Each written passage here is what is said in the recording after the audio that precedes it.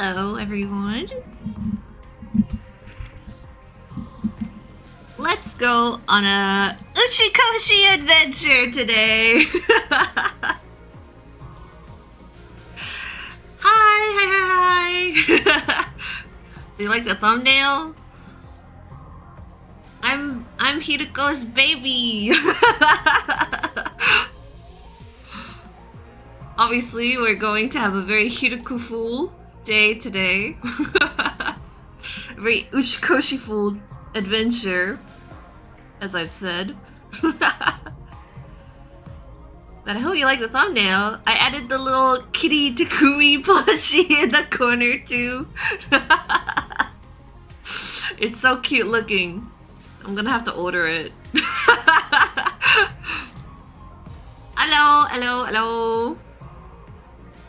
Welcome to the stream. I know it's been a little while. Sometimes I'm just like, no, I can't stream this weekend. And next weekend's gonna be one of those times because I'm going to a convention next weekend. So you won't see me. You won't see me then. But I'll come back after that. But yes, hi everyone. I'm gonna get started on the Hiruko route, I suppose. Now we're not really going back in time, but we're going to other parallel worlds is what I'm assuming what we're gonna see. I think I will start again from when I have to not kiss Hiruko, just so I can catch up now that we have like some new information from the last stream, which is kind of crazy, honestly. This has been like a ton of setup, and I feel like it's like interesting for me to be doing this after I played the, the so-called true ending. So I'm like, surprisingly enough, I feel like all of the stuff that I've been playing after the true ending has felt like an entire arc, which is like kind of awesome for me. But also I'm like, ooh, this ending has, or like the eventual end of this entire route, right? I'm like, it's very hyped up in my brain now. Like, it had better be worth all this extra effort. Again, I think Hiruko's aim is to find maybe a parallel timeline or achieve a parallel timeline where everyone is alive. However, I mean, I've already killed Eito, so I think we're screwed. Eito's already dead. Is anybody else dead? I think Gaku is dead. Cause this is like the beginning of the killing game. So Gaku is dead and Eito is dead. Right? That's where we are, right? So that's why I'm gonna be replaying a little bit. So technically we've seen this before, but that was also like months ago. So yeah, there's not much I want to say beforehand because I want to just get into it. However, I do want to advertise something. So, the 100-line anniversary is coming up in April, so very soon. And I've been working my ass off. I've been working my ass off lately to organize a special event for Sydney. And it's what I wanted to do for, like, the big anniversary thing. And so if you haven't seen my social media or my YouTube post yet, ta-da! I'm with my co-organizer and team of 14 artists. Woo! We're hosting a cup sleeve event in Sydney to celebrate Takumi's birthday and the 100-line first anniversary in April. So Takumi's birthday is April 16, and I think the 100-line anniversary is April 24. So we decided to pick a day in between there, April 18. So if you happen to be in Sydney or in Australia and you're willing to travel interstate, I hope you come to the Cup Sleeve event. Even if you can't actually make it there in person, we are interested in doing online orders for the merchandise. So basically, we're going to be hosting a kind of like, it's basically like a fandom meetup / mini artist alley dedicated to 100-line. So basically you come to the cafe, you purchase some food or drinks, and then we give you a little freebie of a cup sleeve and a random photo card of the characters that we've illustrated. We went a little crazy. We went a little crazy because I've seen a couple of these events hosted in America and other places, but they've more focused on like particular characters or specific characters, whereas we don't really know how big 100-line is in Sydney or / Australia. So we went for let's go for a general event, which meant let's go for the full cast. So it's gonna be a bit crazy, but we as a team of 14 artists are putting together this event. We're mainly Sydney and Melbourne based artists, but the event's only gonna be in Sydney. But yeah, we're gonna have some like event exclusive merch or merch that was produced for this event theme. I don't know if you can tell, but there's a lot of flowers.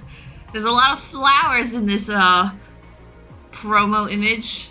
But yeah, a lot of the artwork will be floral themed. So I think it'll be really cute. And if you are able to come, please do RSVP, or even if you aren't able to go but you are interested in checking out the merch, I would highly suggest you go check out our RSVP form, which is on our card.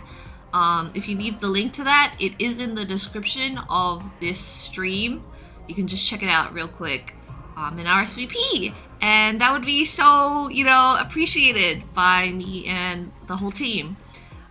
We have seriously been working our asses off to make this happen. I've never organized something like this before, so this has been a real crazy experience. We're not even done preparing yet, but we should make it in time. And I've been like really nervous about this because I really want it to be good. I really want it to be a good event. I want everyone to have a good time. And we're putting in a lot of effort.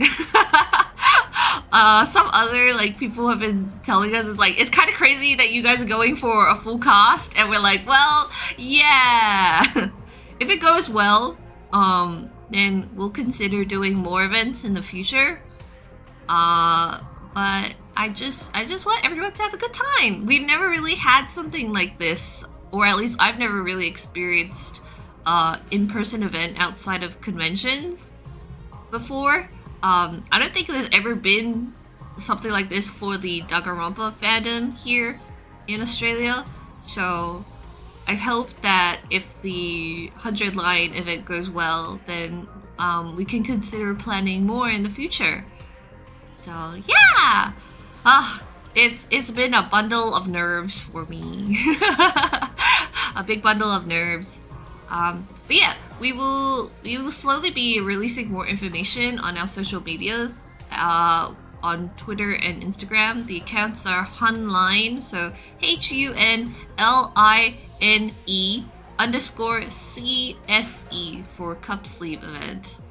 So do check us out, follow our accounts for more updates, and we will be revealing more information and special things soon. Soon.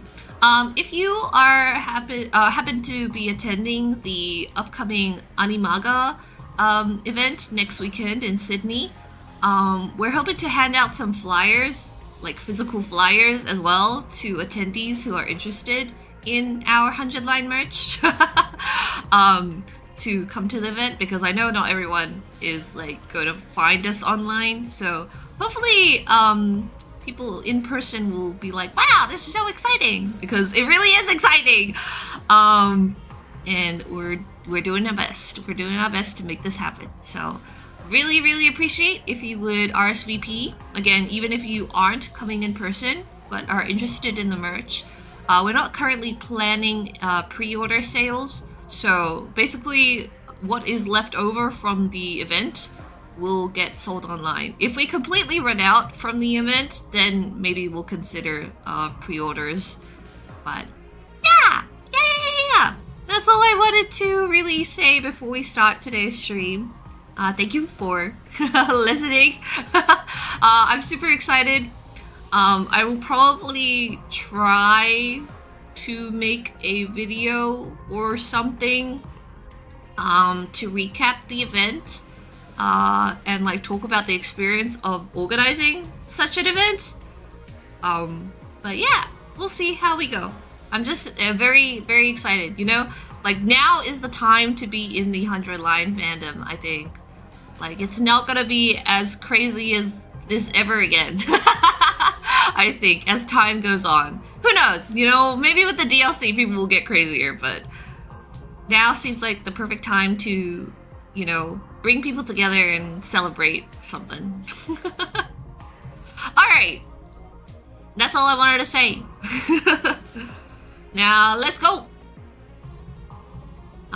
So, here we go. We're first gonna just replay some stuff, because I need to refresh my memory. But it should go quickly. Oh yeah, hi. Alright, I can't remember if we already decided not to kiss her or if we're about to get to that point, so whatever. Let's go. Here we go. Oh wait, how's the volume? I think I need to turn it up.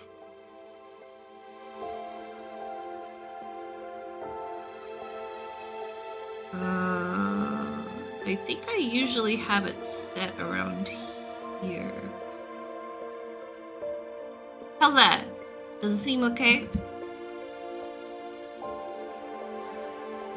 Whether she was joking or not made no difference. This was one order I wasn't willing to follow. Oh, okay, I already picked it. I'm not gonna kiss you! I couldn't kiss Hiroko. Not with the way I felt about Karuo, or Nozomi for that matter. I still wasn't sure whether those two were the same person or not, but when I thought about them, I knew I couldn't go through with this. So I didn't. I didn't say or do anything. You know, I'm still thinking about the last, like the slasher route, right? Where we have the Khee, Dada, and everything. And I'm like, personally, I'm still like unsure about Hiroko x Takumi, because I'm not convinced why Hiroko likes him. So maybe now's the time. Now's the time, Hiroko.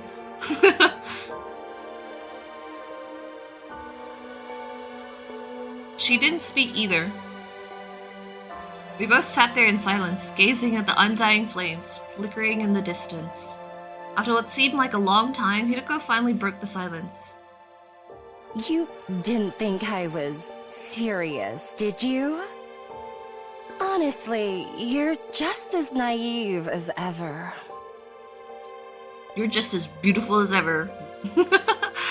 A faint smile played across her lips for a moment, then she abruptly got to her feet.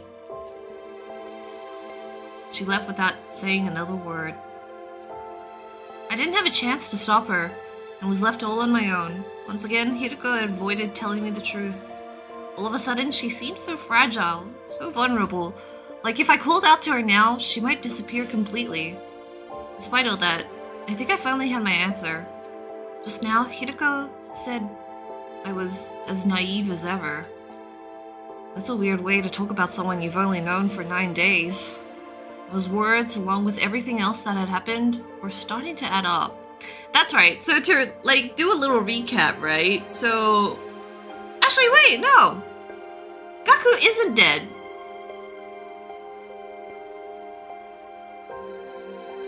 I was confused. We're on the romance route. We didn't kill Ato. Oh my god, I've been confused this whole time. we didn't kill Ato. Okay, so to recap, we spared Ato. I think we didn't tell everyone that we came from the past, from the future, I mean. And then I like followed Hideko and she went to the lab, and then I saw her like time leap in a diver suit, and then I chased after her, and then I got really effed up. And then she's like, "You idiot! We're in a parallel timeline now." And then we came back and she was like, "Alright, you gotta do what I say and don't question me, and then I'll tell you what's going on." That's right. Okay, now I know where we are. Sorry, I was about to get jump scared when I saw like Ato or Gaku. I'll be like, "How are you alive?" Those words, along with everything else that happened, were starting to add up. Hideko was like me. She wasn't the same Hideko that started out here in this timeline. She's also a time traveler. Sorry, Takumi. I'm getting my roots mixed up. That's right. This is not the romance route.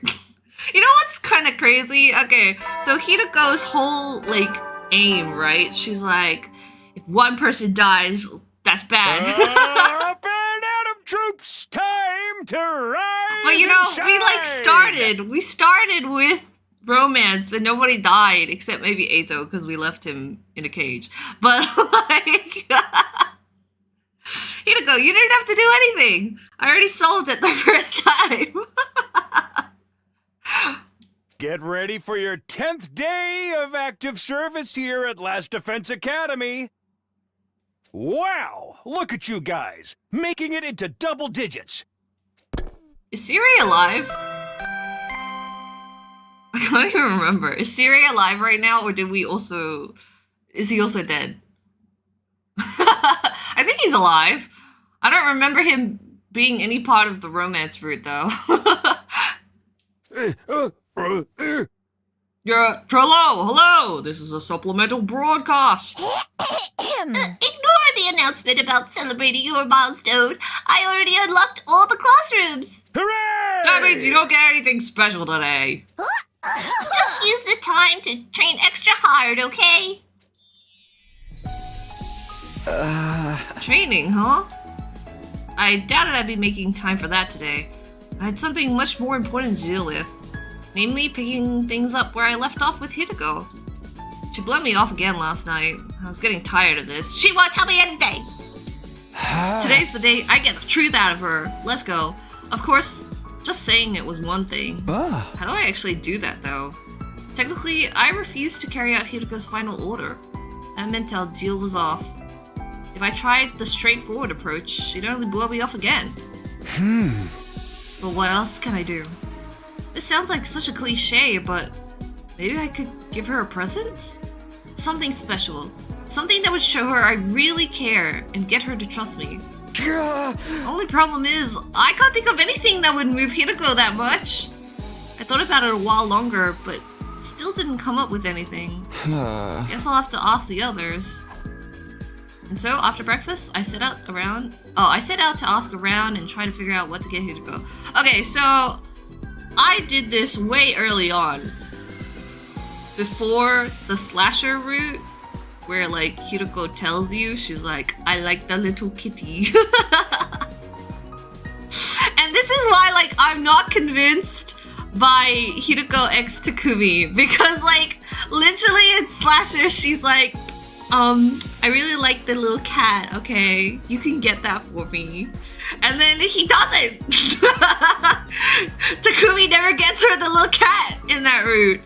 And then at the end, she's kissing him, and I'm like, why? I don't get it. He fumbled. So, Alright, who should I talk to first?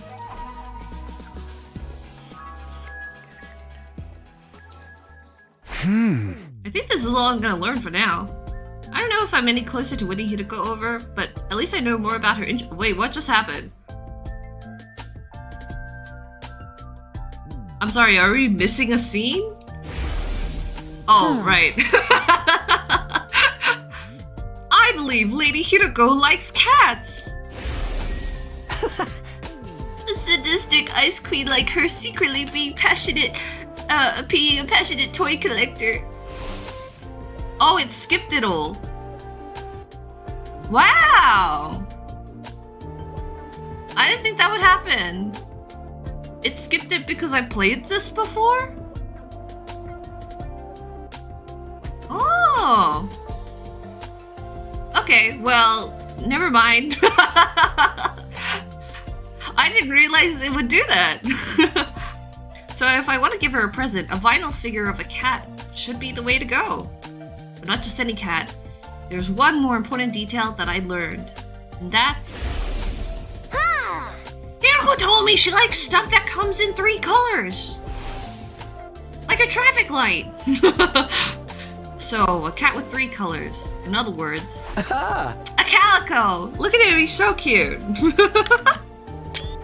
Yay! Alright, I better head over to the gift-o-matic and whip up a calico cat figure. That's so funny. Okay, well, I guess we don't have to do that. Look at that, little kitty.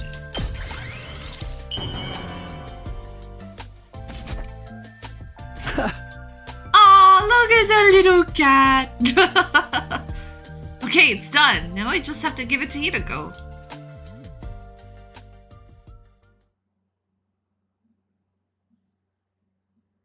I like how he asked, like, he got this information from Kyoshika, Shoma, and Moko. 3 people who I would not have associated with Hideko. It took me a while to figure out where Hideko was. Sometime after sunset, someone told me they'd seen her going into her room, so I hurried over there. Hello, Hideko. Oh. Takumi, what are you doing in here? Haven't you heard of knocking? I just burst in. Whoops, sorry. I have something for you. What? Wow, look at all of us, blushy. I don't know if it's your kind of thing or not, but I handed the calico cat figure to Hideko. I don't understand. It's a present for you. I thought you might like it. Hideko stared at the little plastic figure and tears filled her eyes. Oh! She's crying? Wait, tears? I wasn't prepared for this. I didn't think she'd like it that much. It's not possible. Huh? What do you mean? You couldn't possibly have known. About what? Hideko didn't reply, but slipped the cat figure into her pocket. There was more going on here than I realized, but I got it through to her. That much was clear. Pressing my advantage, I looked in her eyes and asked her again. Hideko, please, tell me the truth. The truth about you.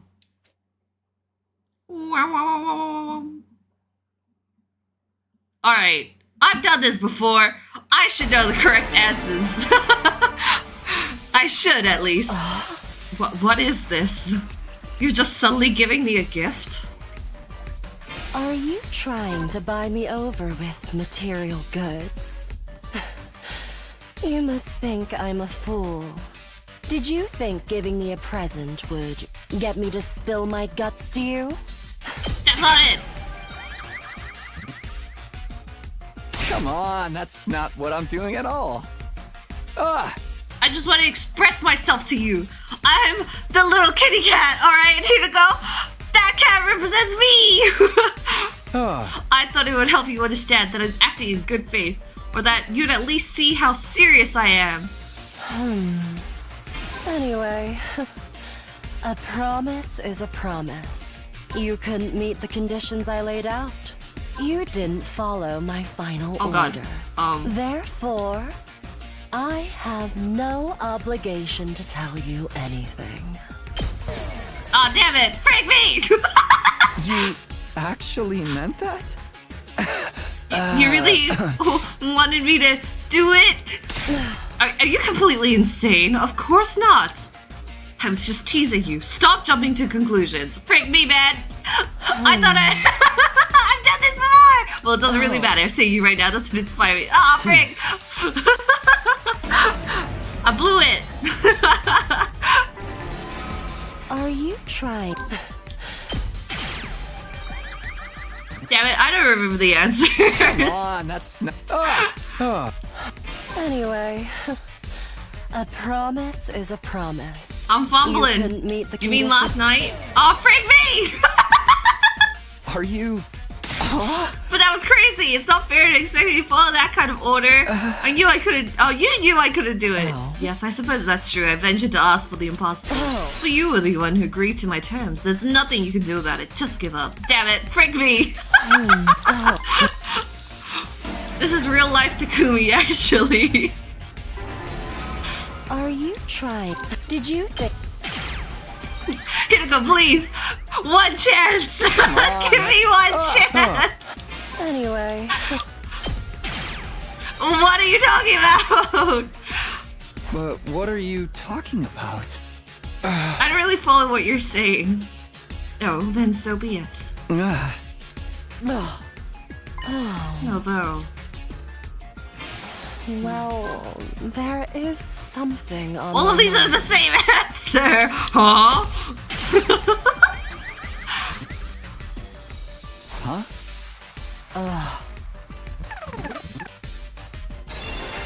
Yippee! Oh, Let me just ask this. Why would you give me something like that? Oh, why would you give something like that to me? Calico cat figure. what made you pick this to give to me of all things? I thought you'd like it. I thought you'd like a little kitty cat. It's like I told you before. Ah, I somehow knew you'd like it. Oh, I see. ugh. It's true. I do like calico toys. Being totally honest with you, I was happy you gave it to me. But how? How did you know? My fondness for soft vinyl figures. You couldn't possibly have known about that. Let's go! You tell me yourself! well, Hideko, you told me yourself. I'm bluffing now. I'm bluffing! Huh? Ah, I asked Kyoshika, Shoma, and Moko about you. But that was just an excuse. I knew long before I asked any of them. I swear it. The fact you like cats and collect calico toys. Like I said, I remember you telling me yourself. I was bluffing. But how could you? No, that's impossible. This has to be some kind of mistake. Well, I guess you have my thanks. For the calico toy. Thank you. Oh, glad you like it. Get charmed! I'm I'm rizzing just you glad up! you like Here to go, okay?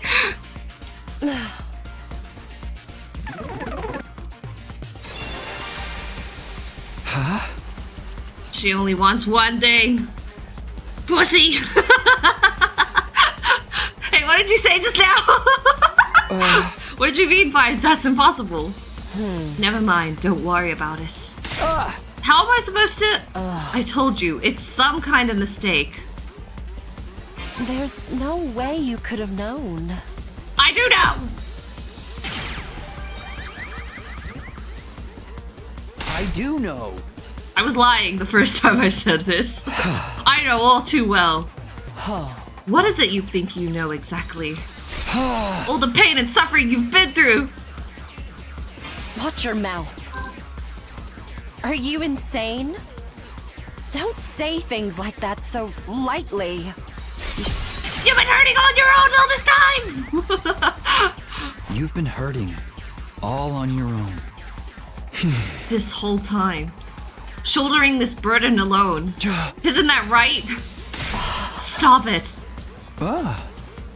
I guess if there's something weighing you down, I want a piece of that ass that you're showing me right now. I want a piece of that burden. Let me lift it for you, queen. No, not just a piece. Listen to me, Hiruko. All of the pain and suffering you're feeling, I'll share it with you. I'll share it with you. Takumi. Hiruko, we can build a new future. One where nobody has to die. Let's save everyone. A future where we all make it to day 100 with a smile. Not just day 100, day 101, day 102, and every day after that too. Let's create a future where we can live happily forever. But if we're going to make that happen, you need to tell me everything. So please, tell me, Hiruko. So we can make the perfect future that we all deserve together. So we can make the perfect future that we all deserve. Sorry, Together. didn't mean to stumble on that. Yippee!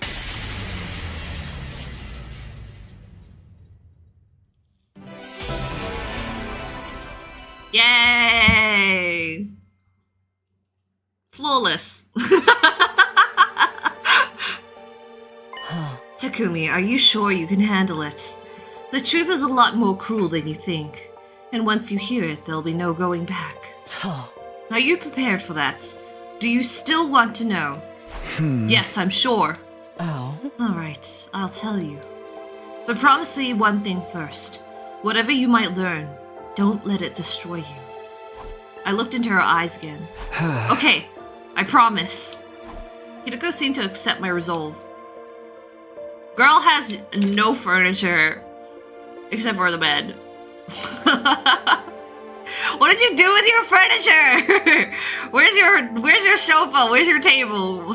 Where's your chair? Literally nothing. Then she abruptly left the room and led me outside.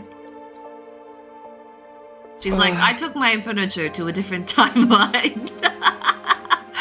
What are we doing out here? Oh. I wanted us to see the satellite.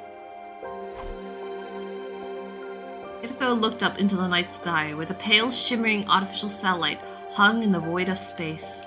It's so far away from us. Almost impossibly far. In the timelines that Hideko knows, does she know that, like, we're invading this planet? Right? Like, Hideko's goal seems to be to keep everyone alive. But, like, does she know that this is Futurum? Like, is her goal that she still wants Futurum to die? Does she still want to save humanity? Or does she only care that we all stay alive? Khee spoilers. What do you think we're at? We're at 90 out of 100, James. I'm gonna be talking about spoilers of other routes. It's so far away from us, almost impossibly far. It looks so big. So close. Like we could reach out and touch it. But we'll never actually get there. Or more accurately, we've never got there. Speak for yourself, Hideko. I've been there. Even after everything we've tried, it's always just out of reach. Everything we've tried? Oh. You've probably figured this out already, but I'm a time traveler just like you. Wait a second. We're already at this scene. Hold on, wait. When do we get the Ato balloon scene? Is that afterwards? I think it must be. I hesitated for a moment, then nodded. Oh, But this isn't a one-time only thing. I've lived through these 100 days countless times.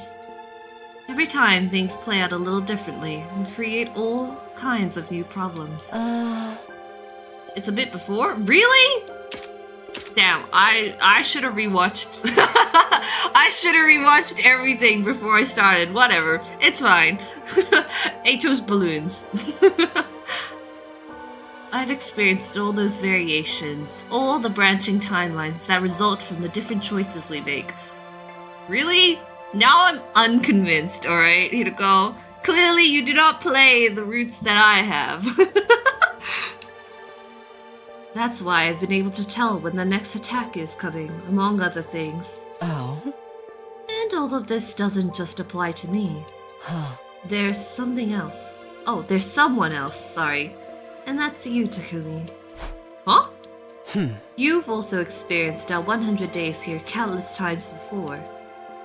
What was she talking about? I was so confused. I blurted out the first thing that came to my head. Hiroko also had a romance route dedicated to her. She was just rizzing all the women and the men.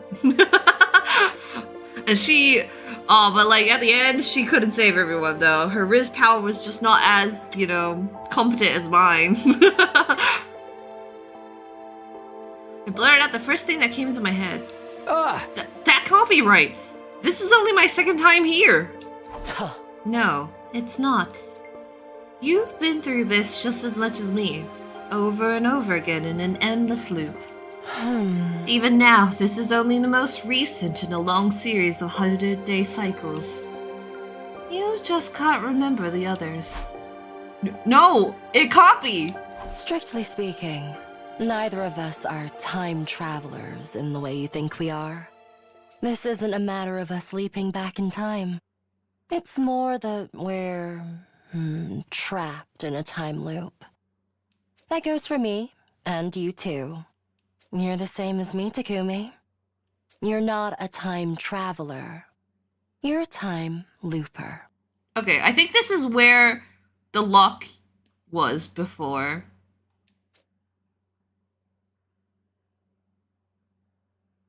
Show me an unlocking scene. Whoopee! Wow, we're finally... Open sesame. Strictly speaking, neither of us are time travelers in the way you think we are. Yay! Alright, everyone. Buckle in. Uchikoshi time!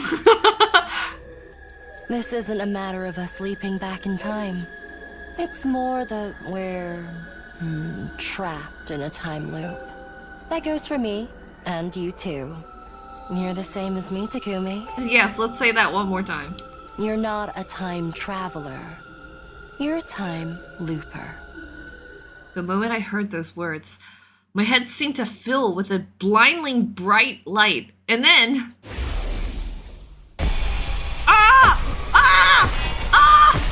I know.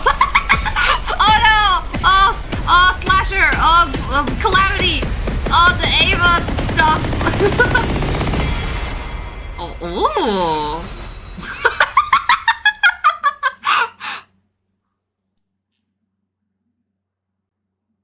Ooh.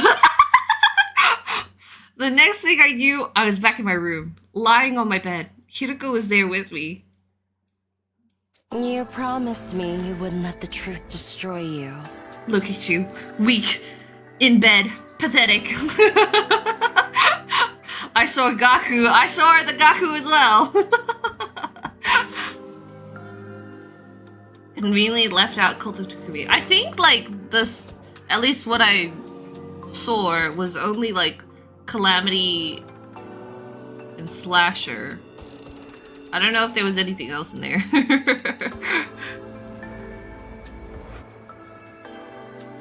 And yet, you fainted the moment you heard it.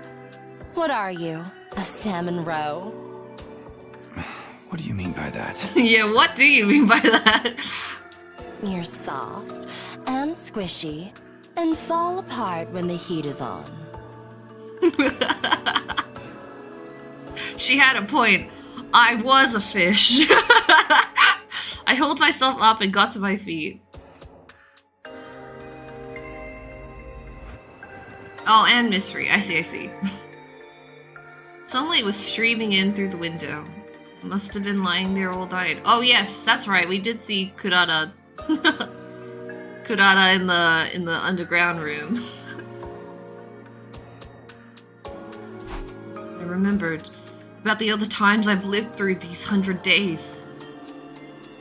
But oh, and about what happened in those other, I guess we should call them timelines?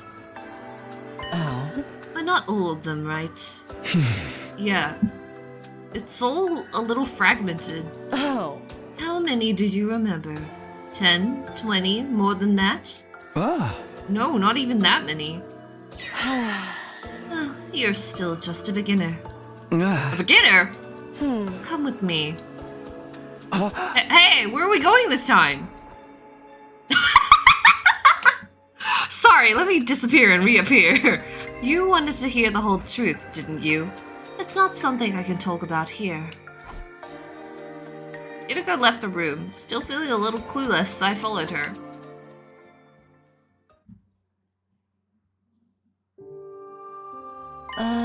We should be safe in here. First, I want to hear what you know. Which timelines did you remember? And how much do you remember about them? TLs? That's the abbreviation for timeline I've been using in my head. We can use the full version if you want. I'm not really sure how to explain which ones I remembered, though. Oh? Any key points or characteristics will do. Okay, but honestly, I don't feel good about this. Too many of the timelines I remembered ended in tragedy. So many of our friends died in those alternate realities. They were murdered. Killed in ways so gruesome and cruel that I didn't even want to say them out loud. It hurt just to think about them. I started to think I'd have been better off never remembering it at all. Takumi, you killed some of these people. On the other hand, I warned you, once you know the truth, there's no going back. But you said you could handle it. You promised not to let it destroy you. I did say that. Now I have to stand by it, in spite of the pain it caused me. I began to speak. Okay, here goes. Slowly, hesitantly, I told Hideko what I remembered about the other timelines. The khee parasites. The series of murders caused by them.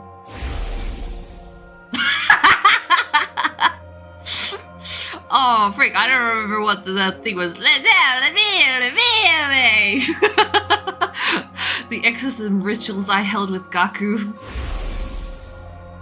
Getting into the escape pod with Hiroko and Tsubasa and setting out for the satellite.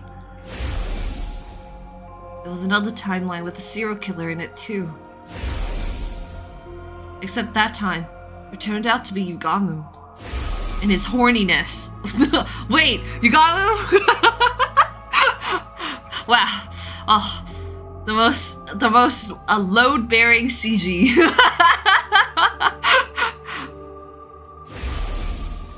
Yugamu was the killer?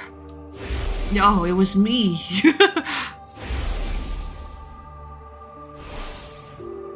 I felt a sudden jolt of pain in my head. My memories must have been getting mixed up. Are you alright? Yeah, I think so.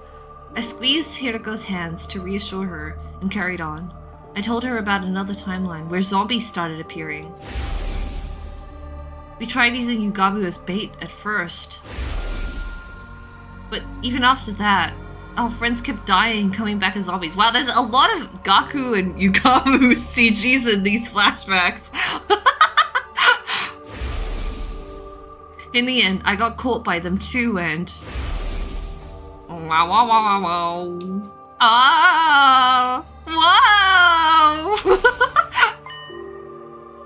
Wait a minute. did I become a zombie in that timeline as well?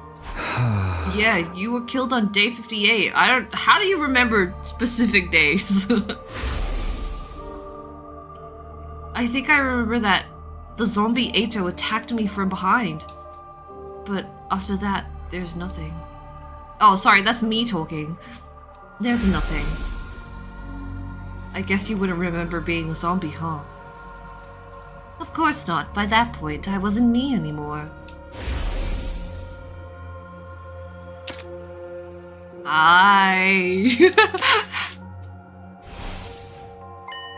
We'll talk more about that timeline later. Tell me about the others.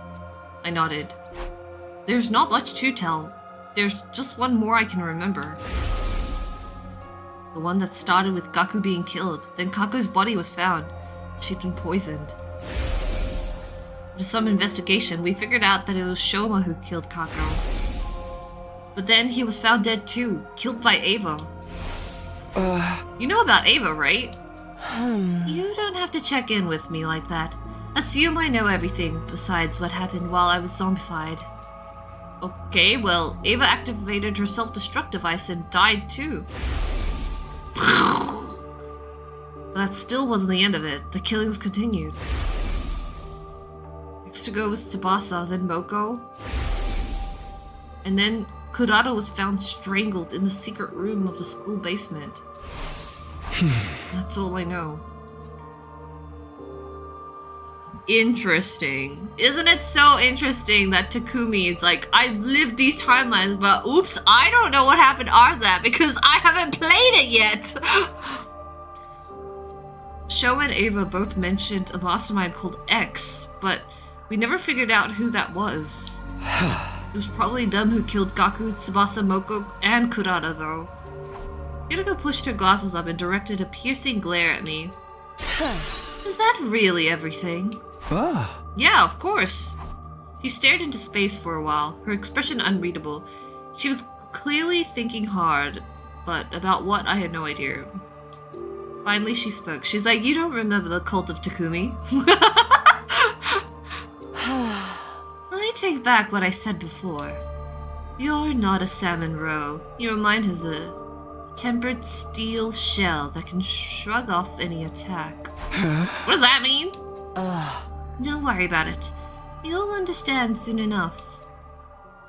Damn, Takumi, you only remember bad timelines. I had some pretty good timelines, if I do say so myself. Why do we keep moving around? To throw off anyone who might be trying to eavesdrop on us. Is someone really doing that? Probably not, but it pays to be careful. So, going from place to place is safer than staying put and going through the whole story? Hirako nodded. I suppose it's my turn. Ask me anything, apart from my credit card information. You have a credit card? Okay, well, first of all, I want to know about your memories. When did you start remembering other timelines? Do you remember what happened on day 3? That's when you decided to keep a secret that you'd come from the future. And you made up the story about reading Ato's diary to explain how you knew what he was up to. My memories returned right after that, although I don't remember anything. Oh, sorry, that's me talking. My memories returned right after that, although I don't remember everything either. So far, I've only managed to recall 146 timelines. 146 line! Is the line in 100 line for timeline? Am I just figuring that out now? I'm always wondering, I was like, what's the line?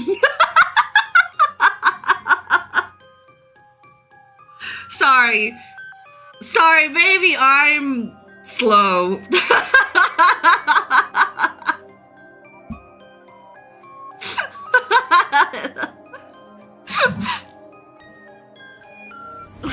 One 146 timelines. 146! Yes, I've been through at least 146 loops, and most of them made it to day 100. Damn. Doing the math, that's 14,600 days. divided by 365, that means 40. 40?!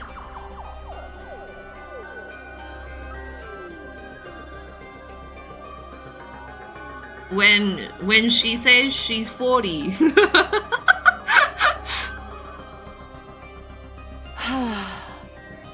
I've been living at this school in this loop for at least 40 years. 40 years?! 14,600 days! It was hard to even wrap my head around that length of time. It was making my brain freeze up. I just stood there completely dumbfounded. Oh. And that's only the bare minimum, accounting for loops I haven't remembered yet. The real number is probably even bigger. This is only speculation, but I think something similar is going on with you. Hideko is at least 50 years old. Sheesh! Well, Hideko, who knows? Maybe you'll make it to 100. But what about timelines where she does die? The first 100 days, you know? Like, you didn't live that long. What about Killing Game? You didn't live that long.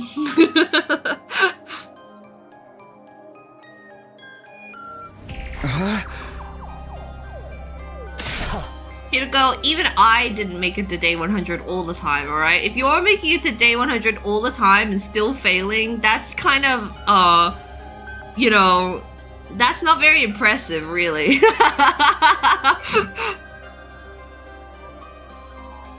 So she's done this 146 times, and you're telling me she might not know that we're on Futurum or something? What? There's a good chance you've lived through these 100 days just as much as I have. At least 146 loops or 40 years. It's all happened. You've just forgotten about it.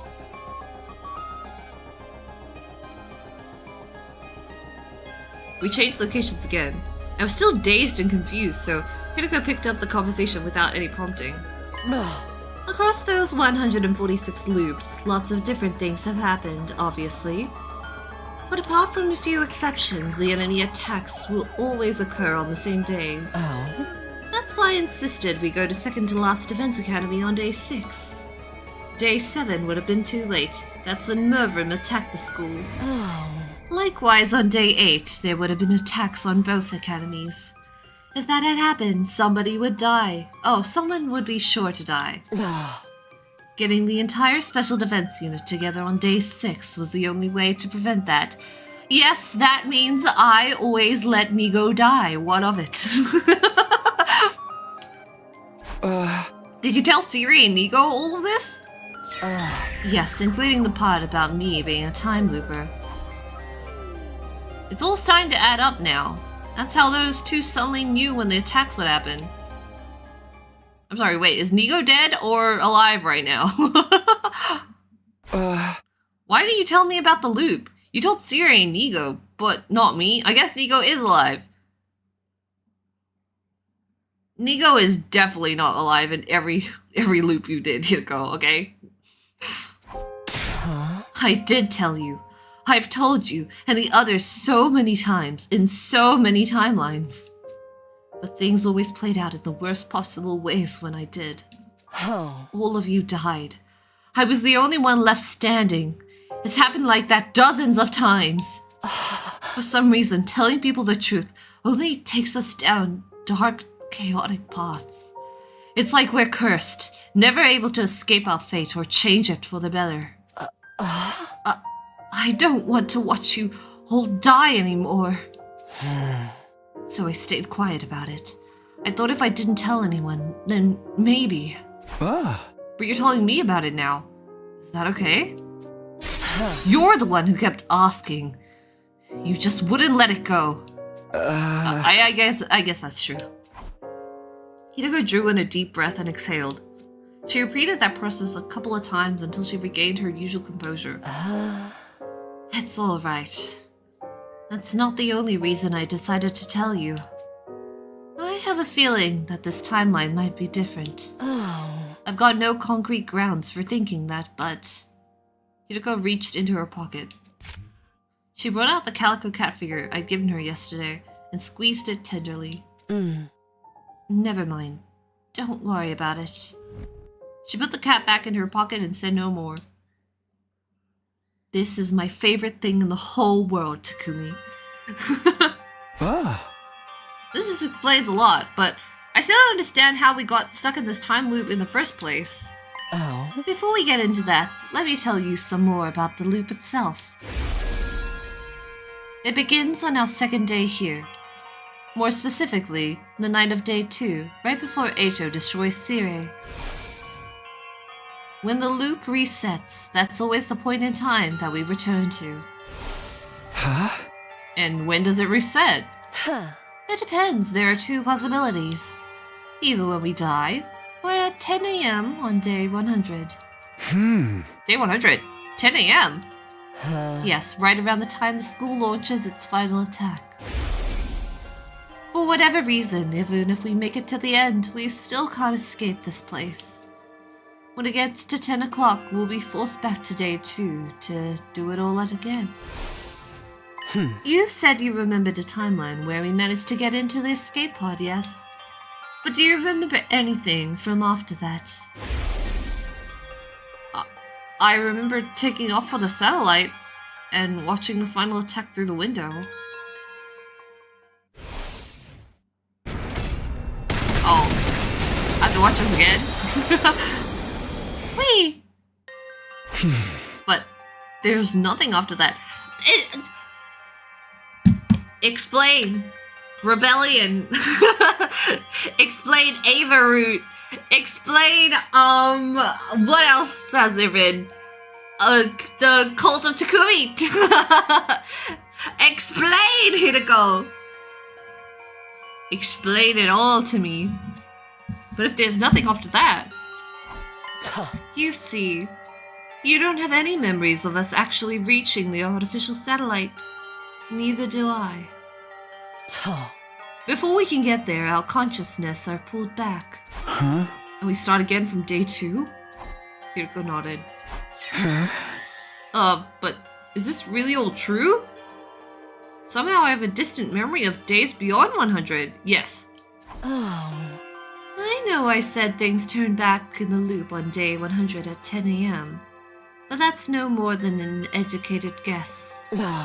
It could end up being slightly earlier or later, or in some situations, much later. But even so, it doesn't change the fact that we'll be brought back to the evening of day 2 at some point. Imagine doing Rebellion, you know? 15 years, you like go through this life, and then immediately after peace has been achieved, you go back to day 2.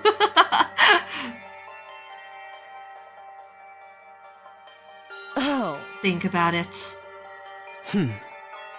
Cult of Takumi, they made it to the satellite before day 100. Oh. I see. If you continued to exist in a timeline after day 100 into old age, how could you possibly retain those memories from after day 100 in the here and now? You're right. If we weren't caught in a loop, I wouldn't be able to remember any of that time. I must have gone back to day 2, even in those longer timelines. And that's why I can only vaguely remember them. I don't...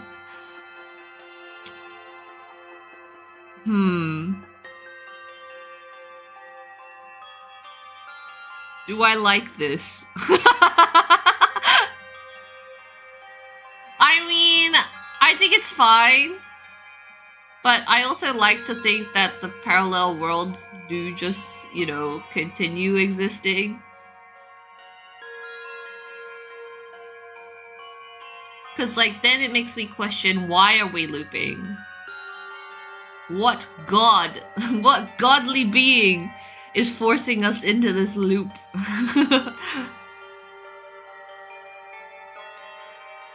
Imagine getting to day 100 of the ending of Killing Game route, but you still get reset back. No! No, but you gabus! Oh? But going beyond day 100 is an extremely rare, anomalous event. It's probably safe to say that in general, the loop turns back on itself on day 100 at 10 a.m. The godly being is us playing the game. When I arrived back in the past, I didn't have any memories from other timelines. Was it the same for you, Hiroko? I told you already, didn't I? My memories started returning on day 3. We forget everything the moment we return to the start of the loop. In some cases, like right now, we suddenly remember them again. I have no idea what causes it, or if there's any kind of rule governing the process. That is weird. Especially since I still remember my first timeline when I got back to day 2. That's probably because of your cryptoglobin. What do you mean? The first timeline we experience. I'll just call it the first cycle to make things easier. Root 0, if you will. During that cycle, you absorbed Eito's power, but not just his. When I was killed by Eito, all of my cryptoglobin was incorporated into him. And now, by way of Eito, that cryptoglobin resides in you. On the 100th day of the first cycle, you had that ghost boy's power inside you. That made you strong enough to retain your memories when you traveled back in time. Wait a minute, so the time loop and cryptoglobin are related somehow? It only stands to reason. Think about it. What's your specialist skill? Special redo. The power to try things again. See, it all adds up. We canonically have names for our powers. It's not just a game thing. What about you? Your special discipline skill is totally different from mine. You know how some people are really good at multiple subjects, like history and math? It's the same principle. So you've got the power to redo things as well? I do. Why do you have 2 cakes? Then why haven't I ever seen you do it before? Technically, I've never seen you redo something either. The effects of skills that alter the flow of time are only visible to their user. Neither of us can tell when the other uses the skill or what changes when they do. Does that mean there are defensive battles we've only won thanks to you redoing stuff? I've lived through this loop 146 times. Don't underestimate what I can do. I'm just built different. I am the perfect life form, Takumi. Brains, beauty, and everything you will ever need to be the perfect protagonist. Okay, I think I get that the time loop is somehow caused by our specialist skills. But there's still something I don't understand. At the end of the first cycle, I wanted to change things more than anything. That's how I was able to go back to the night of day 2. But why does it keep happening in other timelines? Why does dying or making it to 10 a.m. on day 100 pull us back to the same point? I don't know, but I have a theory. It's all Uchikoshi's fault. It's because that initial jump back in time was the trigger. Thinking of spinning tops, they'd never stop spinning if it wasn't for friction. The same goes for things like pendulums or springs going downstairs. In a situation where there was no resistance, all it would take is one little push, and they'd keep moving forever. Forever? That's right. Does that mean we're gonna be stuck in this loop forever? There must be a way to break out of it. There has to be. What is it? Do you think I have to put up with that idiotic face of yours for over 14,000 days if I knew? So we don't know how to escape. Not right now, at least, but what?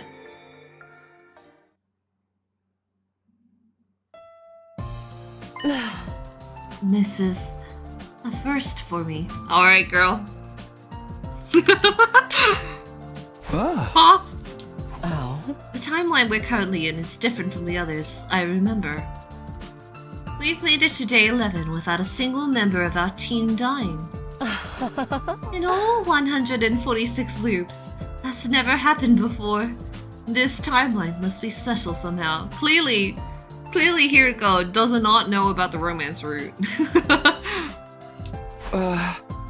that necessarily a good thing though? If neither of us has experienced a time like this before, we won't be able to predict what's going to happen. That's true, aside from when the enemy attacks occur, that is. But this could be our chance to finally escape the loop. All the other timelines have ended in tragedy one way or another. But this one could be different. The fact we don't know what's coming means there's still untapped possibilities. Riku's eyes were sparkling. I'd never seen her this excited. Can you imagine doing this route and then doing romance and then being like, Hiroko, everything we did was not necessary. Do you remember what I told you on the night of the third day? About not killing Eito and keeping your time travel secret from the others? I said they were probably the right choices. Because those choices are what created this timeline where we finally have a chance to change things? Exactly. So then, my coming from the future and the time loop. If we want to preserve this timeline's integrity, it's best that we don't tell the others. There's a good chance things will develop the way they did in the other timelines if we do. It's so funny to see her hands on her hip and smiling like that. Ha! There was still plenty I didn't understand about this time loop thing, but I had a pretty good grasp on the basics. It felt like Hiroko had told me everything she knew about it anyway. But there were other questions I needed answers to. Ava died in Romance Arc, I believe. Oh.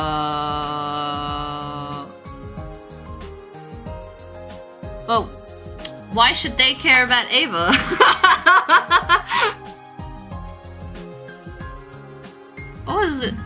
What was it that Siri had handed Hiroko that day in the war room? What was that old lab in the ruins? What was that parallel leaping? Why was Eito still alive when I saw his dead body before? Well, he is still dead. Why did Hiroko try to strangle me in that time in the infirmary? Who was in the drone she put in the Revive-O-Matic? And perhaps strangest of all, why was she crying when I saw her on the roof at the end of day 9? But just as I was about to ask her, that should do it for today. Huh? Oh. You need time to process all this information. We can pick up this conversation again tomorrow. No, I'm fine, really. But Hiroko wouldn't listen. She turned around and headed back towards school, refusing to say any more. Aw, man! Why is she always like this? Why did I get But not much else to do. I went back to my room. Thinking about all those mysteries wouldn't do me a lot of good now. Not to mention, we still have plenty of battles to fight from here on. I need to keep building up my bonds with the rest of the team so we'll be ready for those challenges. Maybe I'll take a look around and see how everyone's doing. It's free time! Hell yeah. How's everyone going? Who's here? Oh my god, Nozomi, Yugabu, and Shoma. Hi, Eito. Well, I figured out the balloon thing now. Eito could be looking as ugly as always, I see. Yep.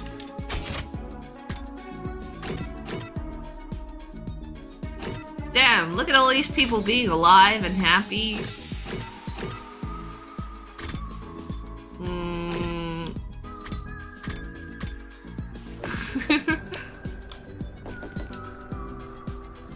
Yeah, you know what? That sounds fine. Let's waste some time. Let's relax and look at the sky. Wow, that was beautiful. I had a peaceful break on the roof. Yippee!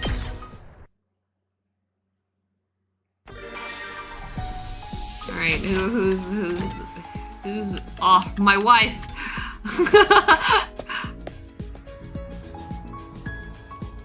Hello. Come, Sir Takumi. The thrill of the hunt awaits. Let's go. Hunting will train the mind and body. So that's why we're going hunting. Yay! I enjoyed some hunting with Kishka. Yay! My wife.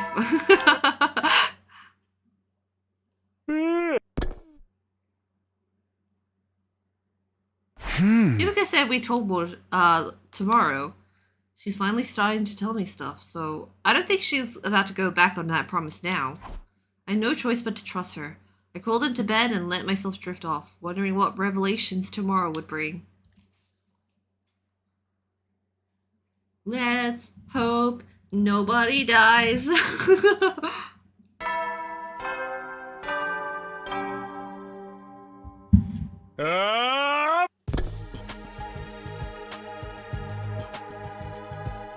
Iruka called on me after breakfast. She told me to meet her in the entrance hall. And it looks like she's already here. Huh? Are we exploring outside today? Don't you want to hear the rest of my story? Yeah, of course.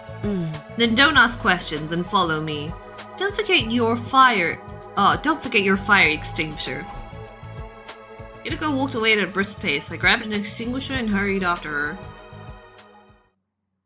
Time to see more of backgrounds. So, where are we going?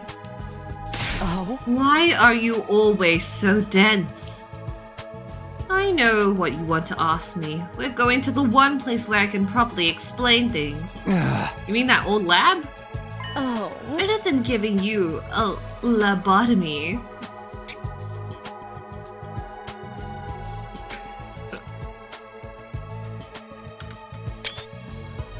Okay. Why did Takumi look like that?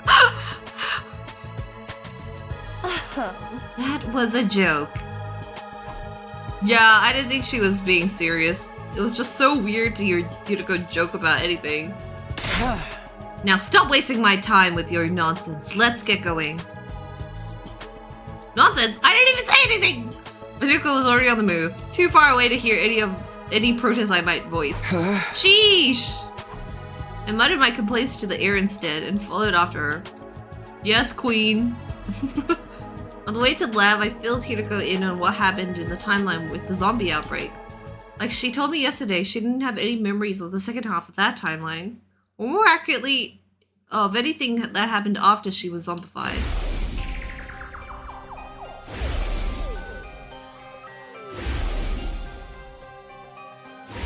Hey, do!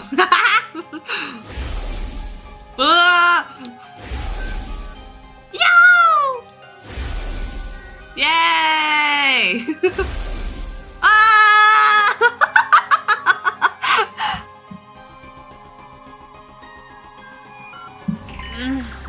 It's just like I thought. Those zombies were created by the khee parasites.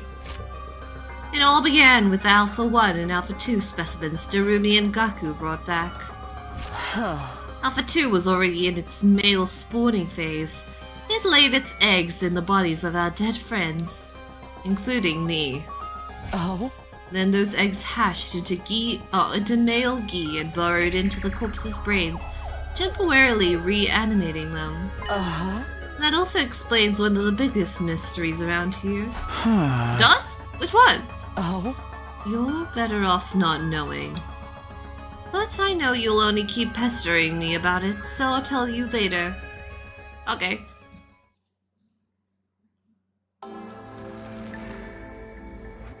When we arrived at the lab, Hiroko dispelled her cloth armor. I did the same. Why if we change back to our regular clothes? You can't put on a leap suit while wearing cloth armor. I don't think we'll actually need the suits this time, but it's just a force of habit. Why don't they work if you've got cloth armor on? Leap suits have the ability to repel hemo-anima. They're not affected by attacks from class weapons.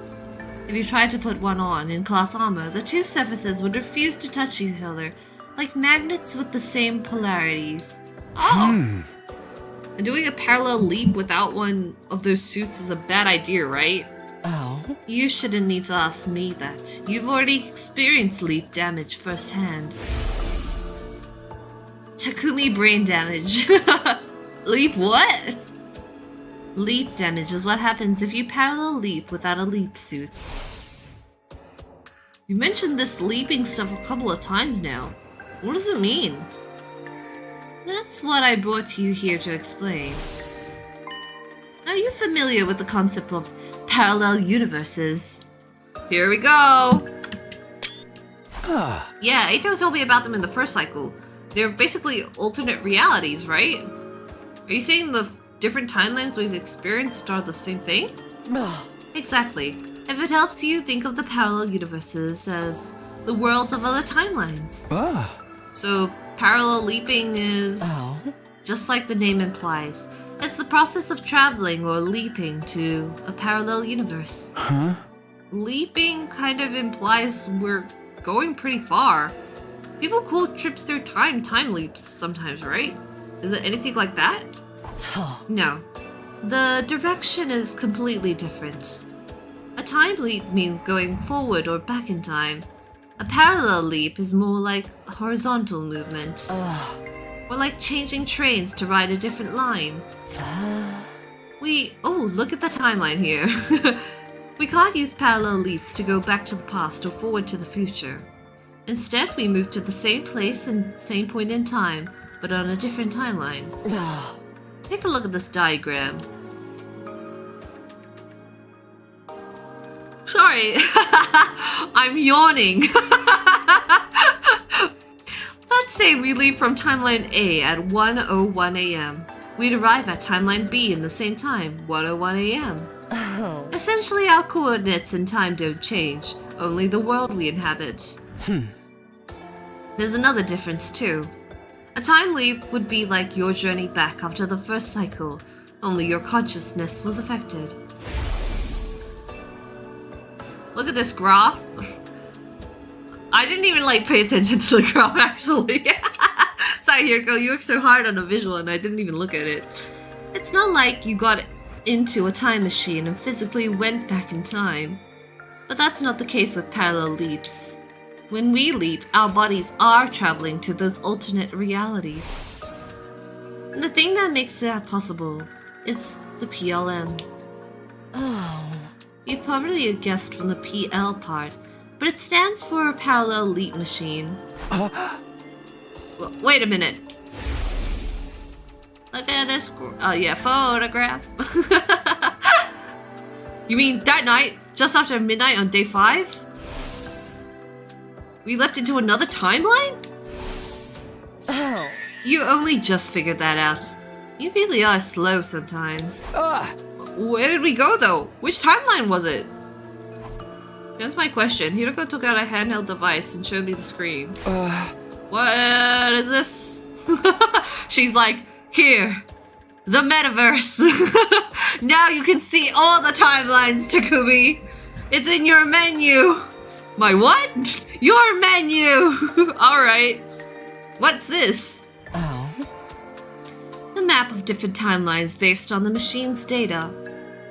The timeline we went to that night was Hunt Mystery. That's so funny. Hiroko, did you make the... Did you dub the route names yourself?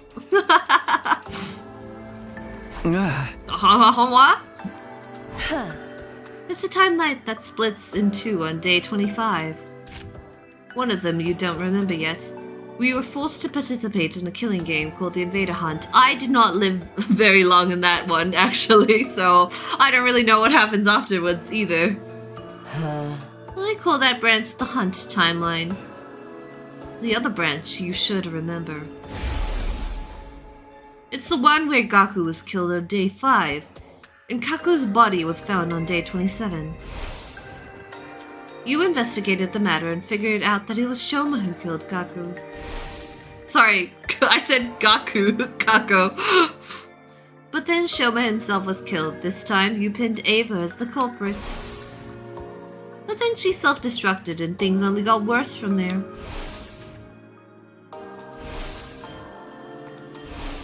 Ugh. You were beset by a whole host of mysteries, but you still did your best to solve them. That's why I called this branch the Mystery Timeline. The Hunt and Mystery Timelines, huh? Oh. That's right. You'd never finish the Mystery Timeline, though. We still have a ways to go there. But we're not gonna address that. That's right. And this is the line that both of them slid off from. What?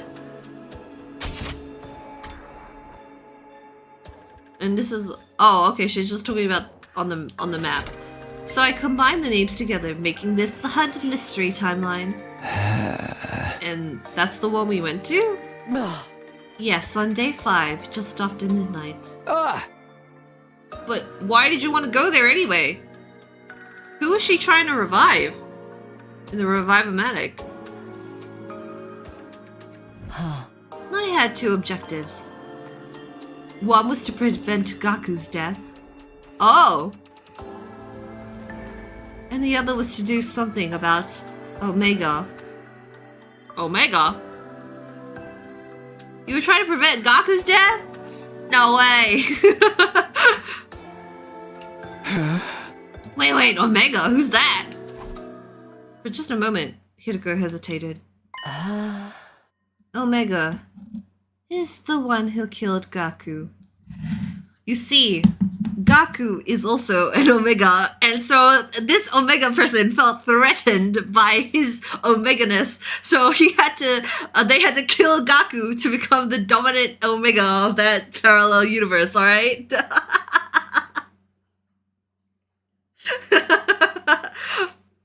No way! You mean X?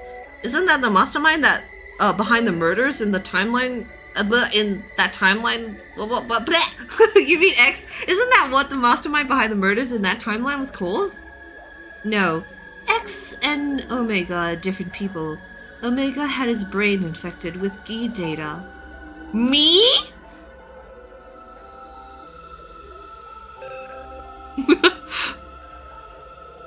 Are you calling Khee Takumi Omega?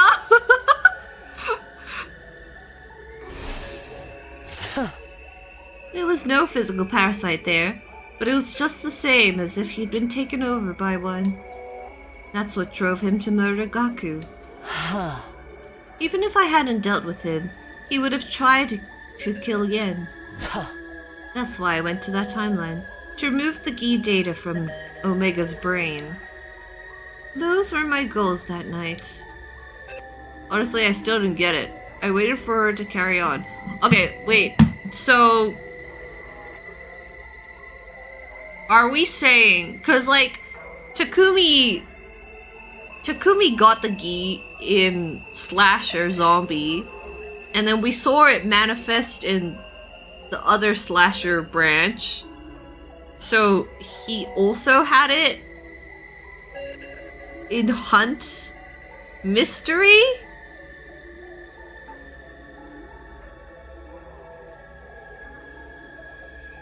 And that's who killed Gaku? But I thought... What? Huh. Gaku died before the sponsor came in, right? God, I need like a timeline. Wouldn't it be great if this like timeline could like tell me information about what happened each day? Wouldn't that be great? Honestly, I still didn't get it. I waited for her to carry on. Oh.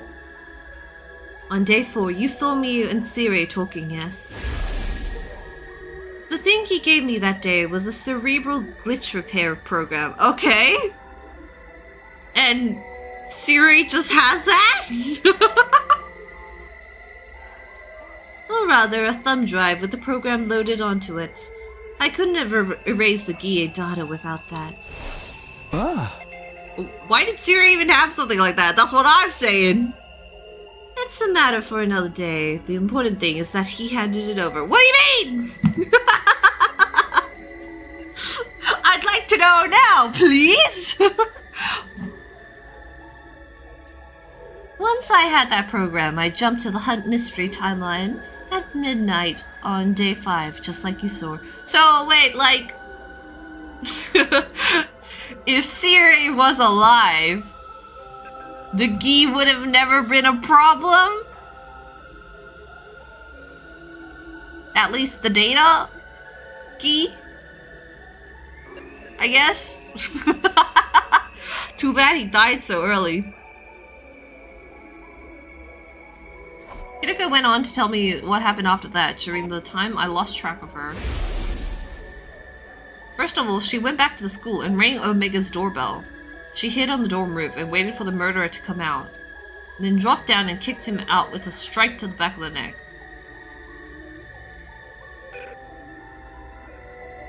That was me. That was Takumi.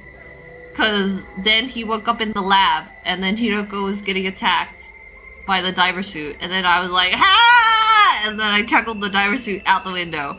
But it was me, I guess. Or it was her? Wait, no, I'm sorry, I'm thinking of the wrong timeline. Freak me! Sorry, I was thinking of Slasher. We're talking about Hunt Mystery. Frick me! With Omega unconscious, all that was left was to take him to the infirmary and run the repair program on him. And then the Khee data in his brain took over. Oh, but then the Khee data in his brain took over. He got up and grabbed Hideko's arm and threw her against the wall. I was still down in the morgue at that time, freaking out over seeing Ato's body. Of course, now I realize that was the Ato from that timeline, not the one I knew. In that timeline, I must have decided to kill him on the night of day 2 and absorb his cryptoglobin.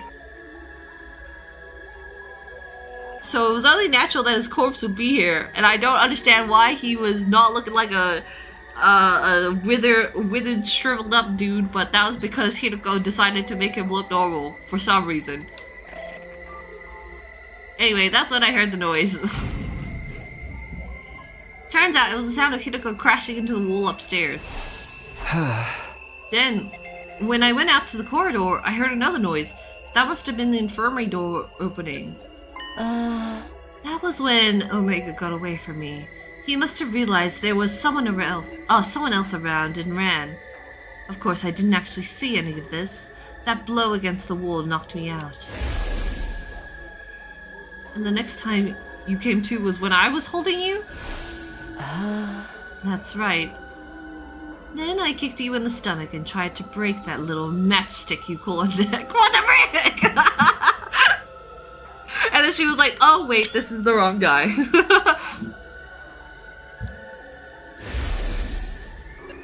Couldn't you try to sound a little more sorry about that? I already apologized. Yeah, but you never told me why you did it. What do you mean? Haven't you figured it out yet? I had a bad feeling about this. A chill ran down my spine, and I broke out in goosebumps. After you blacked out, and I got a proper look at you, I noticed something. There was a purple rash on your face. That's one of the symptoms of leak damage. That's when I realized I'd made a mistake. I was like, whoopsie.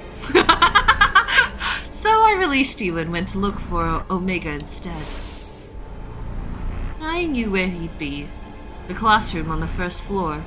From the way things played out before, he was bound to show up there eventually. I got there as fast as I could, but... I was too late.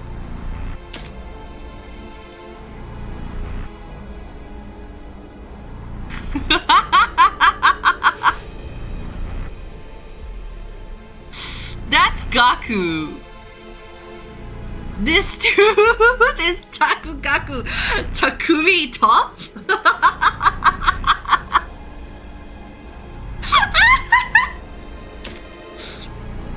When I opened the door, I saw Gaku's body, covered in blood.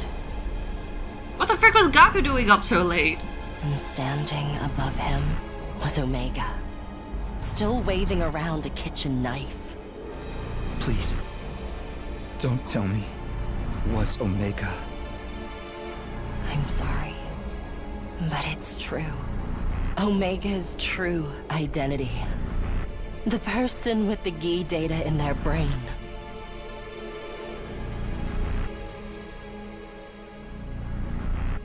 Wait, I'm sorry, Takumi, would you not have known this already? Did Takumi only remember Slasher Zombie? Did he not remember Slasher khee data? No, but he did! He remembered Hideko kissing him! So why is this a surprise, Takumi? The one who killed Gaku? Alright, let's go. Show me peek. It was you. Takumi Sumino. Wait, why is she so cute?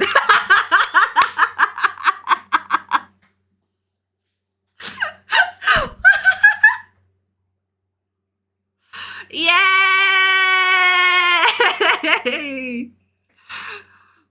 She's happy. She's so happy. Khee-chan. No. Oh god, don't don't vibrate on top of Gaku. It's a lie. I won't believe it. I did it. I killed Gaku? No. It can't be. That can't be true.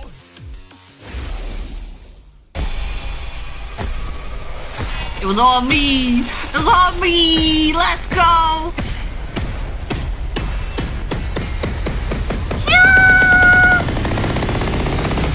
That's so funny. Gaku is dying multiple times in these pictures.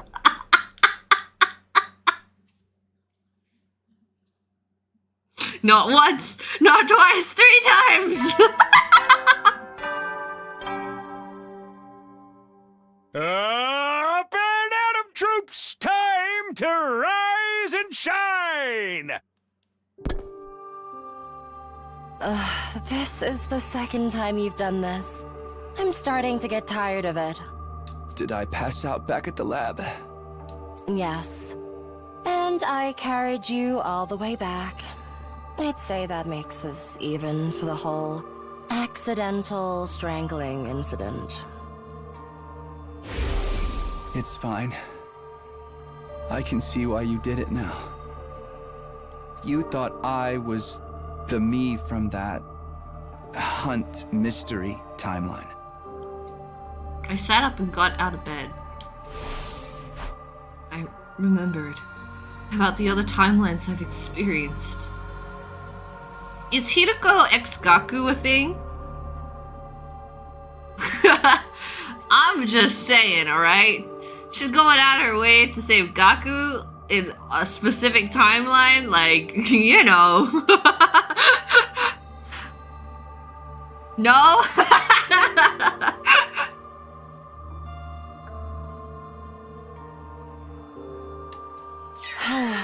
Oh, sorry, did you voice that?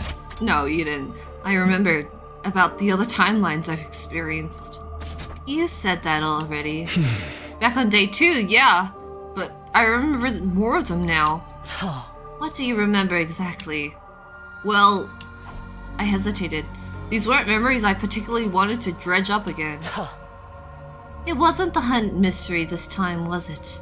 You remembered the serial killer timeline, didn't you? What?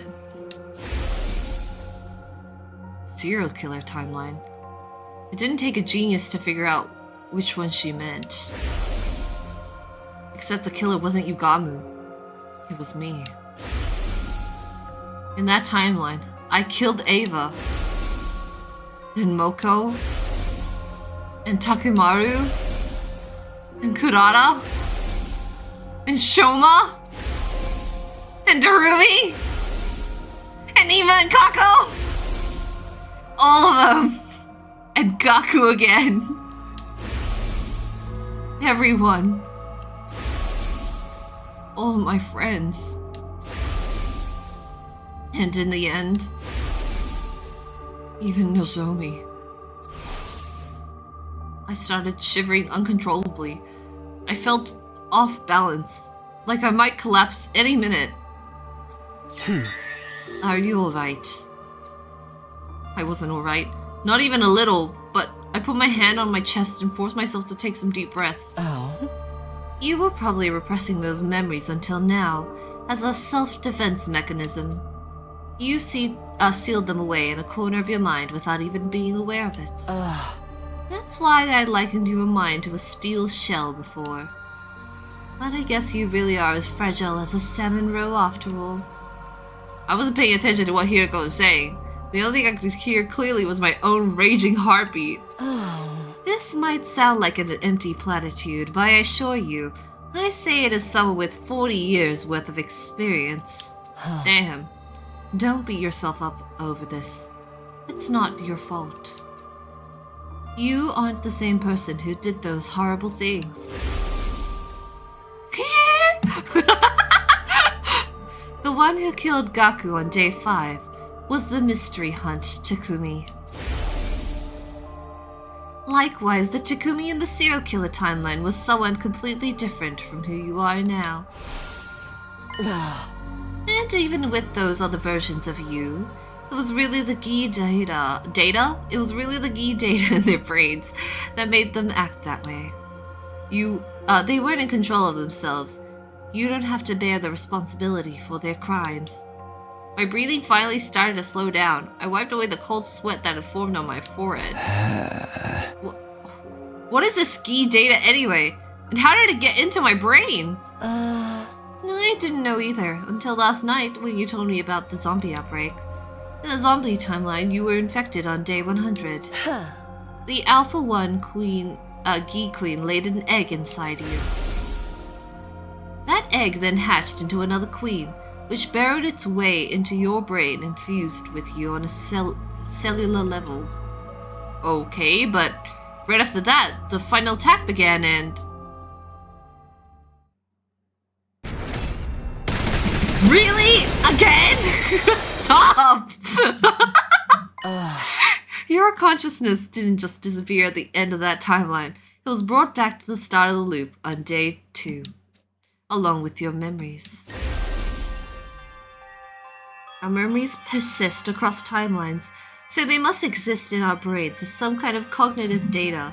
So it's like basically saying, canonically, timeline-wise, that slasher zombie happened first before slasher serial killer and before killing game and before mystery. Canonically, this is how it happened. Interesting.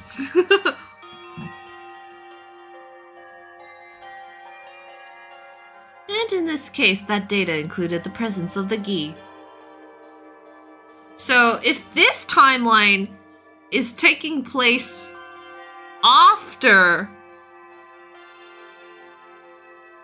these other timelines, because we have memories of them, then shouldn't Takumi have had Khee data in him right now as well? Are you telling me Takumi had Khee data for romance?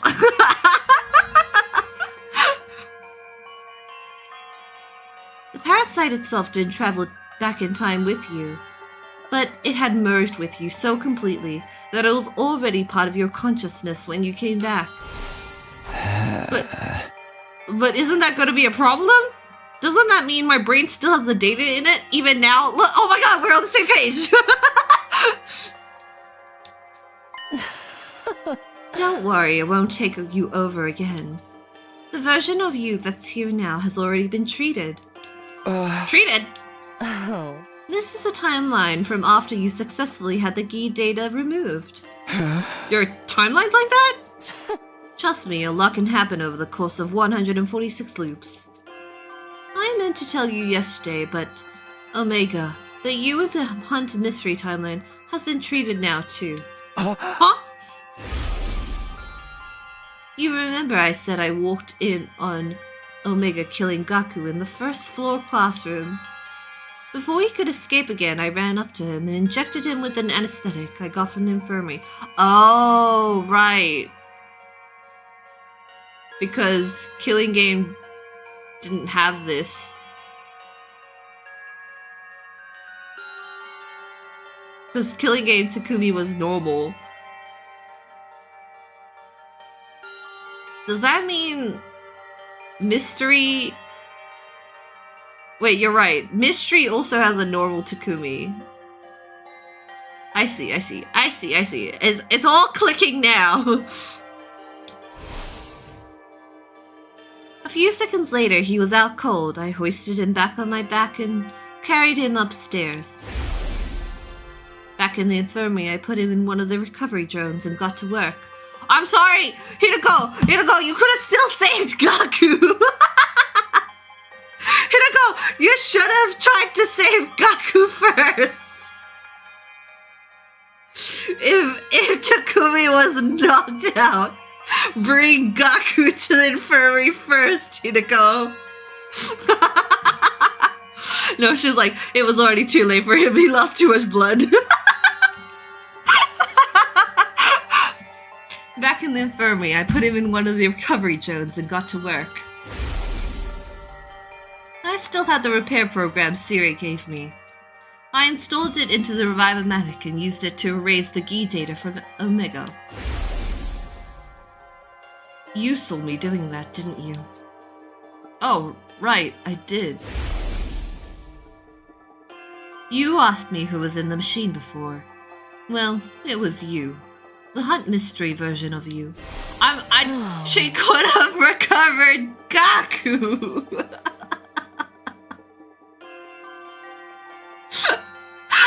She's like, nah. She's like, I did come here to try save him, but you know what? After I saw him dead, I was like, well, whatever. Speaking of which, the recovery drone also didn't care about Gaku, true? But then Gaku would have been in the Killing Game route, true. At any rate, the treatment was a success. The khee data was completely removed from Omega's brain. Takumi and both the Hunt and Mystery timelines that branch off from there will be fine too. We don't have to worry about them hurting or killing anyone now. Huh? That's good. But what did you do with that me after you finished training him? I love this picture. He's so little in the bed. I took him back to his room and put him in bed. Not unlike what I did with you last night.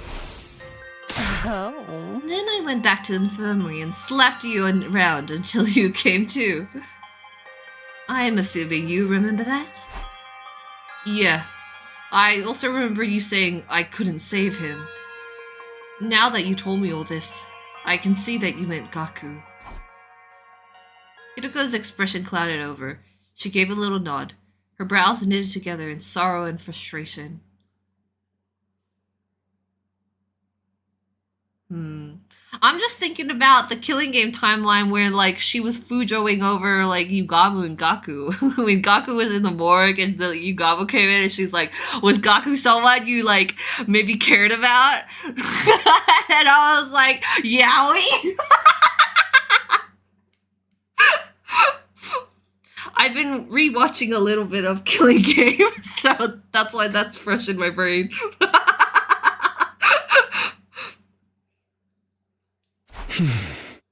Hey, come on, don't be like that. This is all my fault anyway.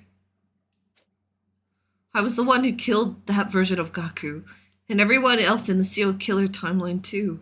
How many times are you gonna make me repeat myself? That wasn't your fault. It was nice of Hideko to say that, but it didn't do any good. I still felt like I was caught in a dark, sludgy whirlpool that was dragging me down, threatening to swallow me whole. What am I going to do with you? Remember your promise. Don't let the truth destroy you. I had a feeling you'd react like this. That's why I was keeping it from you. I just knew you'd end up feeling like you were responsible for the whole thing. I wanted those thoughts to go away. I wanted it all to stop. I took everything I had to croak out my next words. I'm sorry, but I'd like to be alone for a while. Hideko sighed again, shaking her head in bewilderment, but she left all the same. Wait, Hideko, before you go, where did the bees come from? Where did the freaking bees come from? I still don't know. The khee, whatever, I can accept that. But what about the bees? Hideko, what about the bees? A cold silence fell over the room. I could have sworn I heard a heavy rumbling gurgling up from somewhere deep beneath the ground. It sounded like the agonized groans of everyone who died because of me. I dropped to the floor, covered my ears, and closed my eyes. I played Killing Game, I think, third. I think that was my third route. And since then, we've never seen the bees again, so like... Up and Atom troops, time to rise and shine! My head was completely empty. I didn't want to do anything or think about anything, or even breathe, really. I just sat there in the corner of my room. I hugged my knees and curled up tight, wishing I could disappear while time continued to flow around me. I could hear voices outside, my friends chatting and laughing. The sounds cut into me like a knife. In another timeline, I'd have been the one to steal that laughter from them forever.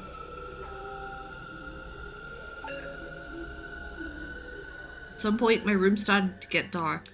The sun must be going down outside. Darkness seemed to trickle in until it filled the space completely.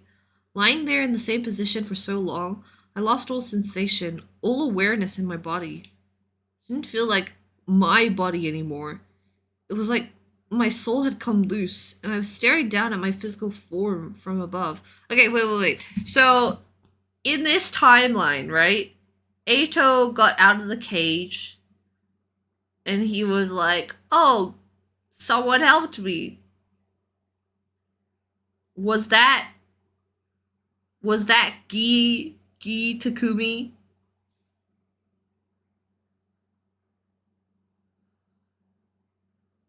Did that happen before Hideko cured me or after Hideko cured me? I guess I don't know. My visitor came in a little after that. You pathetic little man. Get out of your room, Takumi. How long are you gonna stay like this? Oh? Everyone's worried about you. They think you're sick. Well, I told them you were anyway. I couldn't exactly tell them you were feeling guilty about things another version of you did in an alternate reality. What do you want here to go? I'm really sad right now. I'm not here because I want to be. The others just sent me to ask something. Ask me what? Tomorrow's day 15. That means there's another attack coming. They want to know if you'll be joining the battle. Oh. Are you going to abandon them? Are you going to betray them? Do you just not care if they all get killed? They've already been killed! I killed them myself! All of them, one after another. All of them dead because of me. So I just can't.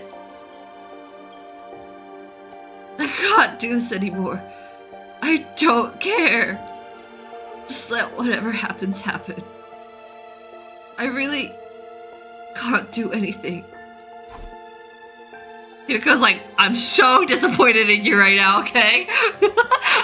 Hideko continued to stare at me, but there was a different look in her eyes now. You crimes. So true. There was no pity there, only contempt. When she spoke, her voice sounded hoarse, like she was holding back some strong emotion.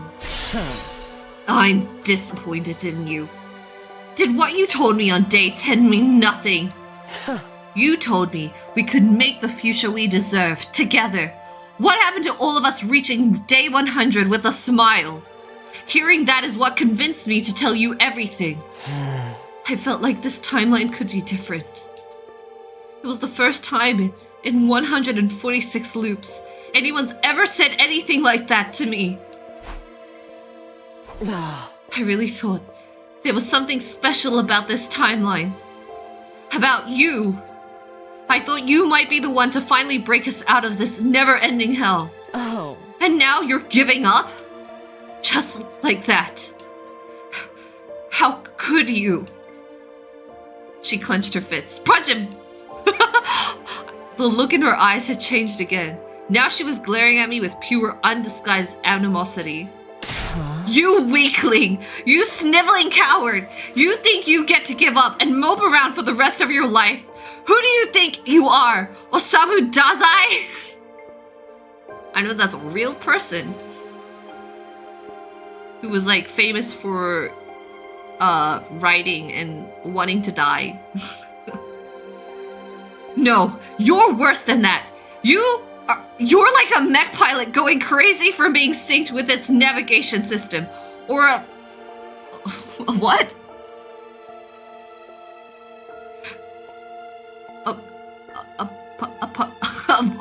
What? A pose? A pose?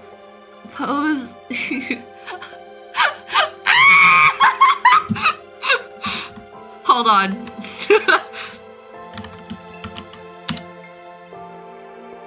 Poser. Poser? A poser? Sorry, let me try that again. No, you're worse than that. You're like a mech pilot going crazy from being synced with its navigation system. Or poser, emo, bad fangirl bandaging her wrists just to fit in. It's poser. See, that's like, if it was poser, I could read that, but as a U, so I'm like, what? You don't normally see U in words unless you're like Australian and you add a U in. Color. Favorite. Poser. Alright, well clearly this is a Evangelion reference in the first half. I don't know what the reference is in the second half. She turned French. She's anti-Australian. Oh. The you that killed everyone was a completely different person in a different timeline. And he wasn't even in control when he did it. Get a hold of yourself already. Oh. Don't you realize how much danger you're putting everyone in by wallowing like this? If anything's going to get them killed, it's your own negativity and self-loathing. You're sure as hell not going to protect anyone the way you are now. If you're going to allow others to protect you while doing nothing in return, you might as well be signing their death warrants yourself. You're going to get everyone killed, and you're doing it of your own free will this time. That's a complete betrayal of everything you believe in. Oh. What happened to all of us reaching day 100 with a smile? What happened to creating a future where we could all be happy? I've tried everything I can think of, and nothing's worked. I can't do this alone. I need your help. You, Takumi Suino. You're the only one who can save us. I need you, baby girl. Don't give up on me now, Takumi. For a moment, neither of us said anything. Hiruko's shoulders were shaking. She was breathing heavily. Her quick, shallow panting was the only thing breaking the silence. But eventually, even that sound became quieter. I guess that's it. I can't count on you for anything. Not in this loop, or the next, or the one after that. Never again. Hiruko turned and left the room. Idiot, Takumi! While she was talking, something had started to well up inside me. Now a wild, raging energy was surging through me. I couldn't let it end like this. I didn't know what I was going to do, but this feeling inside me was getting stronger, and it had to go somewhere. Takumi! That's me! I'm gonna save you, Hideko!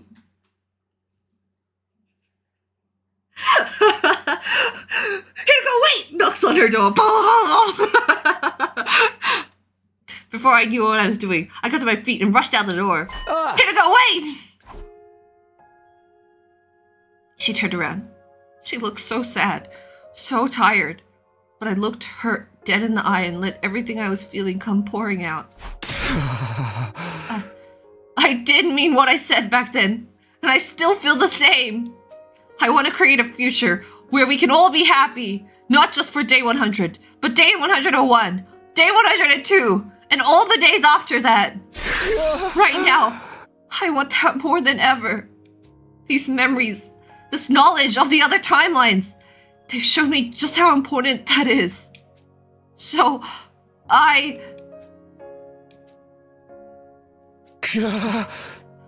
fight.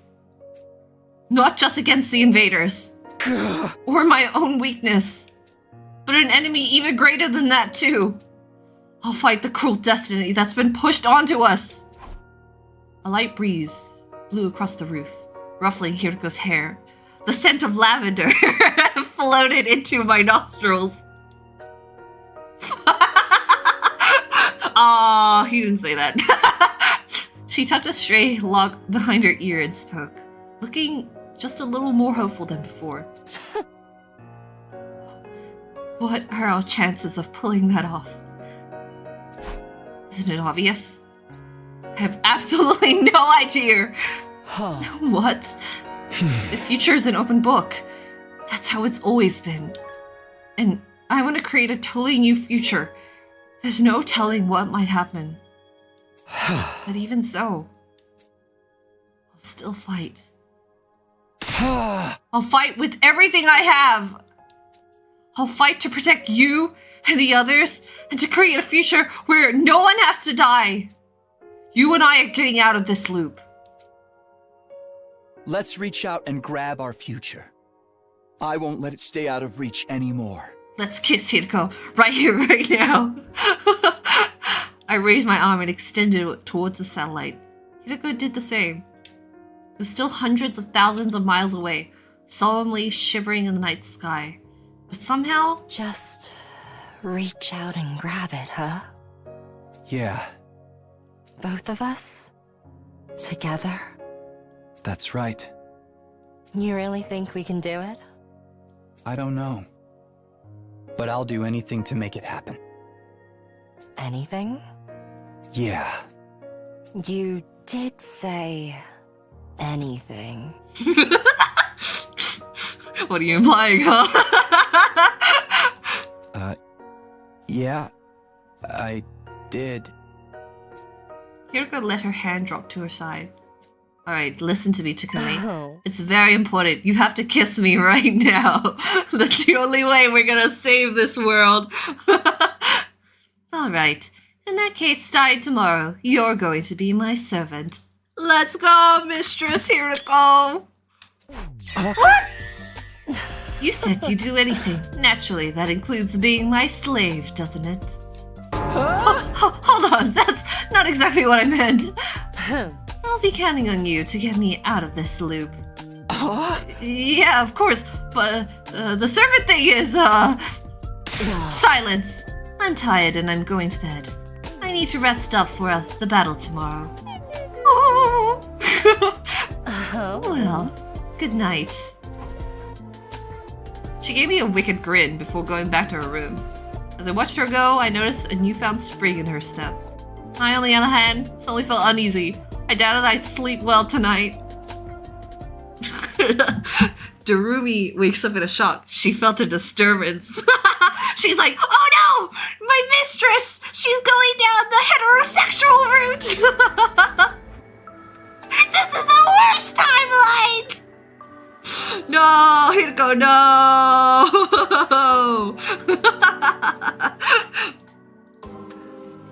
Early the next morning, I woke Hiroko up and convinced her to join me in the courtyard. What are we doing out here at this hour? The enemy is going to attack during the morning announcement. But before that, I need to ask you something. What is it?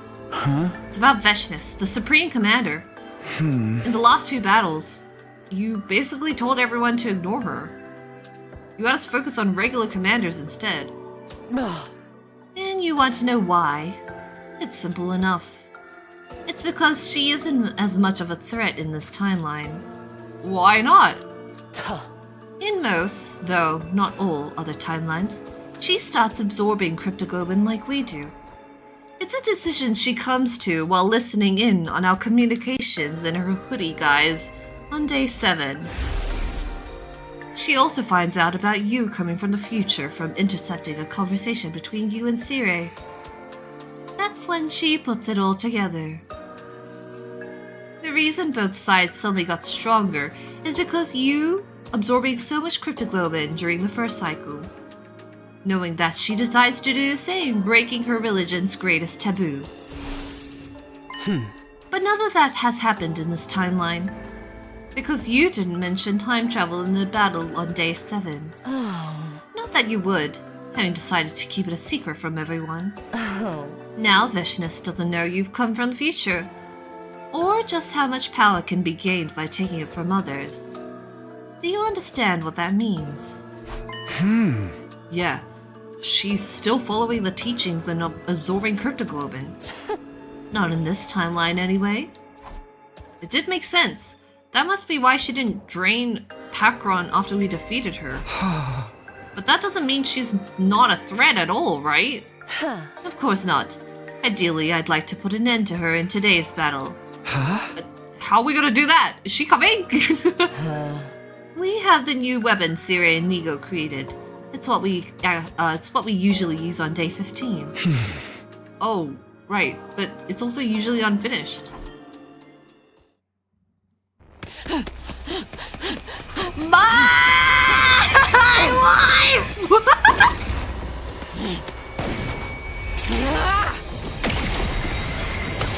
Yo, Takumi, just did what you do in the other timeline and cut yourself in half again. No! Wait, do we have to watch all 3?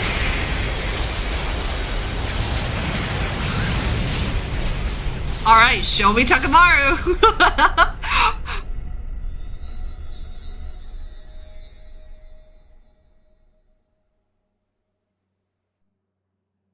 Damn it! Only Kyoshika? Wait, Takumi, are you remembering the true route now? What do you think I've been doing while you've been moping these last 2 days? I've been out gathering materials. I know the ruins so well by now, it barely took me any time at all. The bomb is 100% complete. Yippee! That includes the detonator. Nobody will have to die setting it off. That was good news, but I felt pretty guilty about it. Hidaka had been out there working so hard, and I hadn't done a single thing to help. Wow, sorry. Don't worry about it. You can lick my boots clean to apologize. You know... maybe this is also Kodaka's kink. Come on.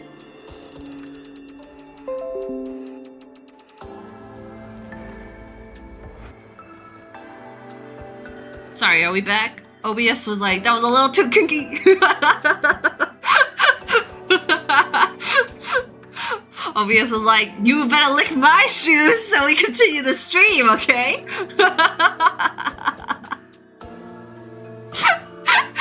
OBS, I didn't know you were into that.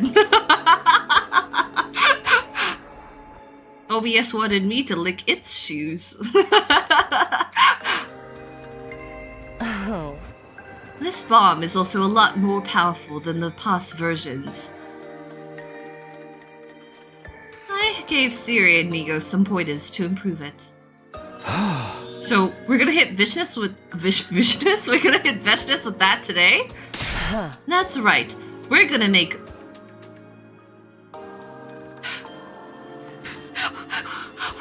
What? Vichy sois? Vichy sois? Is that a real word or is that just something you made up, Hideko? Vichy sois. No, it's real. A classic chilled French soup. Whatever I did. Hideko turning French.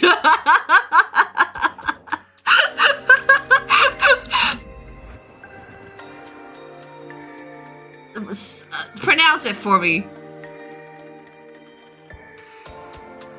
Vichyssoise. Vichyssoise? Vichyssoise. Vichyssoise. Vichyssoise. Vichyssoise. It's a classic chilled French soup made from pureed leeks, onions, potatoes, cream, and chicken stock, usually garnished with chives. That sounds really nice. Actually. I'm sorry, the timelines have turned to Hideko French. I forgot how to pronounce it already. Vichyssoise. Vichyssoise. That's right, we're gonna make Vichyssoise. out of her. We're gonna make Vichyssoise. Vichyssoise. Vichyssoise. I knew why I was attracted to Hideko when Underline got announced the common Frenchness. Ooh la la, mamma mia, oui oui, baguette. That's all I know. Je m'appelle Eiffel Tower. I apologize. That's basically all the French I know. Au revoir. Wait, I know that. Merci, mademoiselle. Vichyssoise. Poser. Hideko's eyes glinted viciously behind her glasses. Then we heard the morning announcement over the PA system. I'm sorry, Takumi, you're not gonna like comment on her on her joke, on her pun. Mamma Mia's Italian. Oops.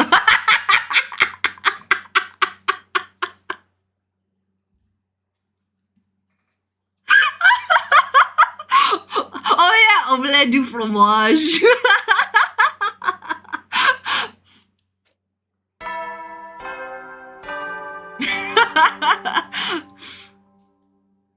Up and out of troops!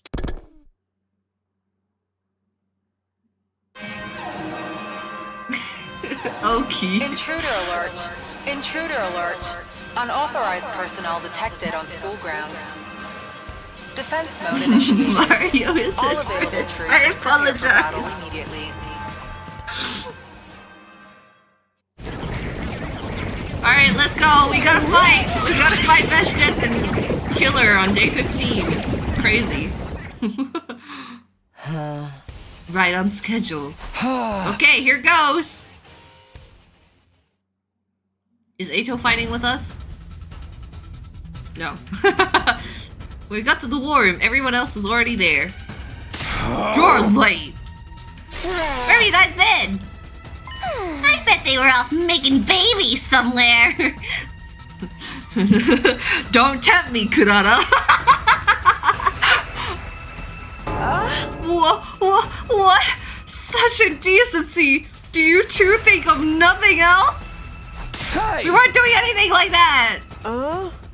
Syria and Nigo didn't Syria and Nigo tell us the invaders would attack early in the day?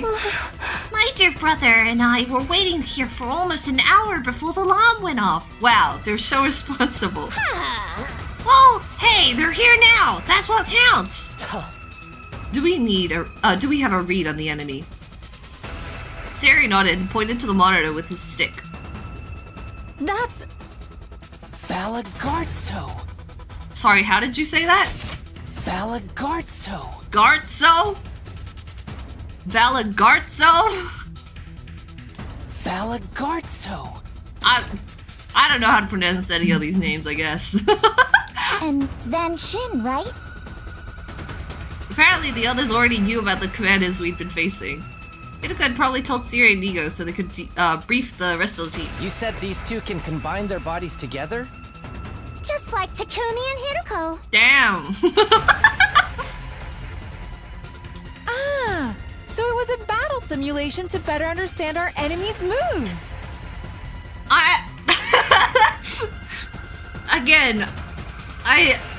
Kyoshika and Kurata are the ship, you know? Neither of us replied. It'd take way too long to start clearing up that misunderstanding now. Yeah! She's like, I don't approve of this shit, but okay, we'll just continue, I guess. Come on, let's get out there and start killing! How's the Revive-O-Matic looking, though? Aha! Don't you worry about a thing, it's all fixed up and ready to go. If you die, you will be brought back good as new, including all your memories, of course. So go ahead and die all you want! Just try to leave someone alive to defend the school. Yeah, let's do this. Special defense unit, move out. Woo! It's okay, even if we all die, Eito is still here. It's okay, Darumi gets her revenge by dating Nozomi.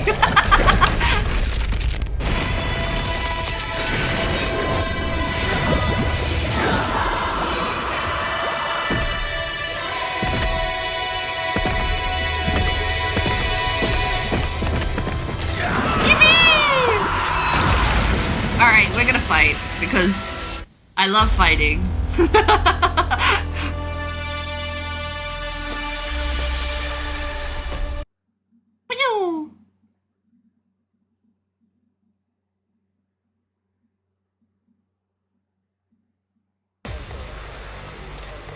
Okay, Khee, something small, but I don't want you to skip the cutscenes when the two commanders fuse. Thank you! I'll keep that in mind.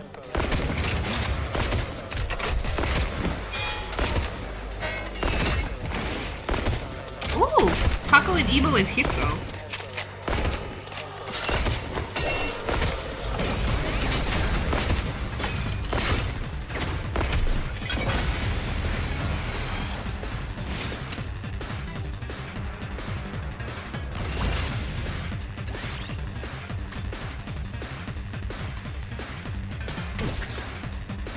Okay, they're so far away. Up, up, up, up, up, up, up.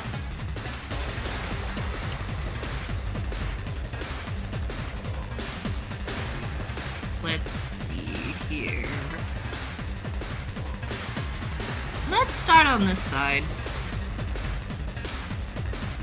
Just watch me. Give it to him. I'll show you what's up. Bang, bang, bang!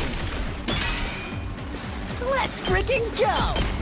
Mow him down! Did you see that? I'll take care of this. Kneel before me!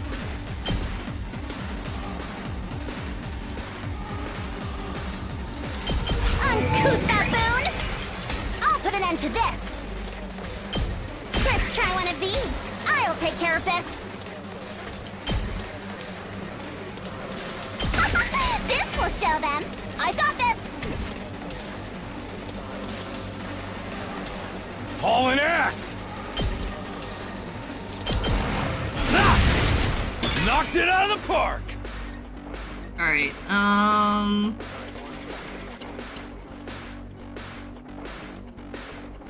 let's see. I'll try not to run away!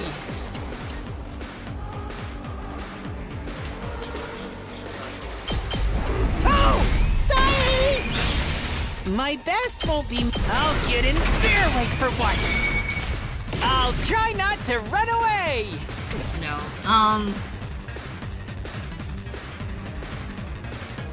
I'm good to go. Aw, damn it. Aw, damn it. That's not good enough. Well, that's fine. I can't wait. This'll do.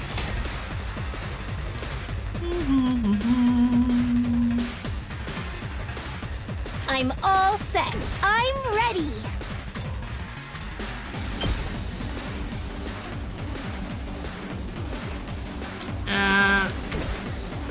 Here goes. I guess I'll leave them a little something. I'm ready. Listen, I want to make sure everyone has a chance to fight. Taking the shot.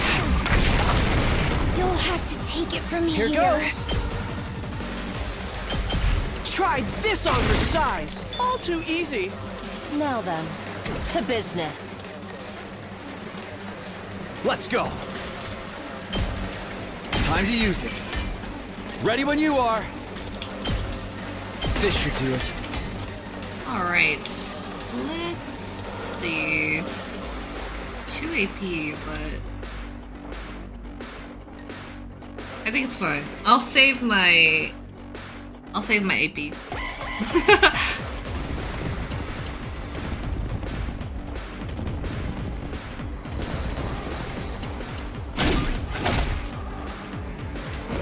All out of gas.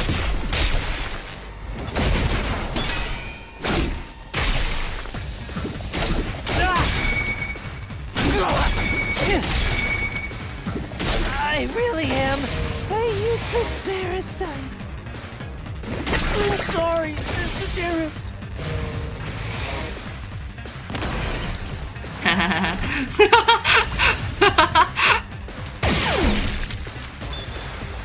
Alright, let's boost some people. Ready when you are. Keep it coming. Locked and loaded. My favorite strategy. Leave it to me. Just a quick drop. Oh, we can't keep on. I can still. Wait, can I still give you an attack This should potion? slow them You down. have my thanks. Things aren't looking good.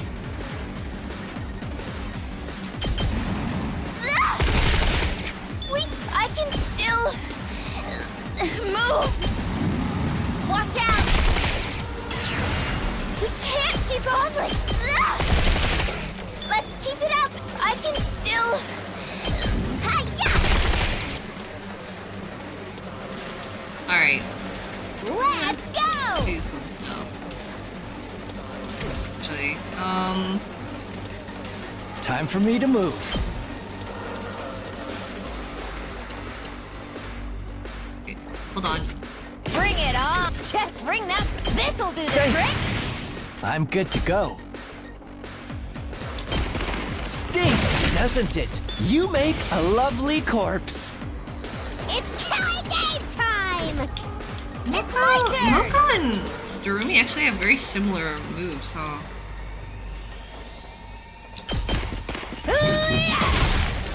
Pulverize it! Just ring that bell! Boom! Moko wins again! Let's go! Hiya! Piece of cake!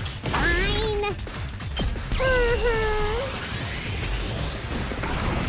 Seriously depressing. Despawn or something!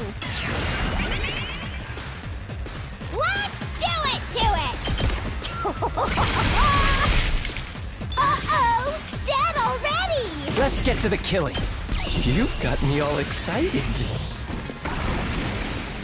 Let's go. Alright. My turn. How's this? Ready whenever. Beautiful, you're so strong and cool. I'll chop you to pieces. All right, let's get started. Now I'll then, use one of these. I'll put this to good use. Time for battle. Out of my way. Ready whenever. I'll chop you to pieces. Time to move. How's this? How unsatisfying. Just watch me. That's what I'm talking about. Let me handle it. Too freaking good. I'll show you what's. I got a good feeling about this. Let's go, Gaku. Let me at him. Get the hell out of my way. Yes. I do think Gaku is one of the characters I like using Things in aren't battle. looking good. Take this! We did it! I can still move. This is the only way.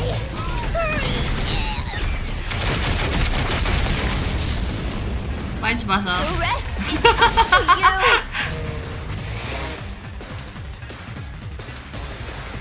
Let us begin. You've left yourself open. Good to go. You got this! I'm on it.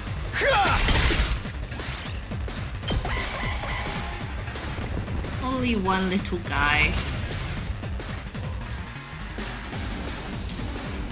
There you go, I'm all Kako. Go set. do it. Go kill it. Try and dodge this. Yay! I'll be right back. Okay, let's not skip the cutscene. Wow! That wasn't hard at all! Yippee! That's probably because the commanders haven't arrived yet.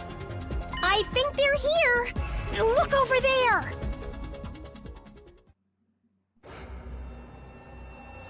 Now you face Valagarzo, the paragon of indomitability. Your war ends here. No matter what happens, I will never yield. Blood of my bond, release! Sorry, I was just like, yo, the leg spread.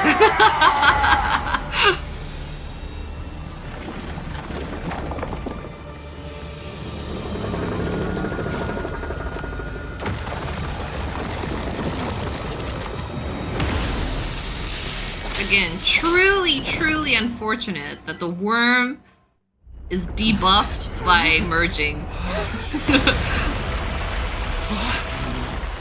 I am the paragon of salvation, Zanshin.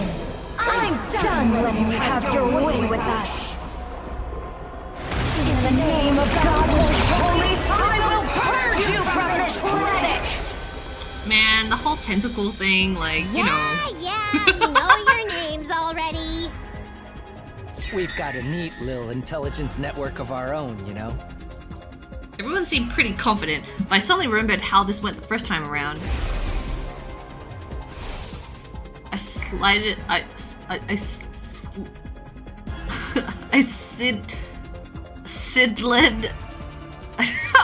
What? I seedled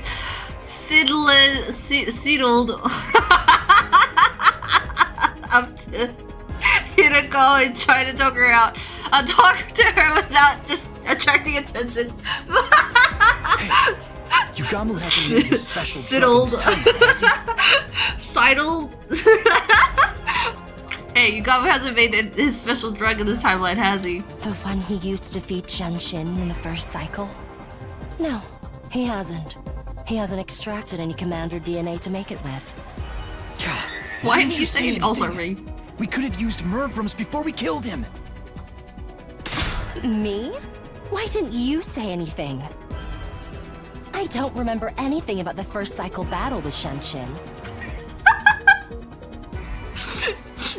I can't read words. She was right, of course. Hinako was already dead at that point, killed by Eito. I hadn't thought of taking DNA for Mervrim. That was on me. But I never expected we have to face Zanshin again as early as day 15. How long has it been since we last fought together as one section? I can't wait to go wild again! Can't you at least try to act your age? We need to finish this quickly. What the hell? What are they up to now? Remember, we're not just fighting for ourselves anymore. We have a baby boy!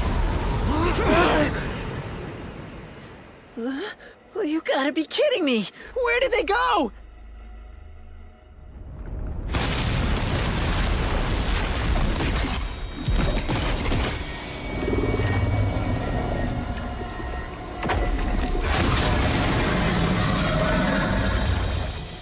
Yo, I... Oh, right. Almost forgot about the whole combining thing. Being able to merge together like that? Gaku's like, I'm so jealous! I too wish to combine with a woman! I'm so freaking jealous! Yo!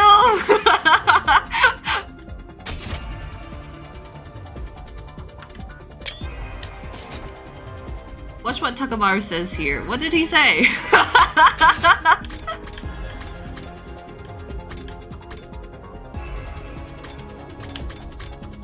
I'm sorry, I'm not paying attention enough. Of what? Yes, Nozomi, of what? It's better if you don't ask, Nozomi. The cutscene had Takamaru be confused by what was going on, but they were told they would fuse. Oh, okay. So this line was added. Oh. Don't worry, guys. We can still win this, even without the drug. They're like, what drug? That... drug? Never mind. Just fight! Yugamu, speaking of drugs. Alright.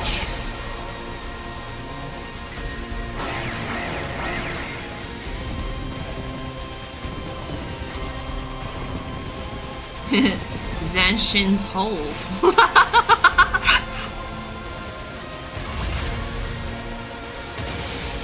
Alright, let's see, how much do you have? 85, huh? 85.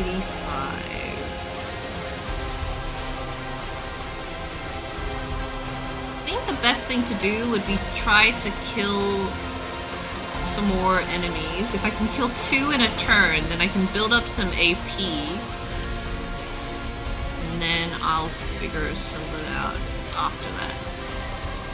Here we go! Nice! It's cake using it! Thank you very much! Here we go! Yeah, yeah, yeah! Piece of cake! How much is your attack? Okay, okay! 6, 8. Ooh, 8.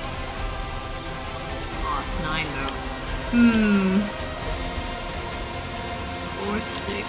That's not enough, I think. I'll do my best! I'm all set. 4. I'm ready. I'll set it up. My thanks! I'll do my best. I'll do my best. Wait.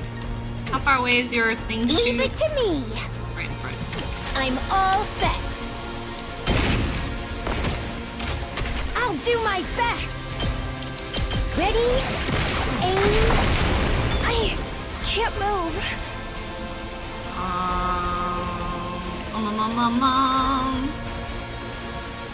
Not possible. Full throttle! Setting it up! I appreciate Rev it up! Full throttle! Oh yeah! Alright, now I have 9 AP.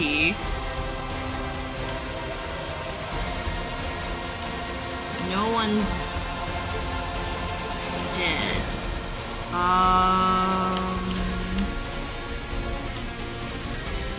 Ready when you are. Just a quick drop. Ugh! You can't keep on like 11. this. Things aren't looking good. This should slow them down. I won't 13. lose. Hold on. Hold on, I'm cooking.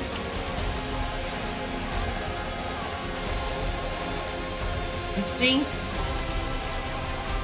think that'll be good. This is the only way. Hurry! The rest is up to you.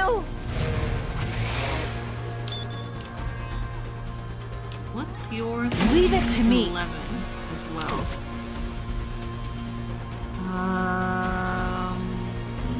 Would it hit? 2 arms!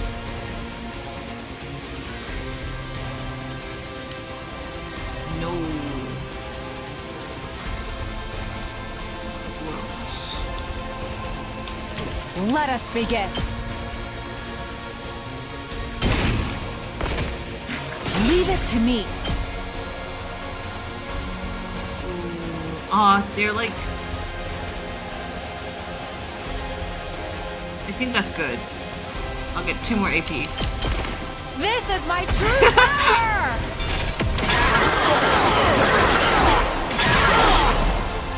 My apologies. Oh, I should have used Desperation Potion. Whoops. That's okay, that's okay. I'm good to go. I'll just put the... I'm not finished yet. This'll do. I never thought they'd be this good.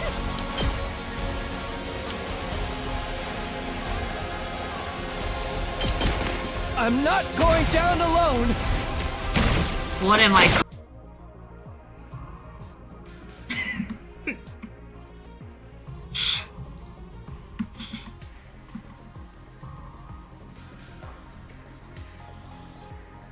Are we back?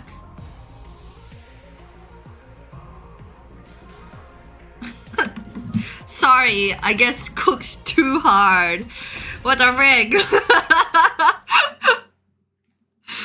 Now, please, let me just start in the middle of the fight. Don't make me start the fight again, please. Yay! Okay, thank goodness. Let's do that again, quickly. I won't lose.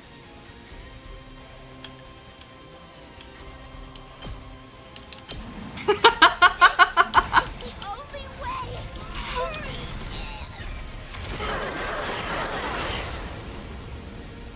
Oh shit, I forgot the attack potion. Damn it. Onward. Leave it to me. This should hinder them. Onward. Let's put this to...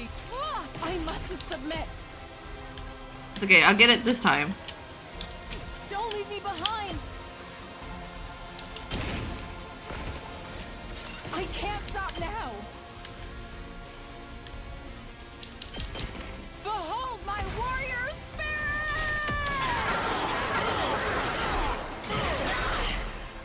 The way of the samurai inevitably leads to death. Okay, hold on. Takumi, just... Oh, 17, that's not good enough.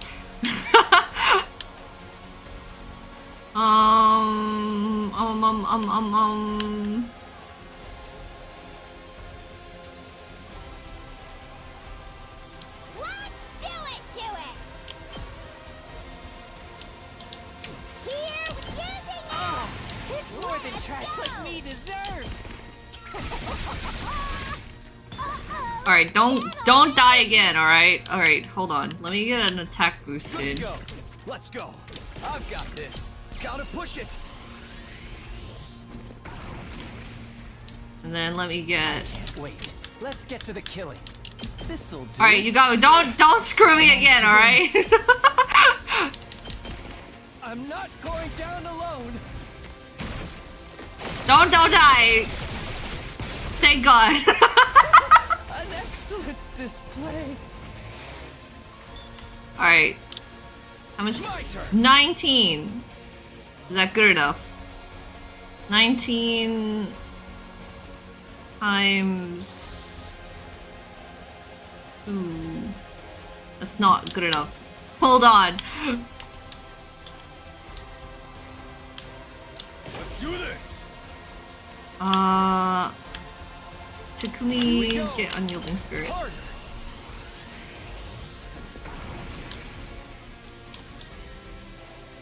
Let's give it to him.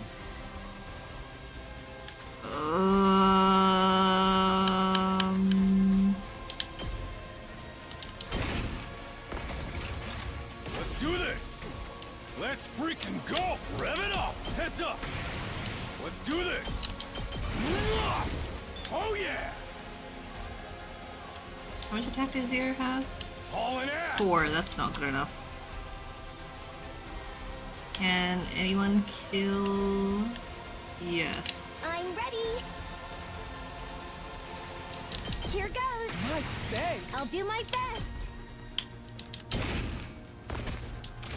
I'll do my best. Taking the shot. Okay, 9 AP. Let's do this. Go to Kavi. Wait, hold on. Ready when you are. This should do it. I appreciate the help. Go to Kavi. One last strike. Cook.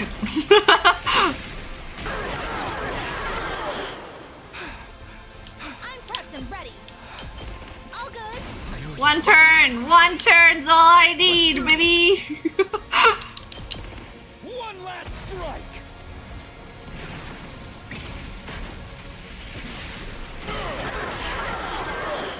Take care. And good to of the go. rest. I've got you. Thanks. Here we go. I've got this. Let's go.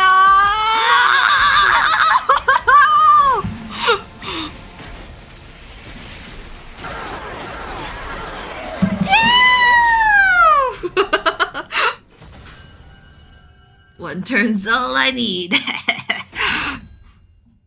All fixed up. Thank you, my wives and my husband.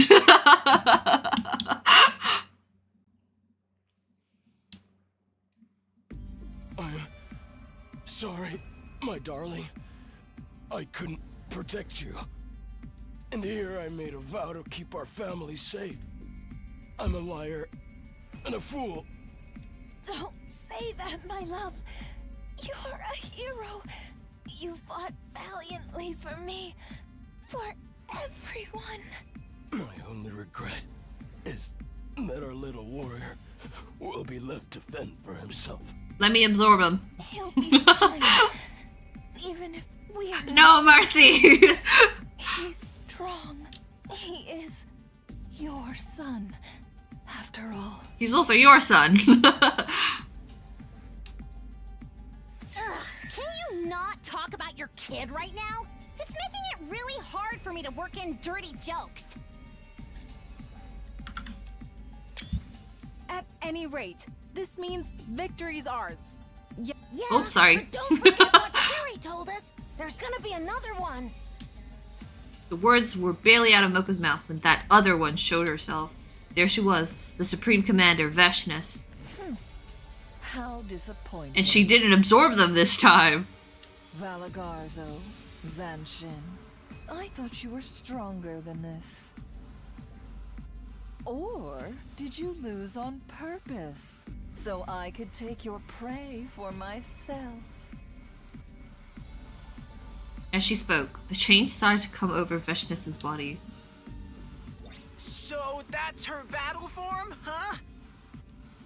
We learned a little about it from the intel we got, but It's still pretty gross looking, isn't it? Damn, Emo! Okie dokie! Time to get killing!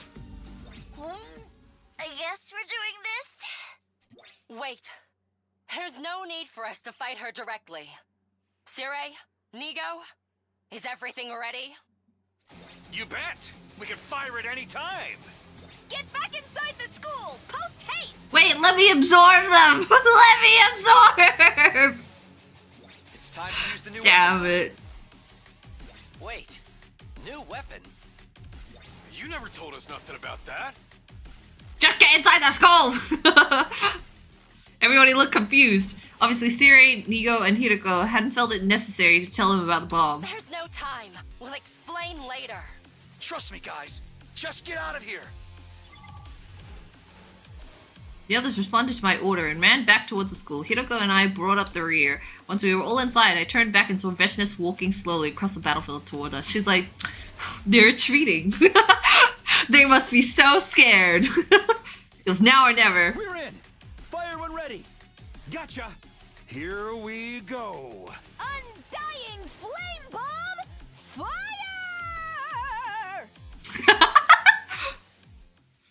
God, I love this guy. It's so huge! Oh!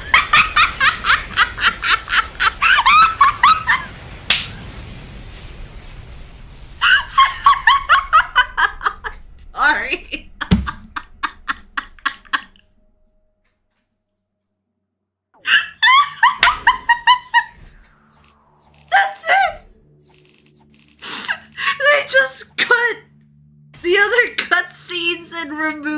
part where someone detonates it. Vicious didn't even get to say anything. She's minding her own business, a bomb flies at her and she can't even react, and then she's dead.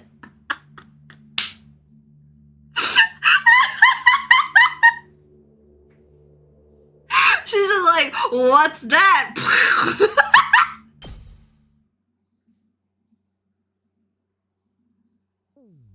We did it! Yeah!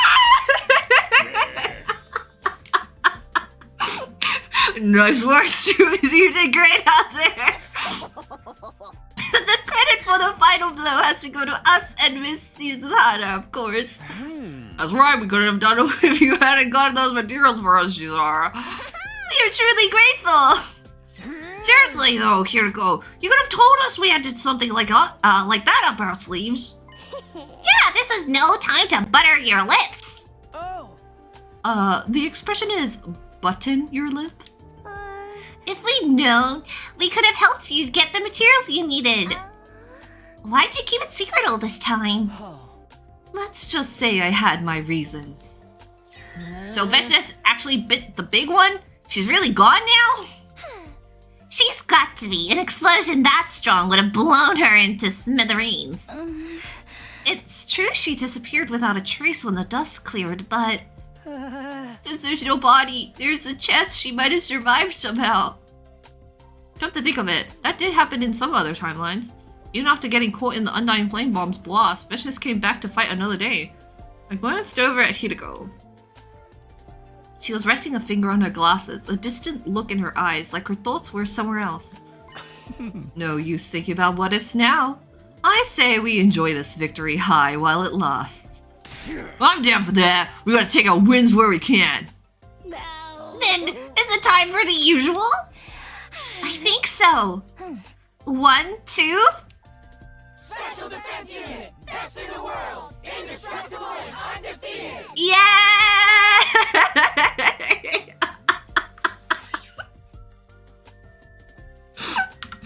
That's so funny. Never lose! Never yield! Special Defense Unit, fight on! I would have loved a picture of everyone like going like, whee!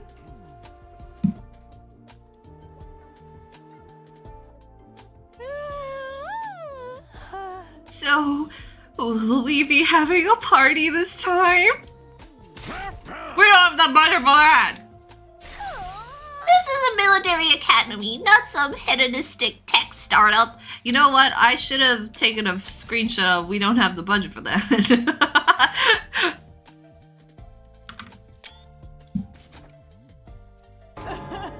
Alas. And so our post-battle meeting ended without further discussion. Tired but satisfied that we'd done a good job, we went back to our rooms to rest. Yippee! Oh, that's so funny. That night, a little while after dinner, I made my way to Hiriko's room. Hello, neighbor. What? My shoes are already clean. I'm not here to lick your boots, Hiriko. What do you want then? My sofa and desk chair aren't broken. What do you mean? What do you mean, your sofa and desk chair? They're not even there!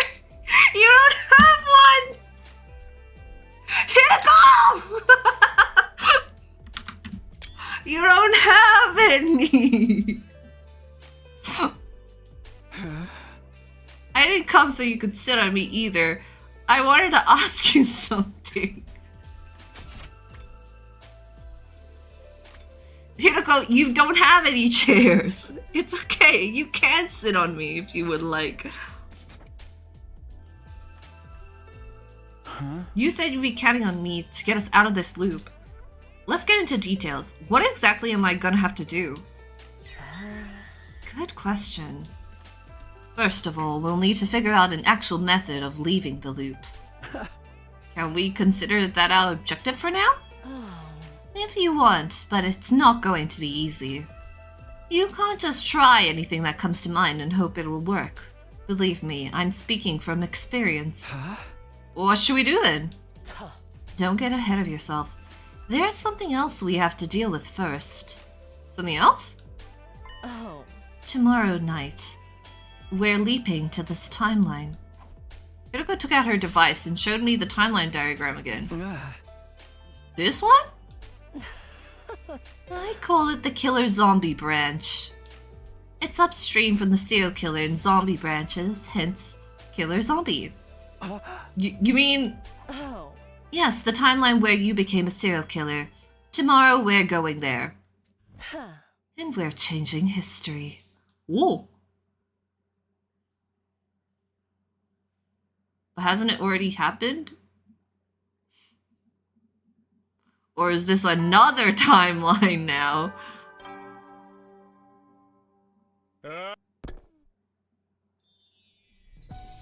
After breakfast, I headed back to my room to think about my next move. Hiroko said we go change history tonight. That still gives me most of the day to do other stuff. Maybe I'll head back to my room, then go hang out with someone for a while. Okay, if I remember correctly, we do show up there and it was the party. Because in the zombie timeline, Takumi goes to grab like the streamers or something. And then he runs into the two divers.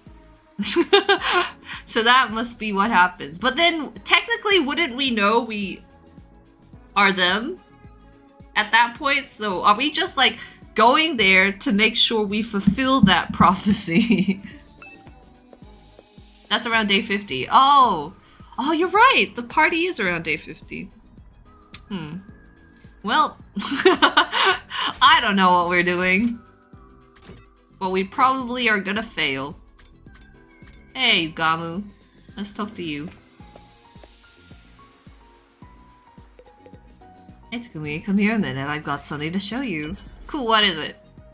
Takumi, is this an anatomical model as erotic to you as it is to me? It's rare to find such a provocative design. Thank you.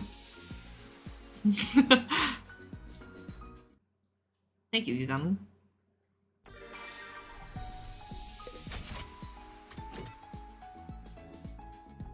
Hey, Ito. You still calling me ugly? Yep.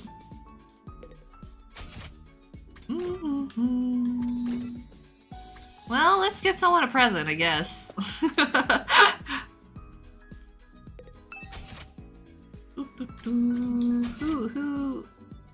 Who have I not given something? Have I already filled out everyone? Oh, wait, hold on. Wait, what? No, what the frick? Hiroko, I can't give you a present right now? That sucks. Nozomi, do you want a little kitty cat?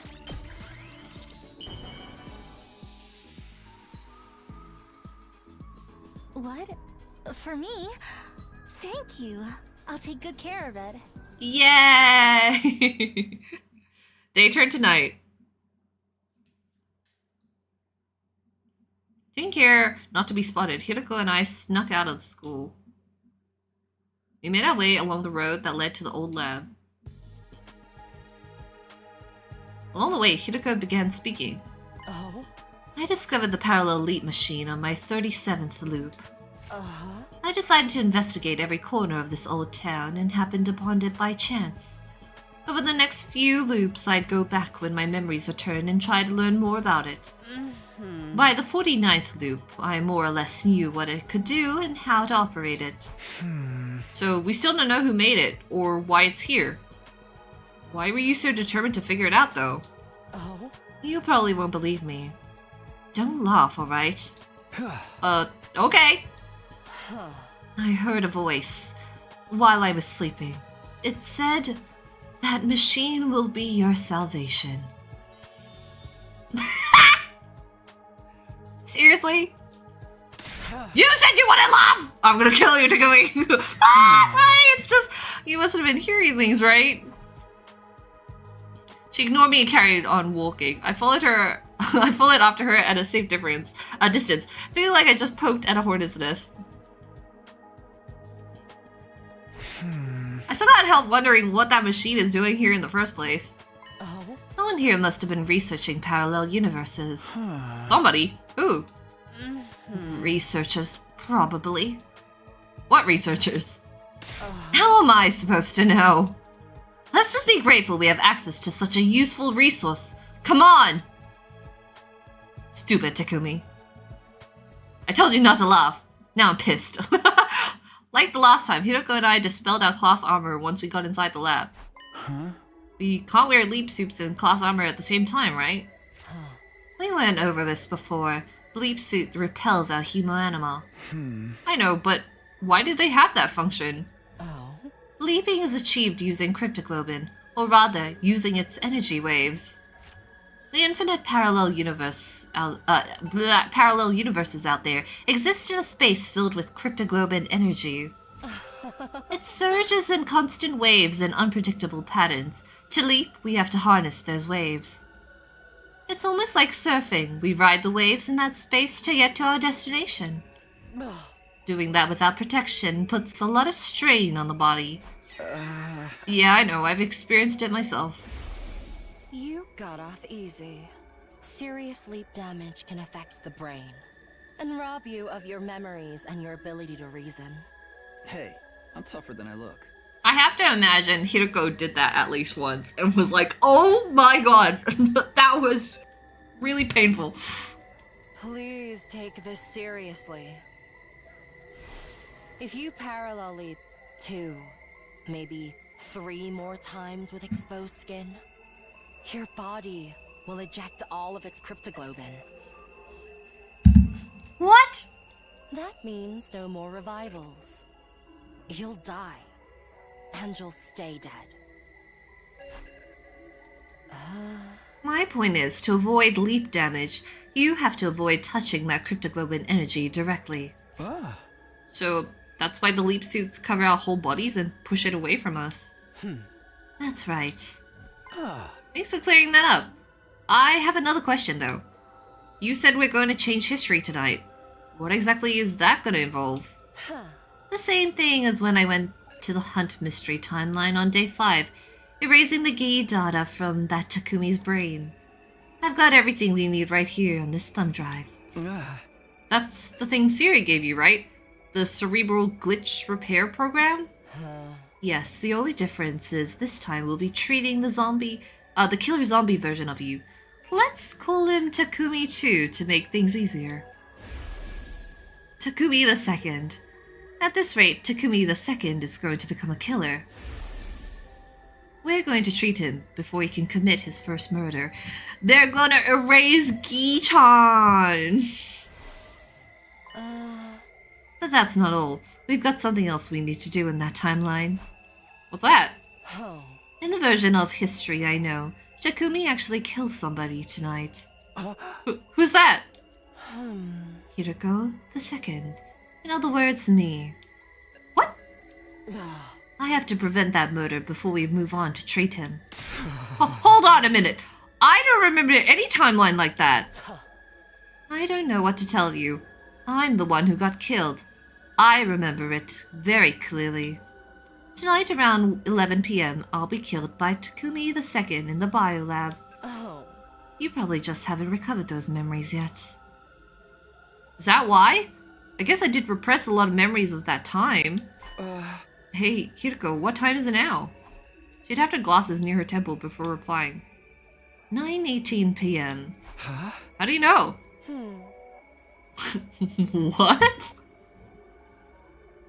My glasses have a clock function built into them. Why? Huh? The lenses can function as a transparent heads-up display to show me the time whenever I touch them just here. It'll be a problem if you can't keep track of time. Here, you can have this. Wear glasses. Aw, damn it. I thought Takumi would wear some glasses. Your device? I have another of my own. Just switch it on and it'll display the time. Take it.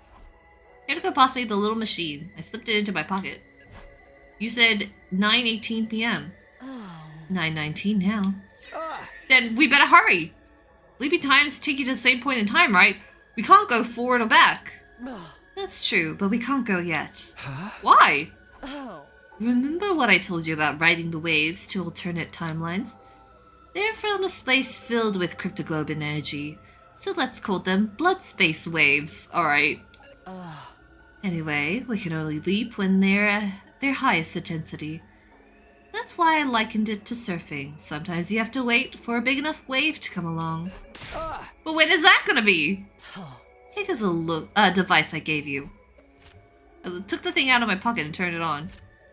It displays some kind of diagram of the waves, along with 2 times. Between 10:20 and 1:15 a.m. tonight? Yes, we'll only be able to leap during that time.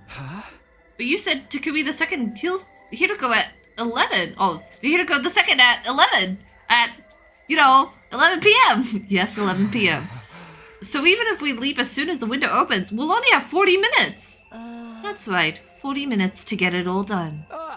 But it takes over half an hour just to get back to the school from here. Would you prefer to call a taxi? I know it won't be easy, but we still have to try.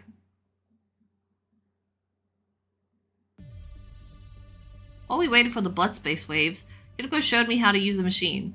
Wow, it's a lot more simple than I thought. Everything sounds simple when it's explained to you. I had to put in a lot of work to figure all this out. It was 10:19, just 1 minute until we could jump. We already changed out our leap suits and adjusted the machine settings. Let's go over everything one last time. What timeline are we leaping to? Killer Zombie. And what's our objective? To remove the Khee data from Takumi II's brain and prevent Hiroko II's murder. Good. It's time. Let's get started. I hit the red button on the control console and we both stepped onto the platform. Okay, let's do this. Whee! Surely nothing will go wrong.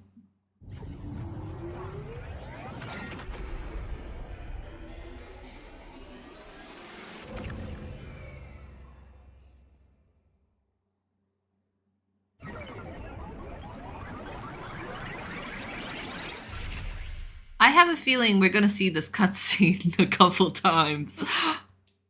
Did we do it? Did we leap? Don't just stand there. We need to get going. Hiroko was already on her way outside. I grabbed the fire extinguisher and hurried after her. Shouldn't we take off our leap suits first?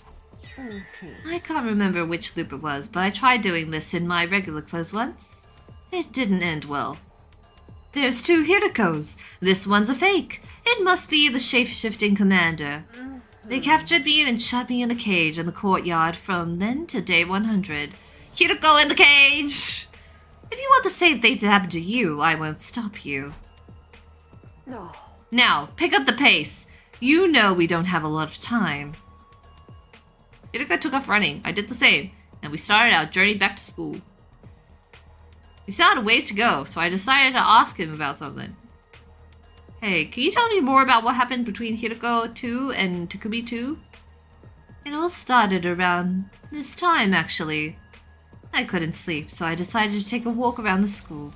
That's when Takumi 2 attacked me. The Khee data in his brain must have finally taken over. He chased me into the biolab. He was far stronger than he had any right to be. A Khee can draw out superhuman reserves of strength from its hosts, after all. He slammed my head on the operating table, and while I was still dazed from that, well, you get the idea. I never had a chance to fight back. We'd almost reached the academy. I could see the wall of fire up ahead. Okay, where do we get the power source from? Suddenly Hiroko stopped and picked up something off the ground. Okay. I'm sorry, it's just on the floor here? Is that a power soul? We'll be needing this. I prepared this in advance. What for? Takumi second locked the biolab door behind him when he attacked me. We'll have to break it down to get to him. This is the fastest way to do that. I'm starting to get a bad feeling about this. Hold on, I've seen that Palso kill our friends in this timeline. By taking that into the school, you're putting them all in danger. That won't happen. We're going to cue Takumi second after all. But what if we mess up? We won't. How can you be so sure? Enough talk! You're my servant, aren't you? You said you'd do anything to help, didn't you? I guess, but... Then don't talk back. Just do as you're told. Now take that power sword that I grabbed from the ground and placed there earlier for some reason. I knew this was going to happen. Hidaka took off towards the wall, power sword in hand. I followed a few steps behind, trying to keep down the panic rising in my chest.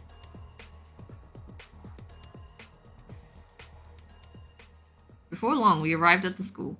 I checked the time. It was displayed in the corner of the little window from the front of my helmet.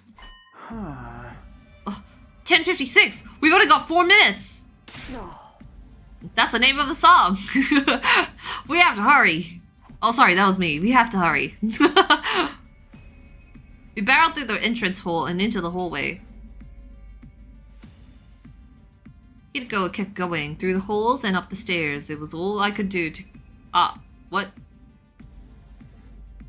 Hideko kept going through the holes in the stairs. It was all I could do to keep up with her? What was all? Soon enough... whoa, frick me. How did I say that? Soon enough. Soon enough, we reached the second floor. Soon enough. I found myself outside the door to the biolab. Hideko had gotten there before me, of course. I saw the two of them run in there just now. Hideko second went in first, then Takumi second chased after her. He was carrying a kitchen knife, just like I remember. In that case. I was right. The door's locked. Damn it! I pulled the door myself just in case, but it wouldn't budge. Then I heard the noise from inside the room. That was probably Hiroko second getting thrown around. It's already 10:59 p.m. This is bad, we're almost out of time! Stand back! I barely had time to react before Hiroko revved her power sword and charged forward. There was a terrible splintering sound as the door yielded to the relentless rotating metal blades. Come on! Following Hiroko's lead, I stepped through into the biolab, but I was not ready for what was waiting for me inside. It took me a moment to process what had happened. Hideko had gone in first, but now... What?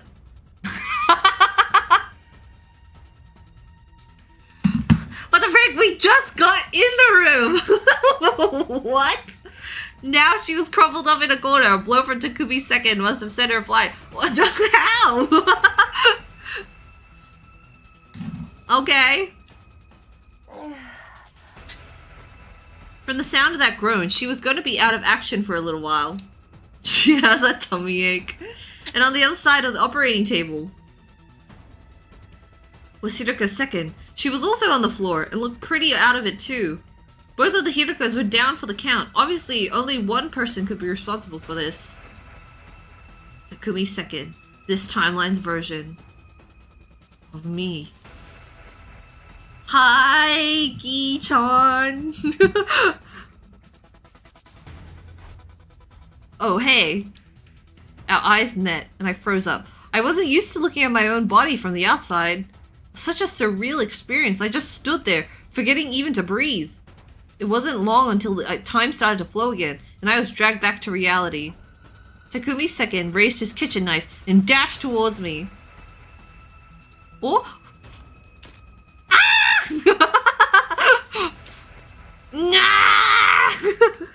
Hideko had said the leap suits repel hemo-anima, but that wasn't a class weapon he was holding. It was more than capable of tearing through the suit and hurting me. He swung wildly, but I did my best to dodge his blows. Obviously, I wasn't about to let myself get killed, especially not by my own doppelganger. But I couldn't keep dodging forever. He was sure to hit me sooner or later. I needed a weapon, something I could use to fight back. Right as I thought, that thought crossed my mind, my foot brushed against something. The power sword. I glanced down. It was the power sword. Hiko must have dropped it when she got knocked over. It was still running. I ducked down, grabbed it, and swung it to the side. The blade connected with the other Mii's knife and sent it flying. But that didn't stop him, though. He grabbed my arm, trying to take the power sword from me. Ah! I was about to go down without a fight. I wrenched it away and kicked him in the stomach. Phew! He slammed against the wall and fell to the floor, his face contorted in pain. I must have hit him pretty hard. He wouldn't be getting up anytime soon. I took advantage of the lull in the fight to go and check on Hiroko second. She didn't seem to have any visible injuries, but I had to make sure she was okay. With all that strafing around I've been doing, not to mention the run over here, I wasn't exactly feeling my best. I fought through the fatigue and lumbered over to this timeline's Hiroko. But just as I was about to reach her, Takumi's like, "No!" And then we crash out of the window. Something slammed into me hard from behind. I staggered a few steps, suddenly off balance. Takumi second saw his opportunity and took it. As the two of us grappled, we found ourselves near the window. And then...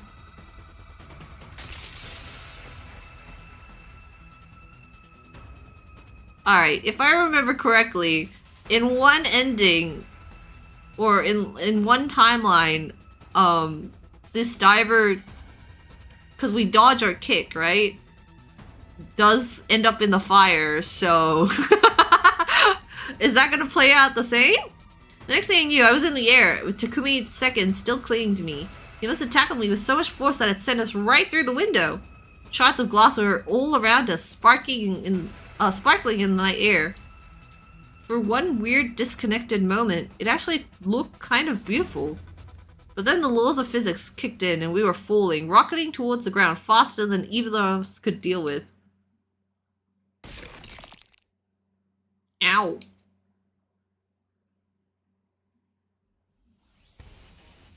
The leap suit must have provided some protection because falling from the second floor didn't hurt nearly as much as it should have. I saw the power sword lying to my side. I grabbed it and got to my feet, looking around for Takumi second. He was standing nearby, maybe 30 feet away. Ah! It looked like he had just gotten to his feet. He was still swaying unsteadily. Well, I prevented Hiroko's second's murder. That just left one thing still to do in this timeline. We had to treat Takumi second. I couldn't let him get away now. I tightened my grip on the power sword and ran toward him. My double saw me coming and ran. I stayed on his tail and eventually cornered him right in front of the wall of fire. I raised my power sword and revved it. In the light of the undying flames, the blade glinted ominously. I wasn't gonna kill Takumi second, obviously. I didn't even want to hurt him. He may be from an alternate reality, but he was still me after all. So, what was I gonna do? Just threaten him? If he thought I was out to kill him, maybe he'd come quietly. I decided to go with that and hefted the power sword again. Wait, something about this doesn't seem right. Haven't I seen this happen before? Okay, here we go, here we go!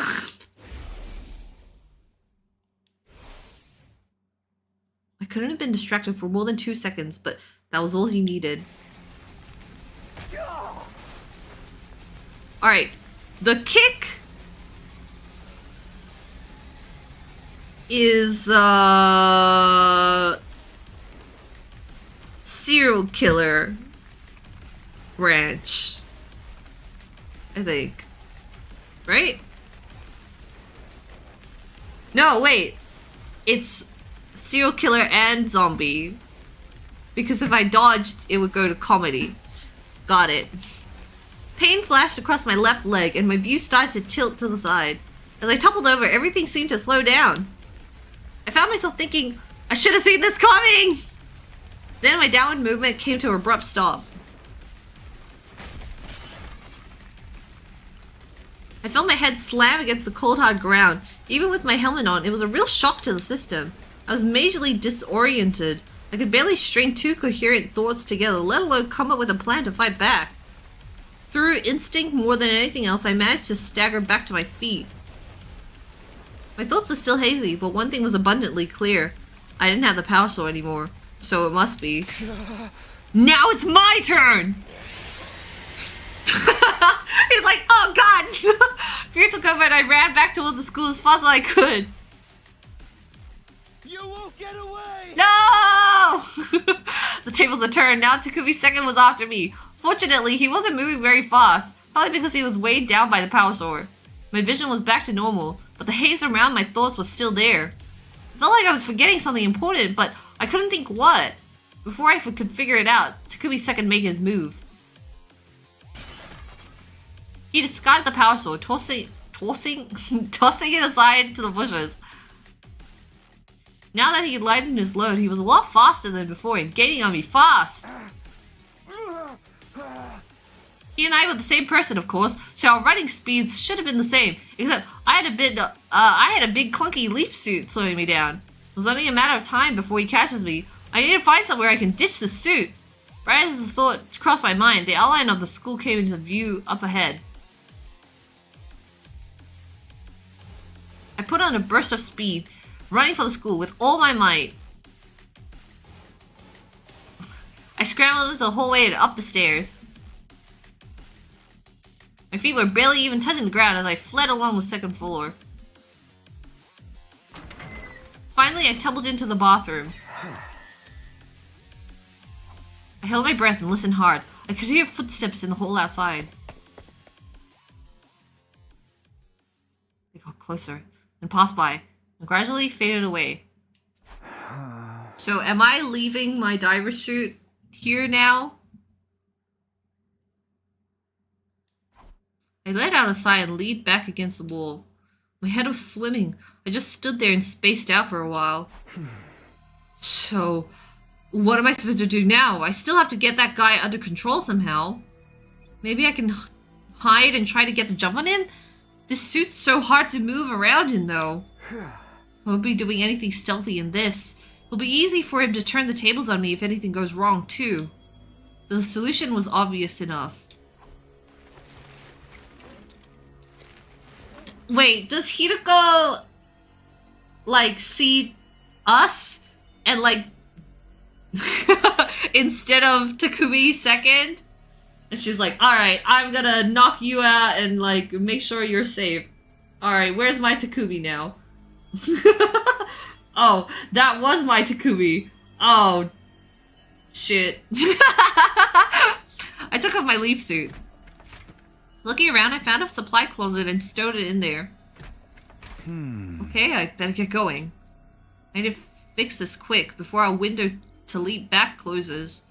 My first move would be to find Hideko. She was probably still in the biolab. I walked towards the bathroom door, but just as I was about to open it... Could they have hidden in the bathroom? Guess I better check. Ah! Darn it, why do I have to pick now to think about looking in here? I looked around for escape. There was no point in hiding in one of the stalls. I get found out right away. In that case, there's only one way out. I ran to the window and opened it. I jumped out with all the energy I could muster, but something went wrong. Maybe it was the fatigue setting in, but I couldn't control my posture like I wanted to. I fell. Ah!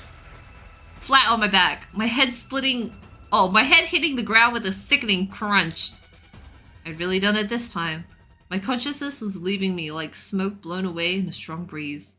Right before it all went dark, I was aware of footsteps nearby and somebody saying something.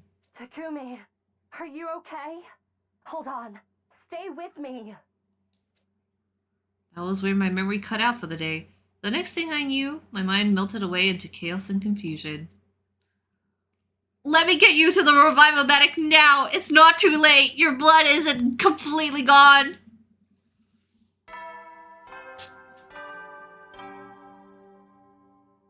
Up and at 'em, troops! Time to rise and shine! She's like... Well, that's the third time. I woke up suddenly. I looked around, trying to orient myself. Where am I? Can't you tell? It's your room.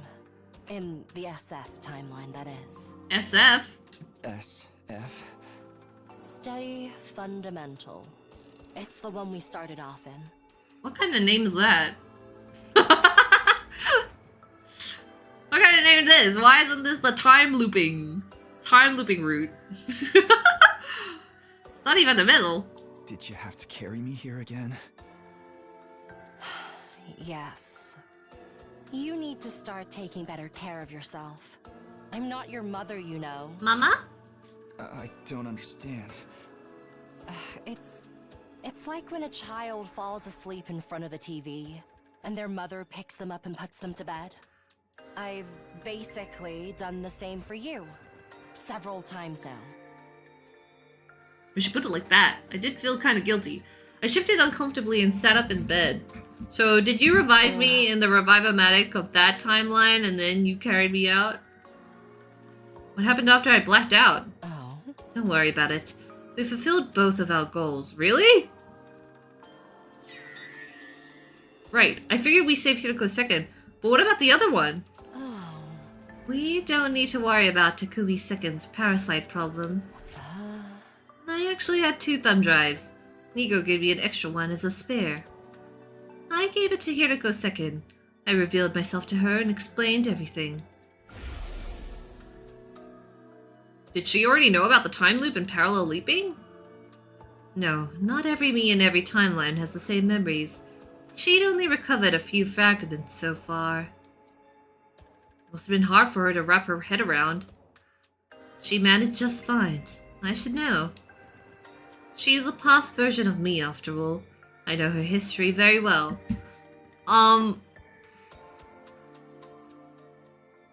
But she fails. Because it doesn't work. So, oops.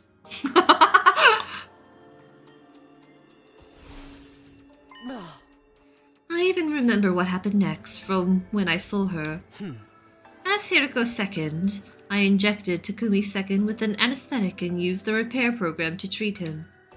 A program I got from a thumb drive given to me by Hiroko the first. That was all well and good, but she hadn't seen for herself this time. That made me uneasy. I took out the device Hiroko had given me. When's the next time the blood space waves surge? Thinking of leaping back to Killer Zombie to check on it? Don't you believe me? It's not like that. Either way, we won't be leaping anytime soon. Look at the screen. 1 to 5 p.m. on day 20? Right. We won't be able to leap again until then. It's 3 days from now. So we're staying put for 3 days. That's just how this works. Do these surges have any kind of pattern? Unfortunately not. Everything from their variation to their wavelength to their regularity is completely random. The same goes for the periods when they surge and how long they last. We never really know what we're dealing with until they arrive. Isn't it fortunate that the wave was just right when I wanted to save myself in that timeline, though? That was really good timing. We're lucky these devices even allow us to predict the next surge. For now, you'll just have to trust me. So, Takumi second's really fine now? We don't have to worry about him anymore? That's right. I don't know. After breakfast, I went back to the roof to think. Our next sleep is on day 20, and the next battle is on the night of day 21. That gives me some downtime before then, but I still have to use it productively. I decided to go back to my room, then take a walk around school and decide what everyone else is doing. Because we have to start our free time here.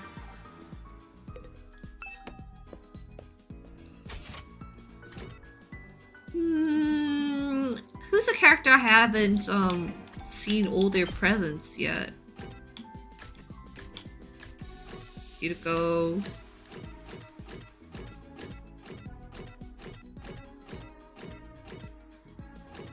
Basically only here to go.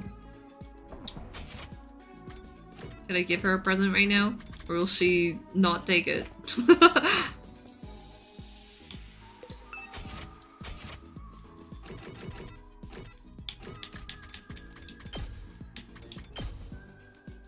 I've given it to her. Does she like something else?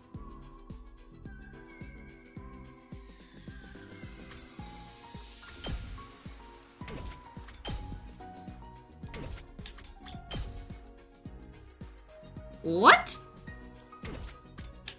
Do I just give this to you again?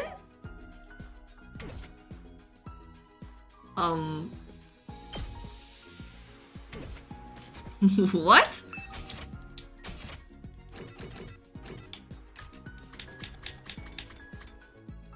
Oh, it really is another one. Okay, well, is it the snake or is it the doghouse? I'm gonna go with doghouse because that would be a funnier one. She's like, it's for you, Takumi. Damn it! She likes snakes?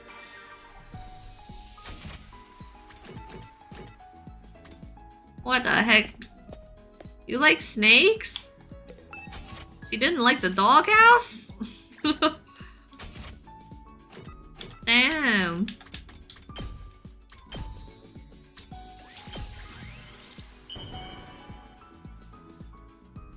She couldn't even be bothered to, like, give me a comment.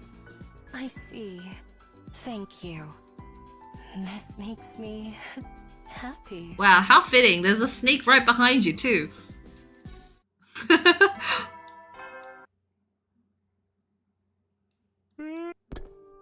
Well, that was unexpected. I didn't think she would like a snake plushie. Hideko said the killer zombie Takumi second was fixed now, so where was she gonna leap on day 20? I had other questions for her too, but they could wait until tomorrow. Right now, all I wanted to do was go to bed.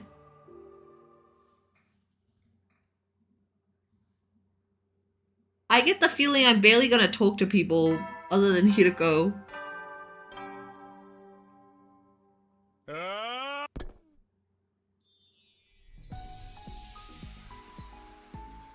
As usual, everyone wandered off to do their own thing after breakfast. At some point, I lost track of Hideko. Huh? Maybe I'll wait until tonight to speak to her. Having decided on that, I began looking for ways to spend the rest of my day. This is too much free time.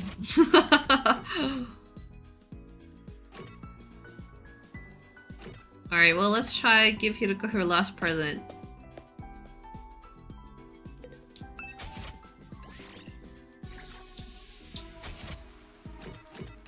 Soothing tools.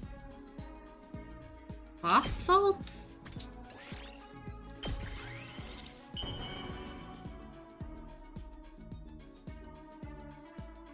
For me? Yay! We love a clean queen. Well, that's everyone. Just sleep.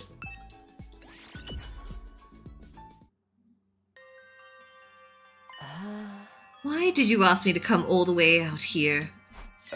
Sorry, I just wanted to make sure we wouldn't be interrupted. I didn't even bring my riding crop. I didn't call you out here so you could give me a secret spanking. Oh yeah? Oh yeah? I'm sure some people in the chat would have other plans. I'm sure some people in the chat would enjoy that, actually.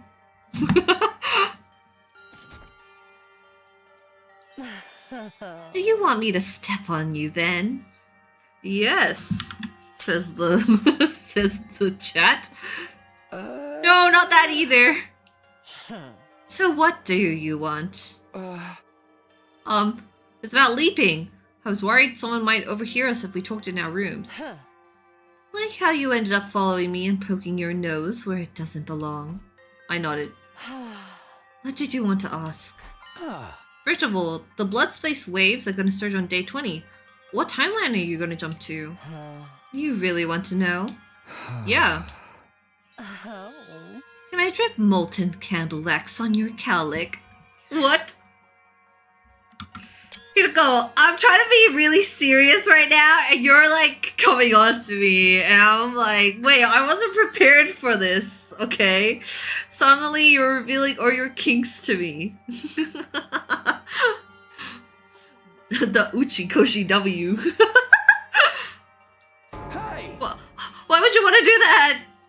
Oh. I want to see what it looks like slicked down. Oh. I'm actually thinking about which timeline to visit next. I'll let you know when I come to a decision. We switched to a new location before continuing our conversation. Huh? 2 days ago, you said that the parallel leap machine was made by some kind of researchers, right? I don't know that for sure. It's just speculation. That's fine. Let's assume it's true. By which side were the researchers on? Were they human or invaders? Oh, but which side? There's really no way to tell. From the look at the lab building, it doesn't seem to have any government or military connections. Perhaps they were part of a smaller organization, or built it in secret as a part of some private endeavor. Oh, frick me. I mean, think about it. No matter who built it, that machine could provide a huge advantage to the war effort. So the fact that no one used it means neither side knows it exists. That's what I think anyway. Neither Veshness nor Sire nor Inigo have ever mentioned parallel leaping either. Not ever? No, not in any timeline I've seen in any of my 146 loops. We moved again, a new location, a new question. So, about our most recent leap. Our objective was to change history by saving Hiroko second and stopping Takumi second from becoming a serial killer. Did we really achieve that though? Of course, Hiroko second is still alive and Takumi second was successfully treated. What are you so worried about? It's just, isn't there a timeline out there where we didn't succeed? Naturally, there are infinite possibilities out there in the blood space realm. But if that's the case, then is it even accurate to say we changed history? Isn't it more like we created a new timeline? Kind of like laying down the new train rails to replace old ones? Yes, but what of it? I'm just wondering if there's any point in it. The old rails still exist, so have we really fixed anything? Trust me, there's definitely a point. Why? Let's say there's a train that is destined to constantly run through a fiery hellscape. The passengers inside would be forced to endure constant pain and suffering. Now imagine we lay a new set of rails branching off from that line. One version of the train now gets to enjoy a safe, comfortable journey. Of course, one of them is still destined to burn in hellfire. There's no changing that. But it's better than if we never added a second line at all. At least this gives the passengers a 1 in 2 chance at happiness. This is so funny as like a different trolley problem. She's like, okay, listen. The trolley, you can't switch the track. However, you could make another track, but the original people are still gonna die. So, will you make the track? Well, you know, at least maybe one timeline will be okay. I think I get what she means, but still. This is not the trolley problem. I'm still having trouble coming to terms with this. What's the problem? Are we even laying down new rails at all? What do you mean? When we left 2 days ago, things played out in the killer zombie timeline exactly like I remembered from when I was Takumi second. The only difference was that I was seeing them from steady fundamental perspective as Takumi first. The person who attacked me with a power saw when I was Takumi second, it was actually me, Takumi first. It took me a while to notice what was happening, and I still don't understand it. Without even meaning to, I ended up making history repeat itself. Almost like I was on the rails, going along with a predetermined route. It makes me feel like destiny is controlling us or something. And I got to thinking, what if history refuses to change? What if our actions don't create new timelines after all? I already told you, Hiruko's second is alive, and Takumi's second has been treated. That's something that would never happen without an intervention. We definitely created a new timeline. But the fact that history seemed to repeat itself for you is probably just leap damage. Remember what I told you? Leap damage can affect your memories and your ability to reason if it reaches your brain. Obviously, I hadn't made my point clearly enough. I had a feeling that loss of reasoning was also something that happened because it was a part of a predetermined history. Like, we couldn't escape it no matter what we did. Takumi has a point. Hiruka and I finished talking and went back to the roof. Oh. You look like you're still having doubts. I'm telling you, it's nothing to worry about. We're creating new timelines, and it's changing things for the better. If we weren't, there'd be no point in anything we do here in this timeline. Don't forget your promise. I'll build us a future where we can be happy. Or where we can all be happy. That's what you said. Does that help? Are you going to sleep better tonight? I don't know. I'll go get you some medicine to help you sleep. Take it, go to bed, and forget about these groundless worries. Understand? She left before I could respond as usual. After that, I took the sleeping machine that Hiruko brought me and sank into a deep, dreamless sleep.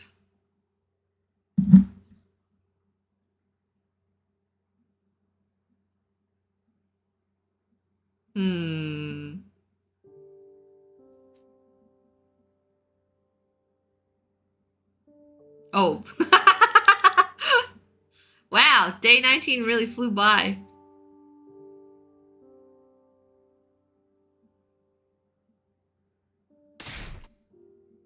I jolted awake suddenly. Judging by the sky outside, it was already nighttime. I practically slept the whole day away. The sleeping medication had done its job at any rate. Oh, that's some strong stuff. Weirdly, my face really hurt now. I had no idea what could have caused that. Rubbing my sore cheeks, I looked at the clock. It was 7:15 p.m.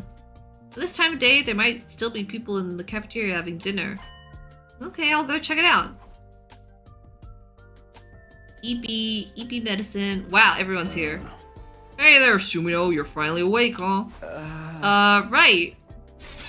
Man, I still can't stop thinking about what we just saw. It was awesome. I know, right? So much fun. Oh, what are you guys talking about? Nigo's hidden talent, man. It was some next level shit. Very nice of you to say so. Oh, right. This is day 19. I always seem to miss it, no matter what timeline I'm in. It was a wonderful performance. Indeed, it was a truly high-class entertainment. I was so inspired, I practically ascended to a higher plane of consciousness. Is that right, sister dearest? Kako was not impressed. Those 6 hours went by in a flash. We did try waking you up, Takumi. But no matter how hard I slapped you, it never did any good. So that's why my cheeks hurt so much. Well, that's too bad for you. Nigo, could you do it one more time for Takumi? I'm sorry, but each of my shows is absolutely unique. No recordings, no repeats, no exceptions. I looked over at Hiruko, our eyes met, and she joined the conversation. You missed out on the opportunity of a lifetime. Apparently, I was the only one who missed it this time too. This was so unfair! I gritted my teeth and glared daggers at Hiruko. She just laughed. She was enjoying this. All at once, her offering to help me sleep made a whole lot more sense. She just didn't want me to know. I'll never know Nigo's beautiful hidden talent. After dinner, I ran to the war room as fast as I could. Sierra and Nigo were there waiting for me.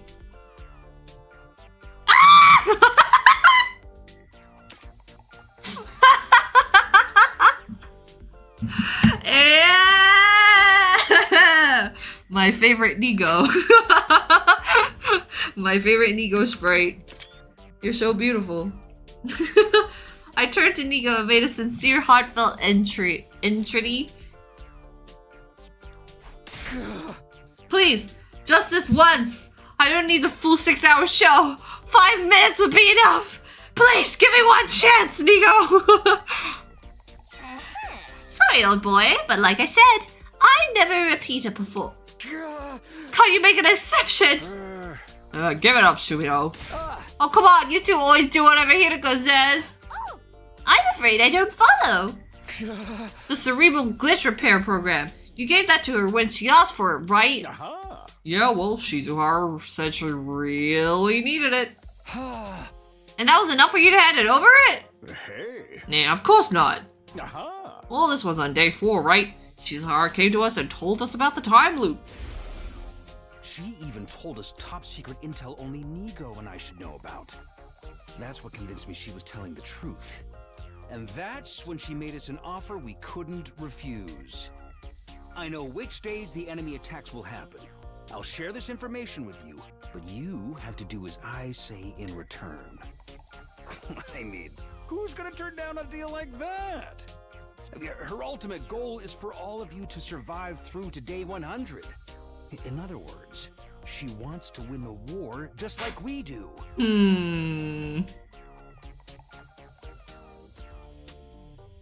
Morally, I don't know about that, Hiroko. Her interests and ours match up, so it only seemed natural that we agree to work together. Hence, why I gave her the thumb drive. Do you feel the same, Nigo? You mean, is that why I comply with Miss Shizuhara's requests? I nodded. Not exactly. It's more like I feel indebted to her. She went to the trouble of forcing me away from second to last Defense Academy on day 6, after all. If I'd stayed there, I'd surely be a pile of lifeless scrap by now.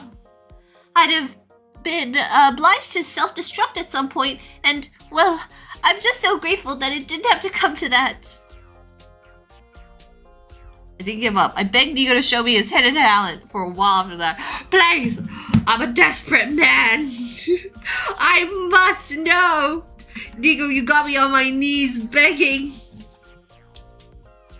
But my pleas fell on deaf ears, and I had to leave disappointed. No!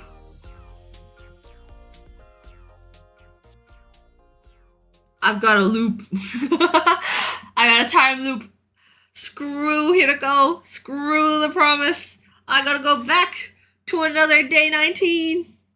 I turned to my room and got into bed. Despite not doing very much that day, I still fell asleep pretty easily. That night, I had a dream about Nigo juggling flame torches while playing the theremin. Woo! I'm pretty sure that's what the theremin is.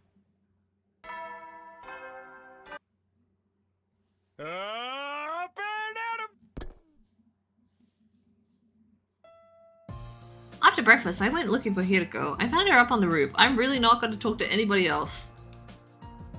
I made sure no one else was around before speaking to her. Hey, you got a minute? You want to know about today's leap, I assume. We can go starting for 1 p.m., right? There's still plenty of time to train in the meantime. Don't forget, we have a battle coming up tomorrow night. Have you decided where we're going? Yes. To the Retsnum timeline. I think I do remember at one point me and Darumi, we were like out exploring for something, and then we ran into the divers at the village, and then we chased them, but then we lost them. So, I see. Retsnum? I suppose you don't know about that one. Or you just haven't remembered it yet. In that timeline, you and Darumi are raising a strange creature called Retsnum. Okay, but why are we leaving there? To find someone. Specifically, a mysterious old person. No way! The old man? is relevant? For some reason, he only appears in certain timelines. We won't find him here in Steady Fundamental Branch, no matter how hard we look. And how do you know that? Huh? How do you know that? We're living this timeline right now. But he's in the Redstone timeline? I think so. I met him there once before. I was exploring the ruins and found him standing outside a cave. Then he said something. It looks to me like you're caught in a cursed cycle. I could only vaguely remember, but that phrase sounded familiar to me too. I hadn't recovered my memories at that point, so I didn't recognize the significance of what he had said. But I do now. When he spoke about a cursed cycle, he was referring to the time loop. So whoever this guy is, he knows about the loop? Yes, and there's a chance he already knows how to leave. I gulped. With that in mind, we're leaping to that timeline this afternoon. But... no buts. Just be a good servant and do as you're told. Do I make myself clear? He's also in Box of Blessings route, but I understand why Hiroko would not want to go there. She left before I could respond, as usual. Redstone, huh? Nope, still doesn't ring any bells. But if this strange old man could tell us how to escape the loop, that would be a big step forward. My heart beat faster just at the thought of it. I have to wait until the afternoon for the main event. I still had the first part of the day free. I decided to go see if I could find any way to use that time productively.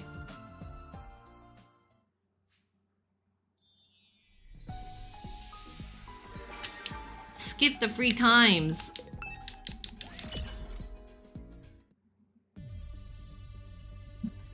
$12:59. We had set up the machine and had our leap suits on already. And we just had to wait. When it was almost time, Hiroko spoke up suddenly. Let's do a recap before we leave. Like last time, which timeline are we leaping to? The Redstone timeline. And what's our objective? To find the old man and ask him about the cursed cycle.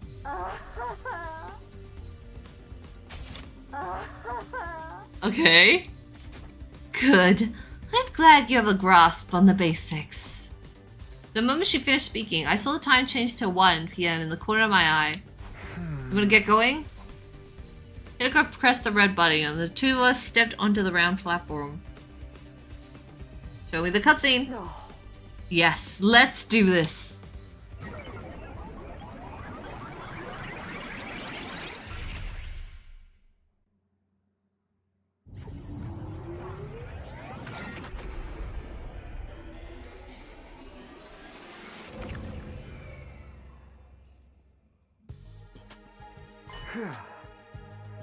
So this is the Redstone timeline. Everything looks just the same to me. Were you expecting to see dinosaurs walking around or something? It's my third time leaving to a parallel universe, but it still doesn't feel right. In a broad sense, these alternate timelines aren't that different from our own. By the way, about our leap suits. We're keeping them on. You never know when we might run into someone unexpectedly. The thought you remembered what... Oh, I thought you remembered what happened in this timeline. Do you remember what you had for dinner 3 nights ago?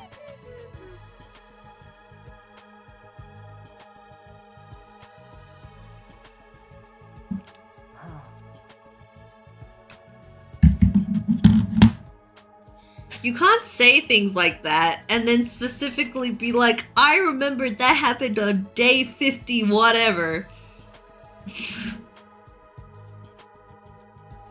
You can't say that! I've been doing this for at least 146 loops. I can't remember every detail from every timeline. Huh, I never thought of it like that. So where do we find the old man we're looking for? Like I said, I found him outside a cave the first time. I don't know if he'll be there now, but it's worth a try. Okay, let's check it out. Oh! Yes, this looks very familiar to me now. I don't see any caves around here. How much farther is it?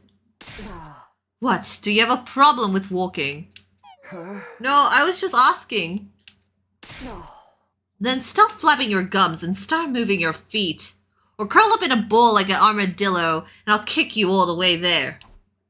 Pardon me for breathing. I did as Hideko said. The part about staying quiet and walking, that is. We made our way through the ruined town, but just as I was turning a corner... Oh! Oh! Shit.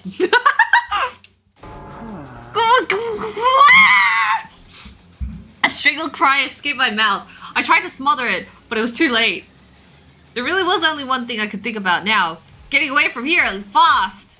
I looked at Hideko. I saw her helmet move up and down.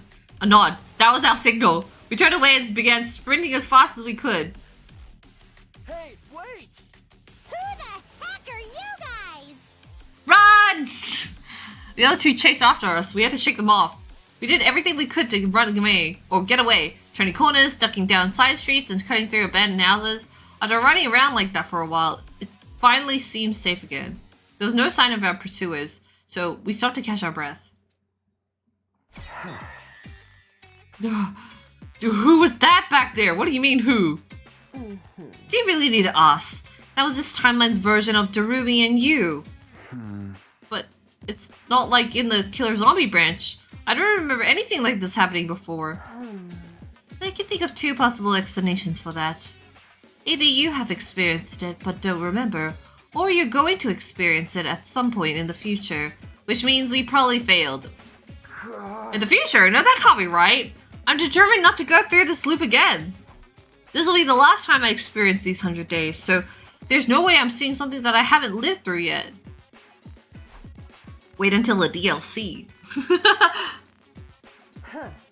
At least we got away from them. If they'd gotten a hold of us and taken off our suits, we'd have really been in trouble. Yeah, I don't want to have to end up fighting myself again. They're probably still nearby. We should get moving before they can find us.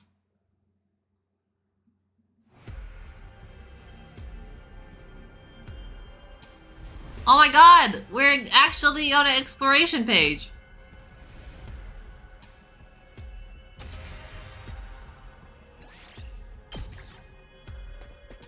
Sorry, I'm skipping that.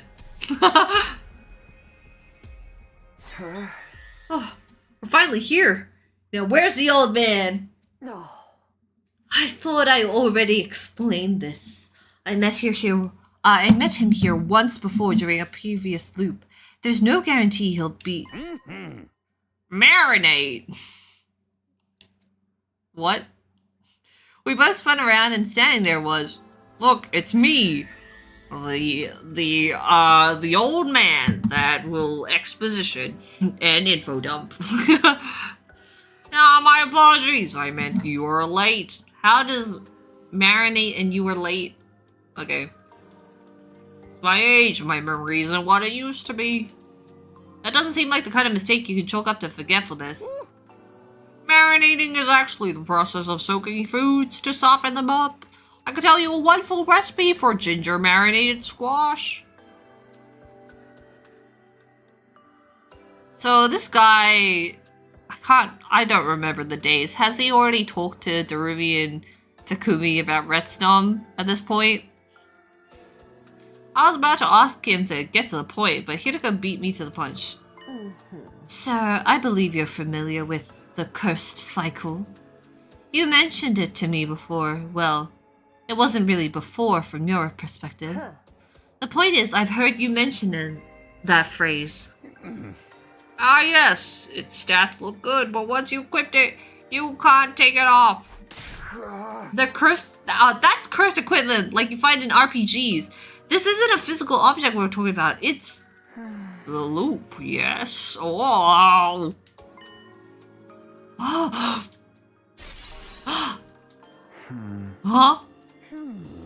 The time loop, that's what you young people call it, isn't it?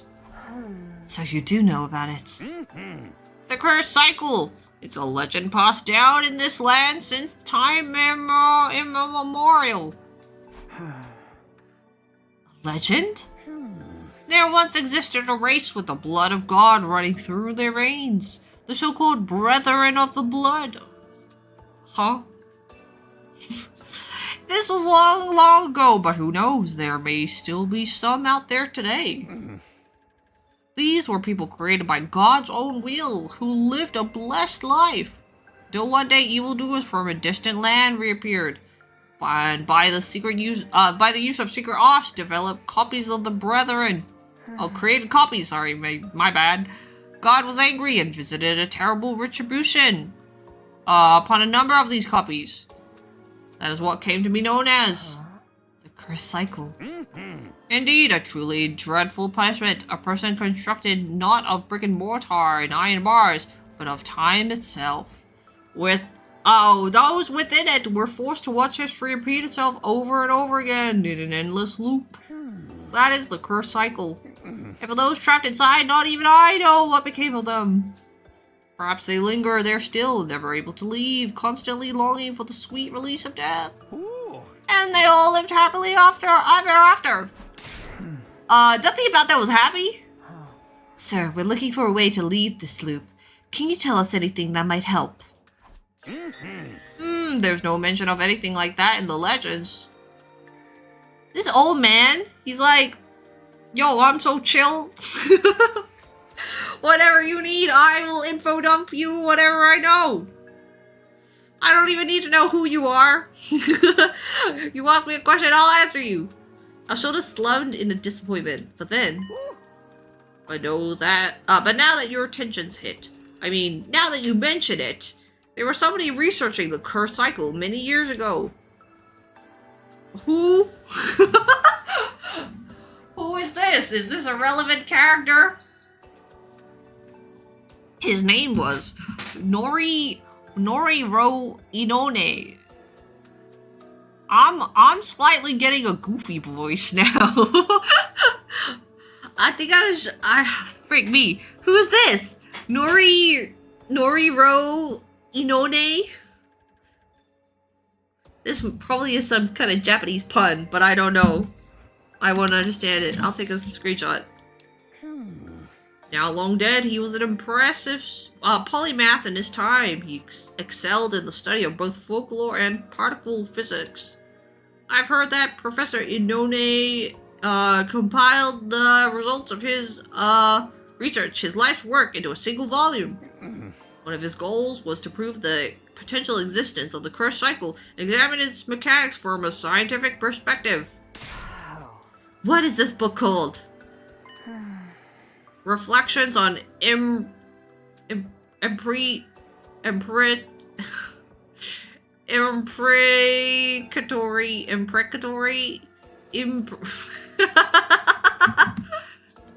What the heck is that second word? Metempsychosis. Is this a real thing? Imprecatory metempsychosis.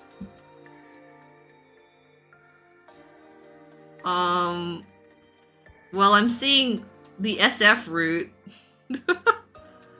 What is imprecatory? Okay, hold on.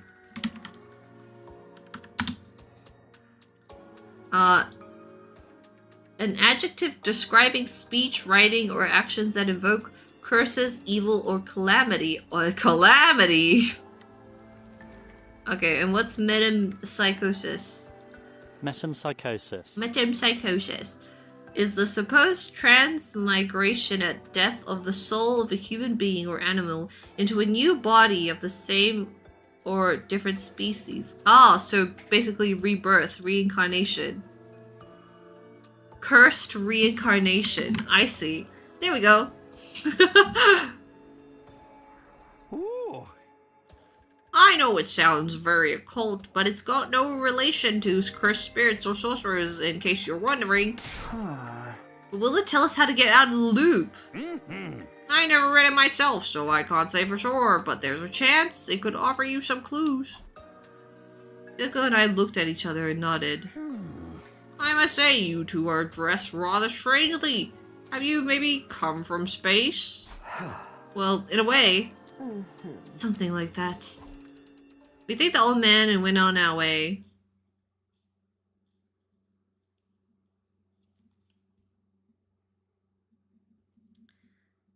I'm hungry. We returned to the lab from where we leapt back to our study fundamental timeline. On our arrival, we took off our leap suits and talked about what we should do next. Oh. Our only lead is Professor Inone's Reflections on Imprecatory Metempsychosis. Reflections on Cursed Reincarnation. Where do we even start looking for something like that? True, there's no sign of any libraries anywhere outside the school. We'll just have to try inside the school then. We walked back to the school and headed for the library.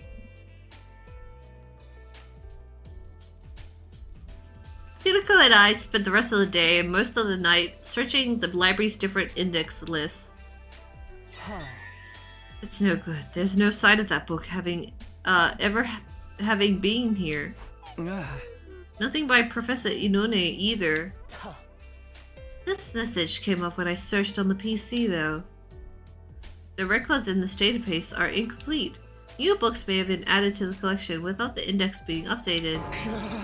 So we have to start search the stacks manually? Have you seen how many books there are in here? I am afraid that's our only option. I stared in bewilderment at the rows upon rows of books and documents lined up throughout the room. It's getting late though. Let's call it a day for now. Our next defensive battle's tomorrow night, so we should be fine to start looking during the day. Speaking of which, you remember which commander attacks tomorrow, don't you? I nodded. Yeah, it's Ava. We'll need to think about what to do with her as well. Do we save her or do we just let her die?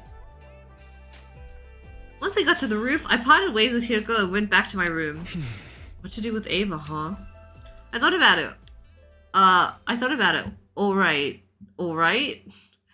I got to the bed and thought about it for several hours, but by the time I reached an answer, it was starting to get light outside.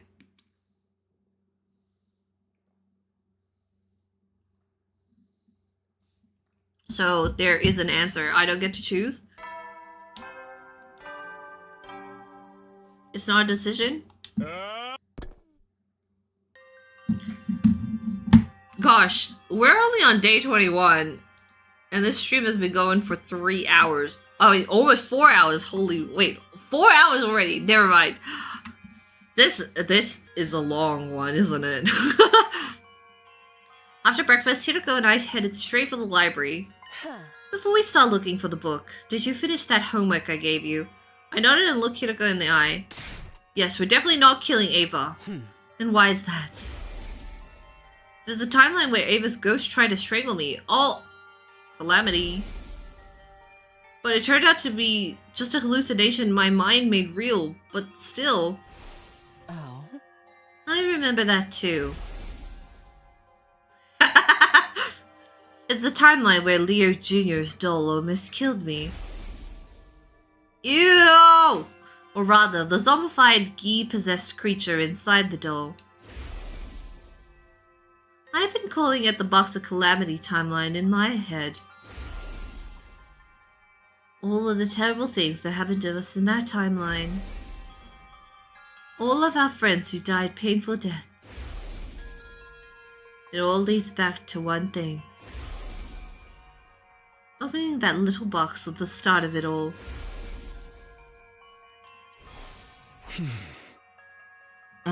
That's true enough, but it's possible to trace it back even further. Oh, whoops! You could say it all started when I made the decision to finish off Ava. That was when she told us about the Box of Blessings, or the Box of Calamity as it actually turned out to be. So you want to keep Ava alive to prevent this timeline going in a similar direction? I nodded. Alright, that makes sense. I'll back you up on this. In the timeline. Oh, sorry. In the meantime, start looking for the metempsychosis book. I've got something I need to do first. Huh? What? Nothing you need to worry about. Just follow my instructions, understand? I'm never talking to anybody else ever again in this timeline. I'm so sad.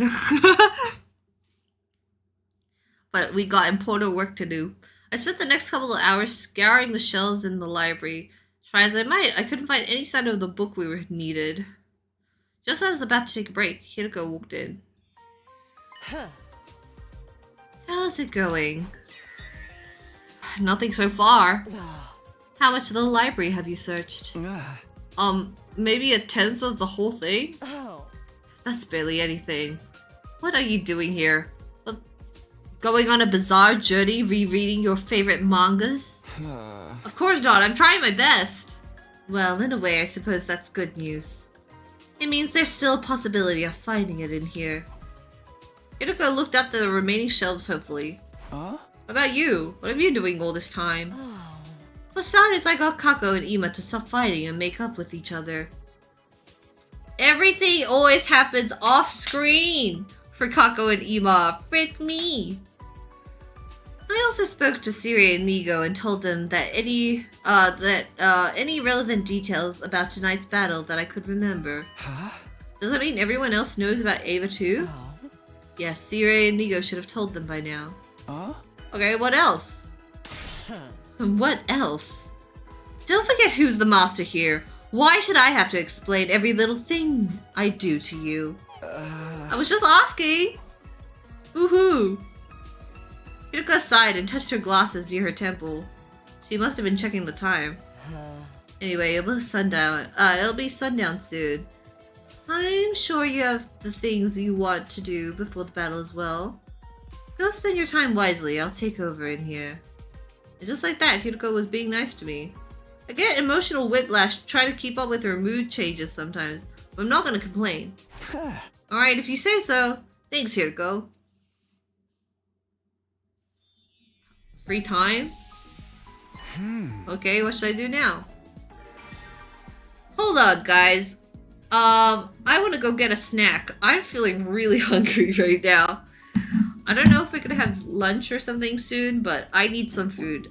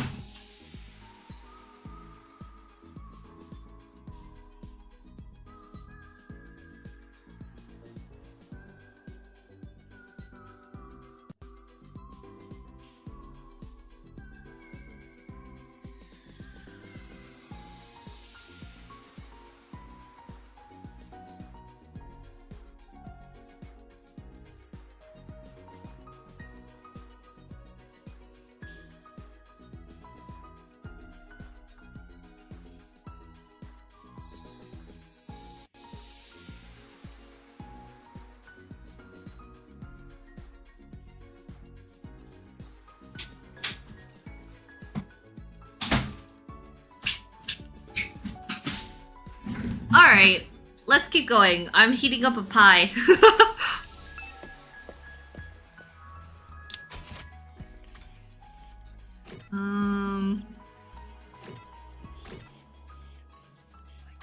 Yeah, you know what? Go back to your room.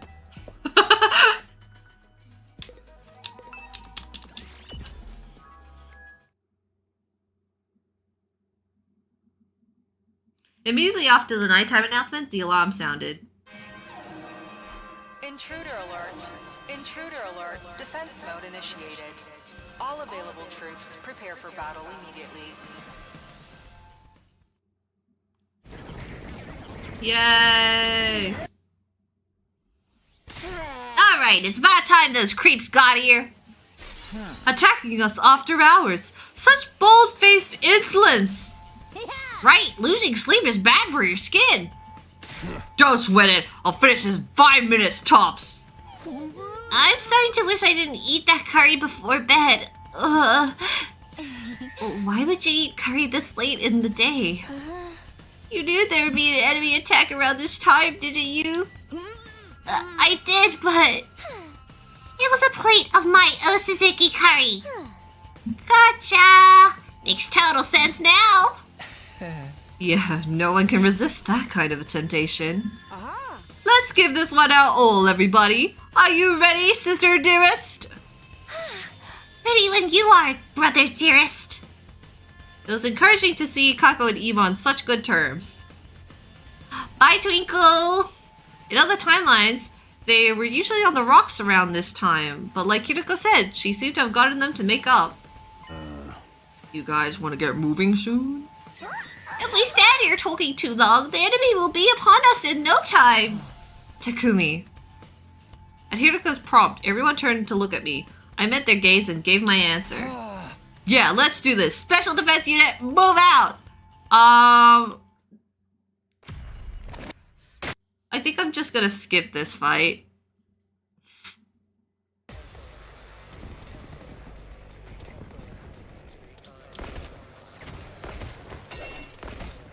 Ooh.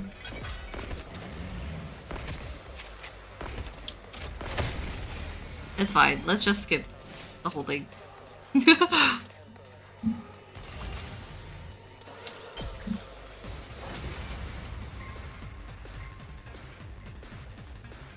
Not enough. The holy Jumanji sword still thirsts for the blood of the wicked. Hey, Takamaru. I think it's been more than 5 minutes now. Yeah, well, my body clock ain't even past 5 seconds yet. Damn. So where's this Ava commander we're supposed to be fighting? She should be showing up soon. That's what Sirei said, isn't it? She'll cover the battlefield in a thick mist, and she'll be in the middle of it. Thick.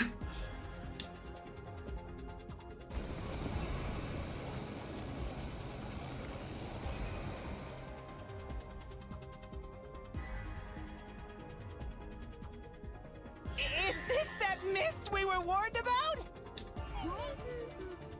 It's kind of messing with my balance. Feels like I'm gonna spew a whole bunch of carrots and sweet potatoes. Ugh. Siri was right. Fighting with this stuff everywhere won't be easy. Ema, Kako, this is where you two come in. Yeah. That's how we've always won this battle in other timelines. Your skills complement each other perfectly. If you can work together. Say no more. My dear brother and I just have to show everyone how strong our sibling love really is. This is so weird. We have no dilemmas between us, okay? We work perfectly now. We're a super strong sibling pair. Let's go. The twins smiled at each other and nodded. Right. Go for it. Once again, Kako and Ema are not the not the strategy here.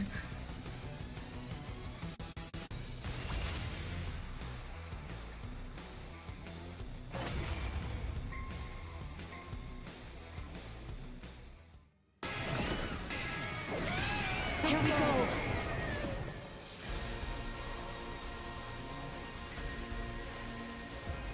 All right, the mist's gone.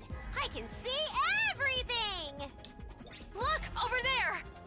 Is that? Yes, that's the commander we'll be facing this time. That's Ava!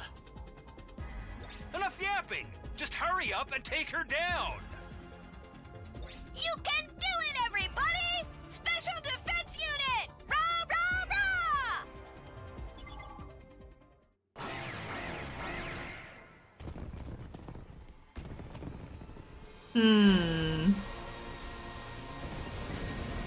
Man, this would have been a perfect time to eat my pie. Because I don't have to do anything.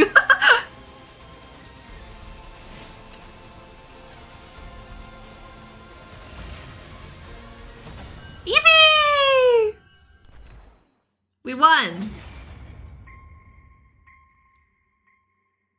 Phew! Looks like we won! Thank goodness!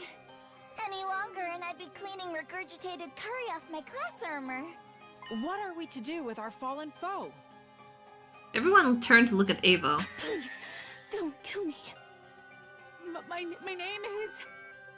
Ava, the paragon of nature, right? We know that already. What?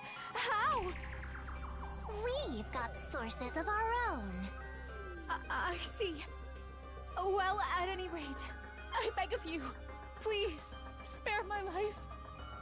Ava brought her hand up to her mask. And in a swift, smooth movement, took it off. The boys all let out a gasp. Possibly as a response to that, Moko was the first to speak. They're like, whoa, woman! I say we kill her. Damn, Moko, okay, what the frick? What? I agree. Holy moly! Yeah, let's rip out her entrails. The girls are like, we don't need another woman. Now you mention it.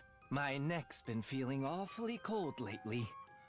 You want to wear intestines as a scarf? Sorry, but I'm with them. She has to die. Damn! What the frick? You too, Tsubasa?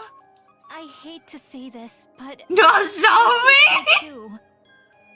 Nozomi as well? Even you, Nozomi? If we let her live, you can bet it'll mean trouble later down the line. No matter how nice she may look, she's still our enemy. Even Shoma, what's going on here? Kinda sucks, but that's just how it's gotta be.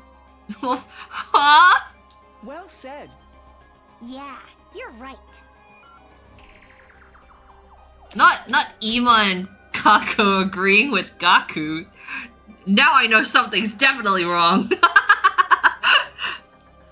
What's going on? They all want to kill her? I'm sorry, Takumi. It looks like we'll have to finish her off after all. No. Please, no! Don't kill me! Let me live. I beg of you. Please don't kill me! Please don't kill me! Please, don't kill me. But then... Everybody ready? Holy moly. 1, 2... Just kidding! What the frick, guys? You can't threaten someone's life like that! It's just a joke, Ava! Just a joke! It's not like we were actually gonna kill you. It's not like we're toying with your life in our hands right now, guys. How? How did every single character agree to this joke? That's so unreal. There's no way. That's such a mean joke. Oh, some of them were like, no, I feel really bad. And they're like, actually, let's all just pretend that we want to kill her. What? For a moment, it felt like time had stopped. I think my heart did too. I tried to speak, but I could only manage to croak out a single confused syllable. Huh? What? Yeah, he totally fell for it. You've been done, bruh. Where was everyone planning this behind my back?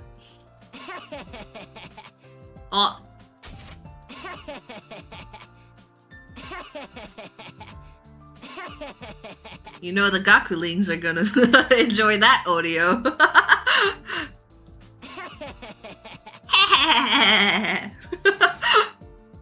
Today is your birthday, right? It's his birthday!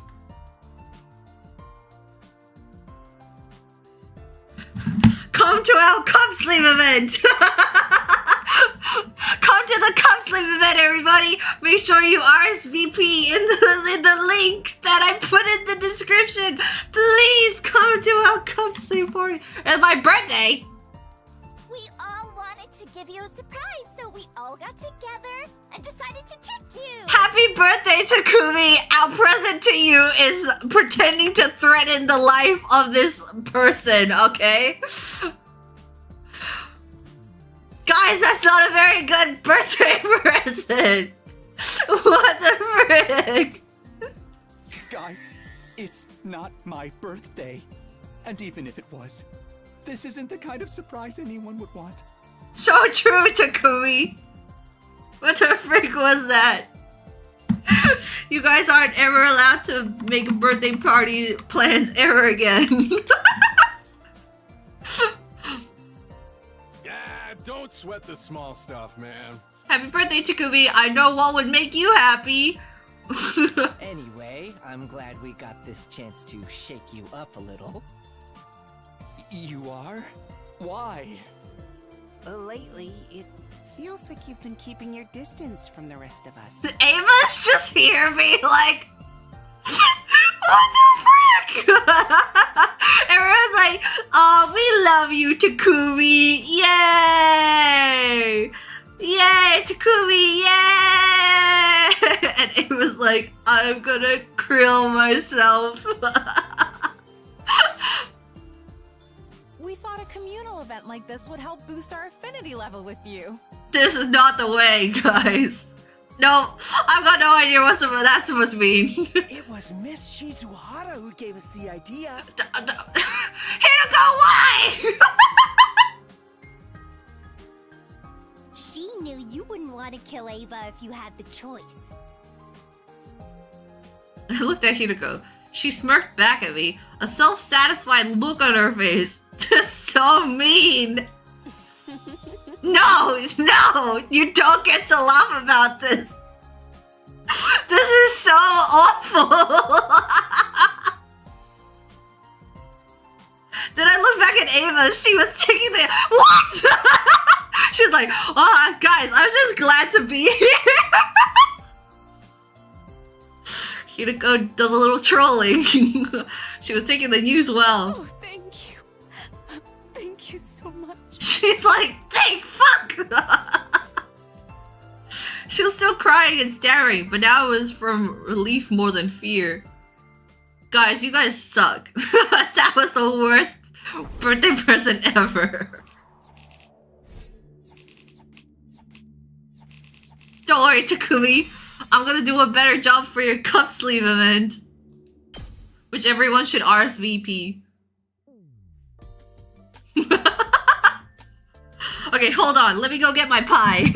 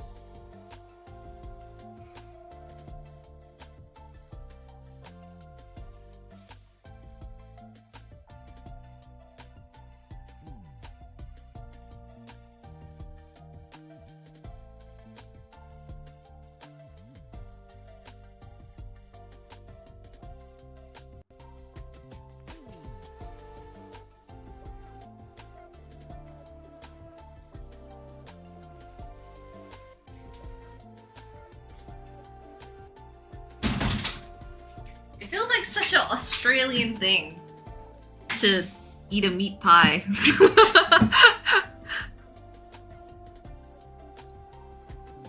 Khee doing a fake death prank at the cup sleeve event.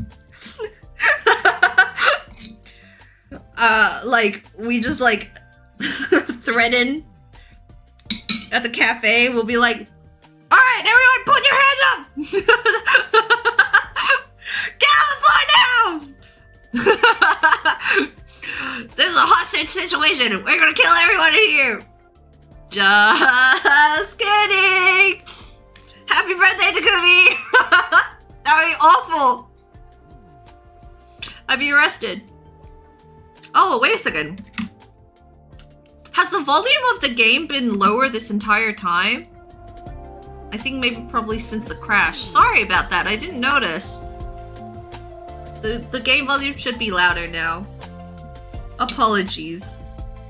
Did it sound any different to you guys?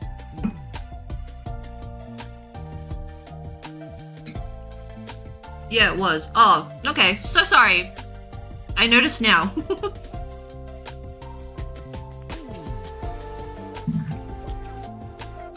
It should be fine now. After the battle, Ava was officially taken prisoner and detained in the courtyard. Might be a bit too loud. Really? Now it's too loud? Do you want me to make the game volume a little softer?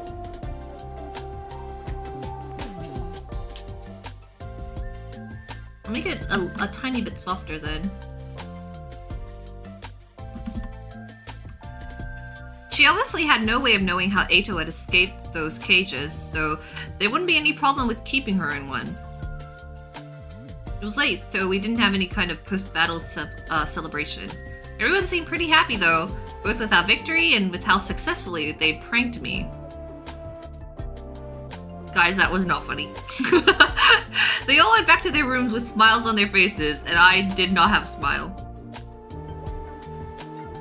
That just left me and Hirako. She was still smiling, that same infuriating smile. I can tell you're dying to ask, so I won't beat around the bush. This whole thing was my idea, just like Ima and Kako said. That was a terrible idea, Hirako, actually.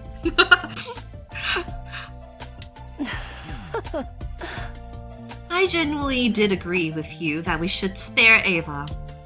So I took the opportunity to convince everyone of that, while also setting up the surprise.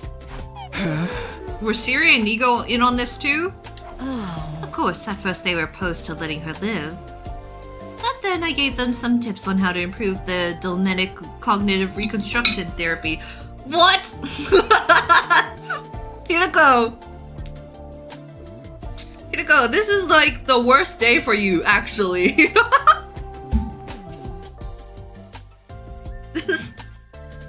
This is not good, Hirako. She's like, that's right. I wanted to make their brainwashing even more powerful, just so I could prank you. And in a way that was really, really mean, too.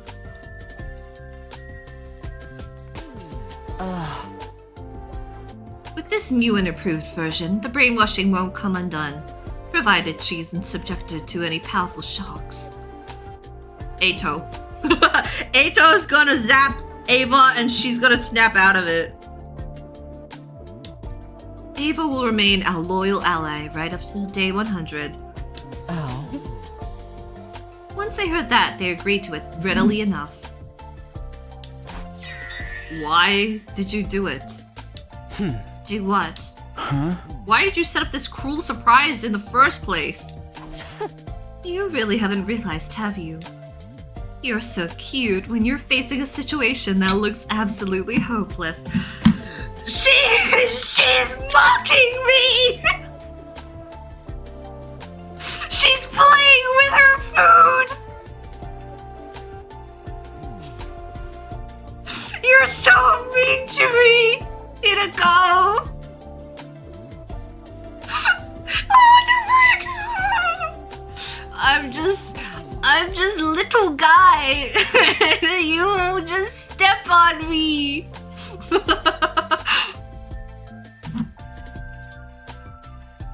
Oh. Your face gets all tense. You go as white as a sheet. You practically drench yourself in cold sweats. You look like a peeled banana that's been sitting out in the sun. What a frick! Uchikoshi, are you okay? Uchikoshi be like, man, I wish I had someone do this to me. Why did I do this? It's really nothing special. I wanted to see that look on your face. Damn, girl. Damn. Help. Ah! Well, good night. With that last remark, Hideko walked away. I was left standing there and heaved a sigh so heavy it could have been made of solid lead. What the frick?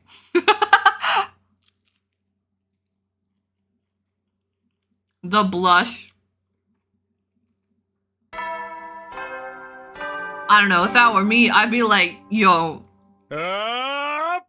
This is a bit much, Hideko. Like, I want to save everyone and be happy, but I don't really appreciate my feelings being played with like that, okay? You're treating me like a little animal.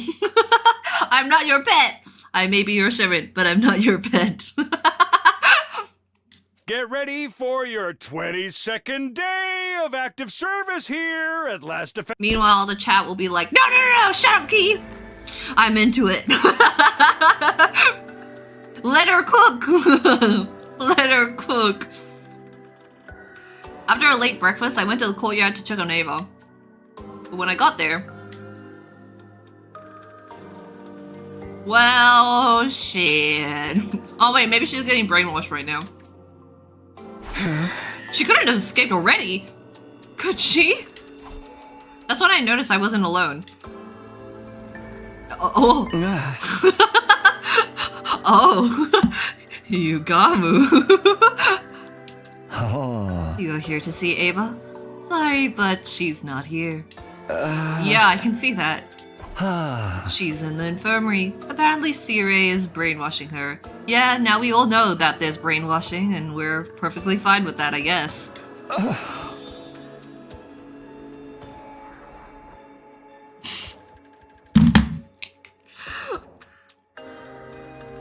Oh no, I'm in love with freaks. I'm so jealous. You think he'll throw in some physical torture to really make the conditioning sink in? I'm getting chills imagining what kind of atrocities she's committing in there. I wish I could be there to watch. Yugamu the cuck.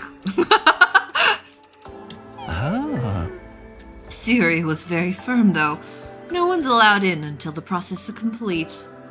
Ah, how mortifying. Damn.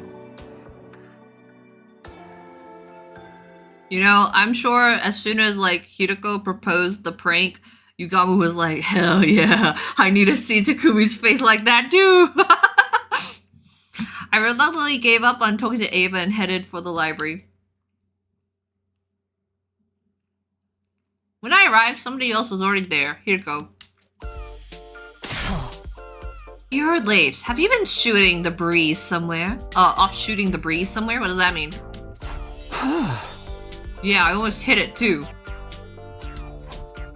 I told Hideko about Ava. Her reaction was more or less what I expected. I don't want to sound too dismissive, but you already knew she was going to be brainwashed once we took her prisoner.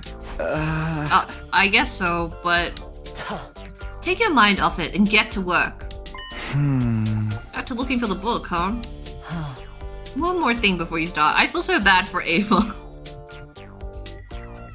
We treat her so badly. Like, damn. It sucks to be Ava. One more thing before you start. Your joke about shooting the breeze and almost hitting it just now, it wasn't the least bit funny. Alright, let's get to it. Well, Hideko, your joke about killing her wasn't funny either. In that moment, my face probably looked like a peeled banana that had been in the sun too long. But I didn't want to give Hideko the satisfaction of seeing it. I turned away and began examining the books on the shelves, searching for the title we wanted. Ava never wins. It's so sad. Hours went by, but we still failed to turn up reflections on the imprecatory...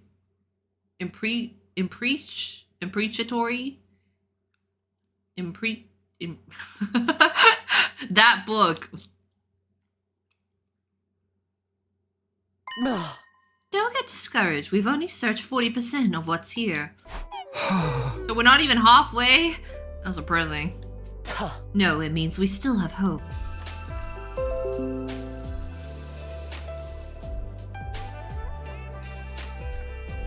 Fishy swaz. No, not fishy swaz. No. Swaz. I don't need fishy swaz. Stop saying fishy swaz.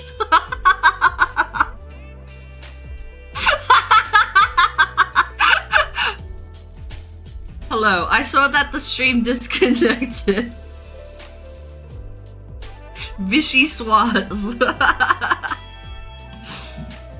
Alright, if we'd searched everything and still hadn't found it, that would be depressing.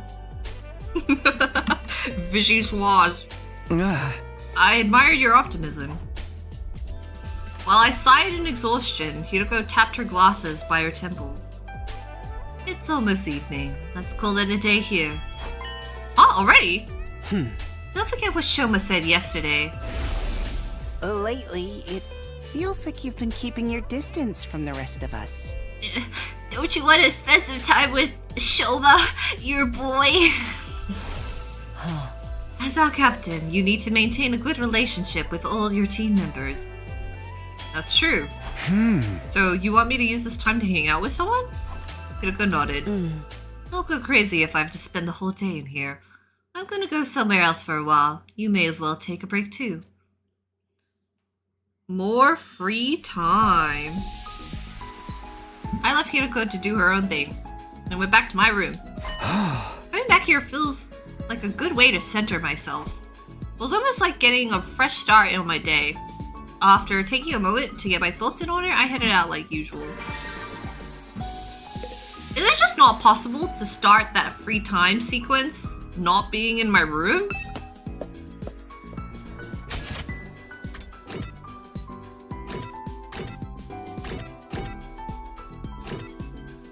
Well, Shoma's not even available to talk, so...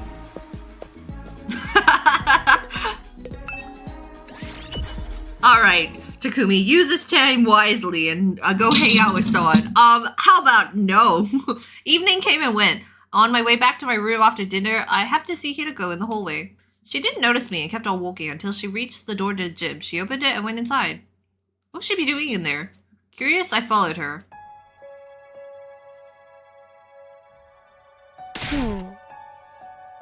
What? Are you stalking me now? No, I just saw you going in here and wondered if something was up. Nothing's up here apart from the punching bags, the lights, and that weird statue. So what are you doing? It's hard to explain, but I just got the feeling I'd find him in here. Him? Do you mean me? My well, I guess you're not my baby boy. You're my dad. Shion. You know his name? I guess we do. No, wait! Oh, I guess maybe she does. But Takumi doesn't remember a timeline where Shion's name was out there. Shion? Yes, that's my name. Though I'm not really used to it yet. Apparently it's what I was called in some of the other timelines you've experienced. Imagine she was like, Fire Boy! I was majorly confused now. What's going on here?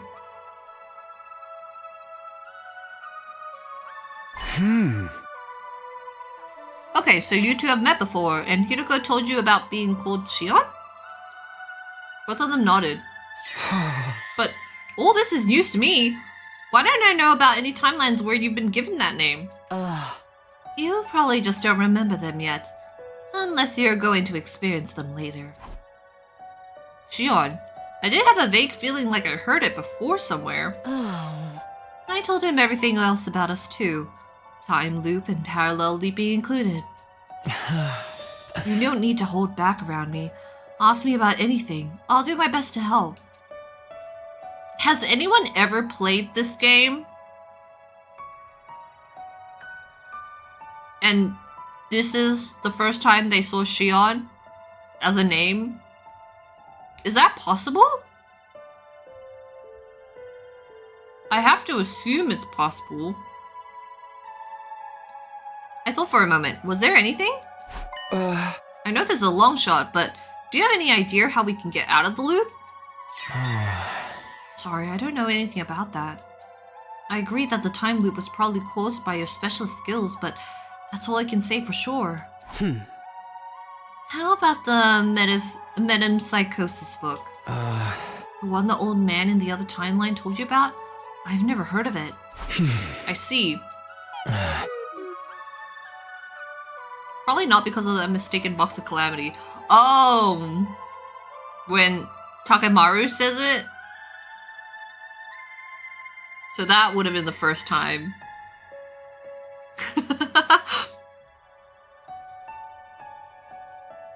I know people who do second scenario last. I know Mint did second scenario last. But she did that intentionally. Sorry. Even after offering to help, I'm not doing very much, am I? Don't apologize. It's not your fault. I do have some information you might find useful, though. What kind of information? It's something I overheard Siri and Nigo talking about a few days ago. It turns out there's something called a distress signal transmitter somewhere in the school. Well, that was disappointing. I'm sure Shion wanted help, but I already knew about the transmitter. Hiroko probably did too. Oh? Sorry, but we knew that already. It came up in another timeline. Oh, I see. Yeah, the mystery timeline. I remember it clearly. It was in a hidden room in the basement. We never actually used it, but we figured out what it was for, at least. A room in the basement? Not even I knew about that. Hey, why don't we check it out now? What? Even me? Of course.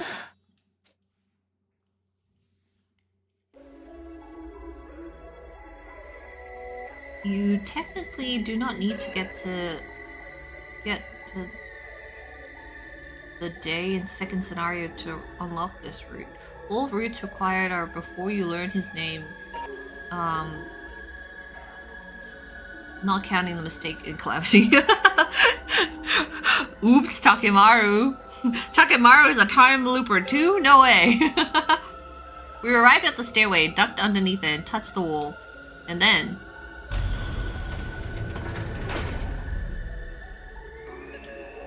Wow. I had no idea this was here. Well, this is interesting. Now we're going here with Shion. I wonder if, Sire and Nigo know about this area. It's not exactly easy to notice. Come on. Let's go.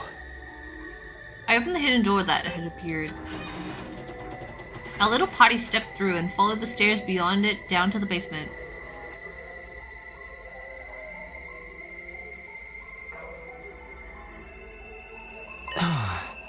So, this is the distress signal transmitter?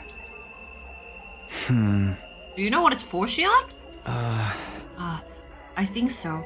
Based on what Siri and Nigo said anyway. Oh, okay, wait, no. Siri and Nigo do know this. Of course they would, actually. Oh. Tell us, just in case. It's worth checking if it lines up with what we know. Huh? Alright. But there's some specialized terms involved that I'd like to clarify first. We're in the school we're in now, the Lost Defense Academy, is also referred to as the first campus, or number 1. And second to Lost Defense Academy is the second campus, or number 2. And if I end up saying that there's actually another campus and it's called number 0, then I can tick something off my bingo. But probably not. Likewise, the numbers of the Special Defense Unit who started out here are sometimes called Team 1, while Nozomi, Moko, and the others are Team 2. I remember hearing something like that before. Was that in the mystery timeline as well?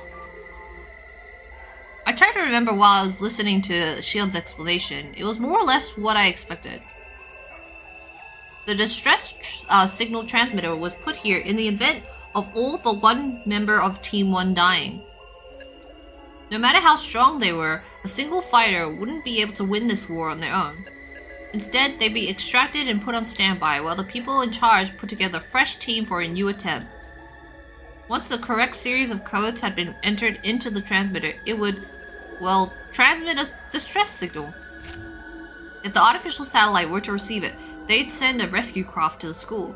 The survivor would get on board and be taken back to the satellite. Also, the rescue craft has a maximum weight capacity of 2 tons. That's a lot. Siri said the rest of the unit's bodies can be put on board to prevent them from falling into enemy hands. Huh? Well, that's the first I've heard of it. Sounds like you might have some new information for us after all. Go on, Shion. Shion nodded and continued. When a member of the Special Defense Unit dies and loses all their cryptoglobin, they enter a state known as total death. After entering total death, something called a liver mortis code appears on their back. To send the distress signal, the survivor needs to input 9 codes. Wow. This really is Uchikoshi. One for each member of Team 1, besides themselves. That's the way of proving everyone else is dead. Then the distress signal is sent and the extraction is authorized. I'm guessing the 2 teams were never meant to come together like we have here.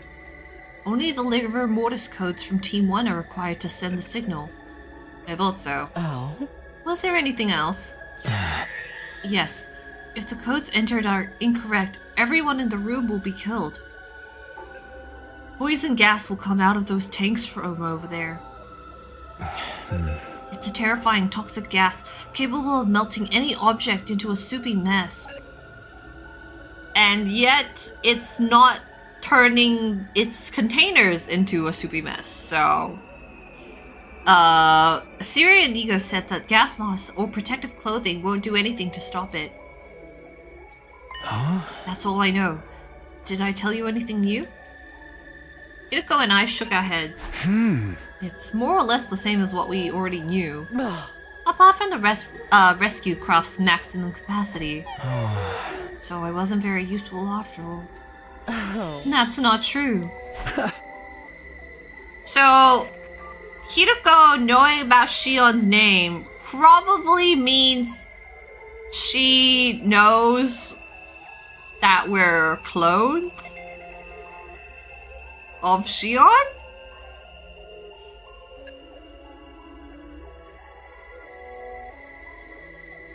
Do you know we're all family?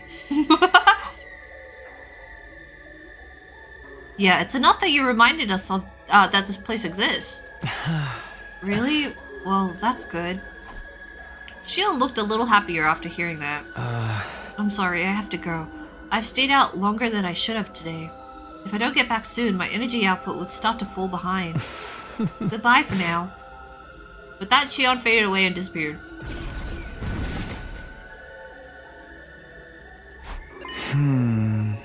So, what are we gonna do about this place? We should just leave it alone. It can only be used if all but one of us die, after all. Yeah, and that pretty much goes against what we're working towards here. Getting out of the loop and making it to day 100 with everyone else still alive, that's still our goal. Okay. My prediction, because Mystery got locked, right? So I feel like we're gonna have to finish this route and then go back to Mystery, or at some point in this route we're gonna get locked again and then have to go to Mystery, finish Mystery, or get locked again and then come back to this one and like parallel solve things. That would be a very Uchikoshi narrative. But with that being said, I feel like people might die. Because in the mystery route, we don't know the numbers of everyone except for Tsubasa's number. So my guess is that we're gonna find out some numbers probably in this timeline, which doesn't seem like it's gonna be good for the people here. That's just my guess. I feel like people might die.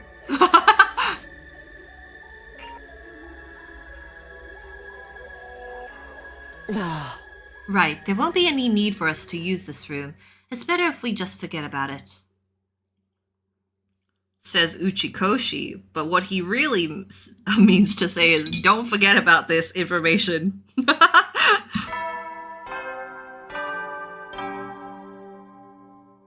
Up and Atom troops, time to rise and shine! Get ready for your 20th.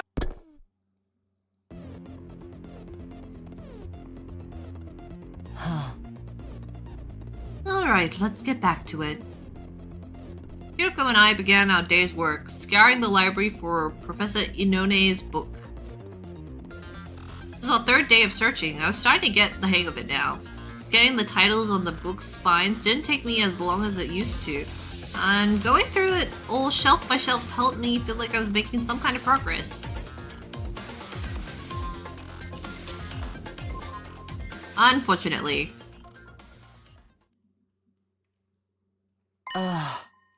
Time's up. I'm calling it here for today. How much have we got through now? Maybe 50% between the two of us. We're halfway done. Feels like our progress has gotten slower. Maybe it's because you've been spending too much time absorbed in the salacious literary culture of yesteryear. Hey! I have not! You're the one who's been taking breaks to read! So you saw that. Are you even looking for this book? Of course I am! There's nothing wrong with taking a little time off now and then. Oh, guys. She's flawed too. She's so cute. Taking little breaks, reading a book.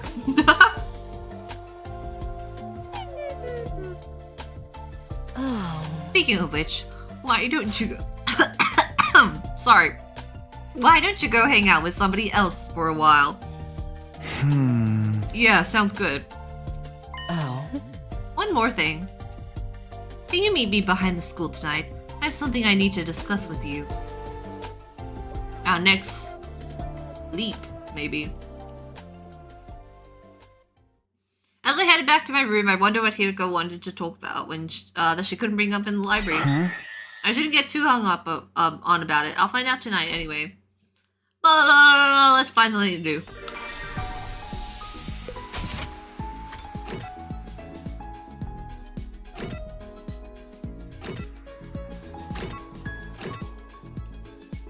Never anything interesting. Eito, are you still stuck in a perpetual loop? I feel so bad for Eito. I feel like there's, of course, like when he's relevant in the roots, he's really funny and like good. But every other time, he's stuck in a cage, can't do anything, or he's dead. It's like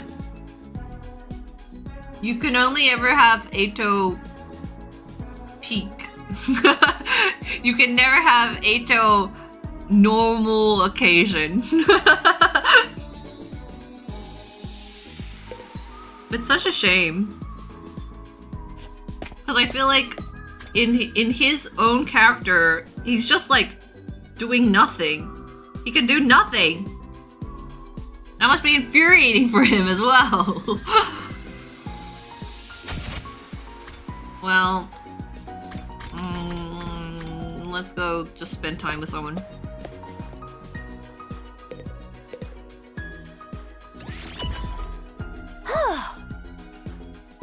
Hey Takumi, can I drive the bus too? I really had to fight to keep Gaku from trying to drive the bus.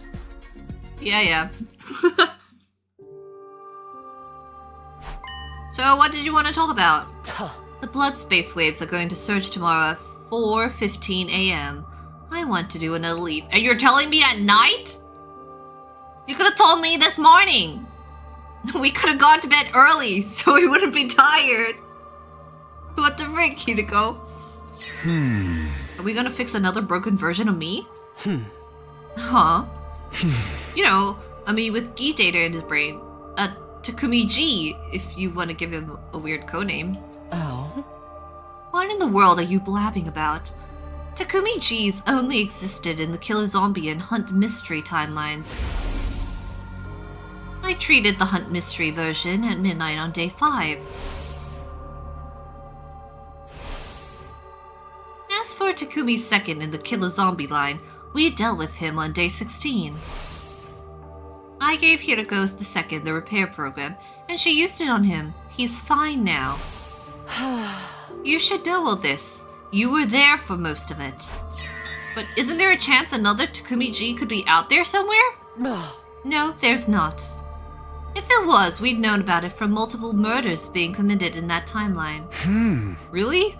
Why are there so few of them? I can think of 2 explanations. It could be because the versions of you in all the other timelines are from before you were infected. Or because they all come from the loops where after you were successfully treated. I'll say this again. Only the Killer Zombie and Hunt Mystery timelines contain a Takumi G, and both of them have already been dealt with. Huh? Right, they've been treated, and we've created new futures where I'm myself again. So we don't need to leap to another timeline to fix Takumi G's anymore. That's right. I don't know. As usual, we change locations before continuing our conversation. So why are we leaping tomorrow? You're familiar with the mystery timeline, yes? You remember who was killed. Well, no need to talk about Gaku. I'm sure you don't want to think about that. Oh, let me flash back anyway. Or Ava, since she died via self-destruction. Oh? But who else died in the mystery timeline? Kako. Shoma. Moko and Tsubasa. And finally Kurata. 5 victims in all. So who was responsible for those 5 murders? It wasn't you, that much is clear. They all died after you were treated. I nodded and thought about it. It turned out that Shoma killed Kako. And then Eva killed Shoma. But they both said they didn't really want to kill anyone. They were just following orders from someone called X. That person was probably the mastermind behind the other murders as well. In other words, X is the one responsible, indirectly or otherwise. Yeah. The second murder occurred early on day 27. Today's only day 23, so we still have a chance to save Kako. That is our objective this time, to prevent the tragedies that occur in the mystery timeline. As for how we're going to do it, that much should be obvious. You mean... Yes. Tomorrow, we're going to expose the true mastermind. And stop X before they can start killing. Ooh.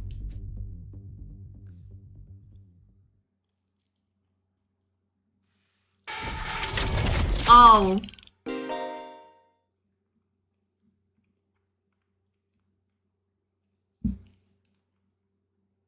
Oh. I see. Well, this is what I thought would happen. Wait, what was that?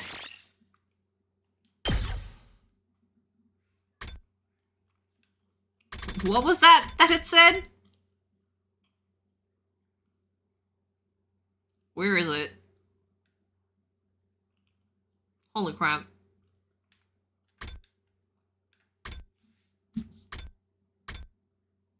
Reach ending 100?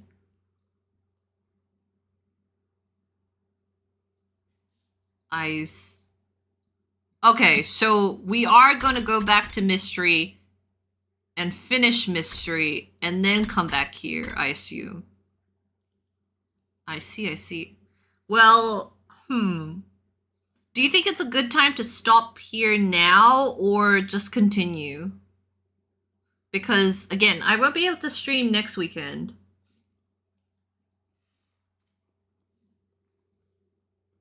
But we should probably look for a good stopping point because I won't be able to finish the entire game today.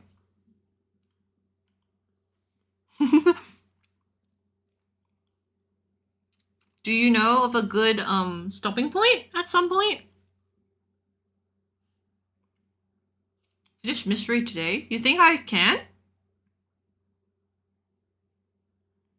I think you should be able to finish up the log. Okay. Cool. Well, then let's go for it, I guess.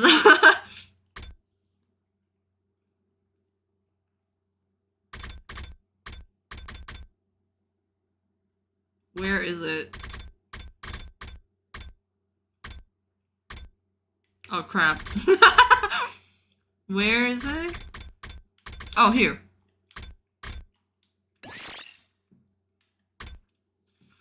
All right. Let's go!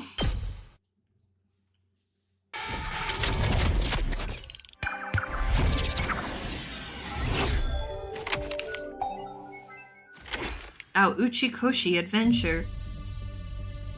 I thought back to what happened yesterday. So I'm assuming that this route, this Takumi is not gonna like suddenly be like, whoa, I remember what's happening in the other route. We're not gonna morphogenetic field ourselves right now. I thought back to what happened yesterday. After Hiroko and I found that secret basement room, we ran to the roof and told everyone about it. Not everyone, though.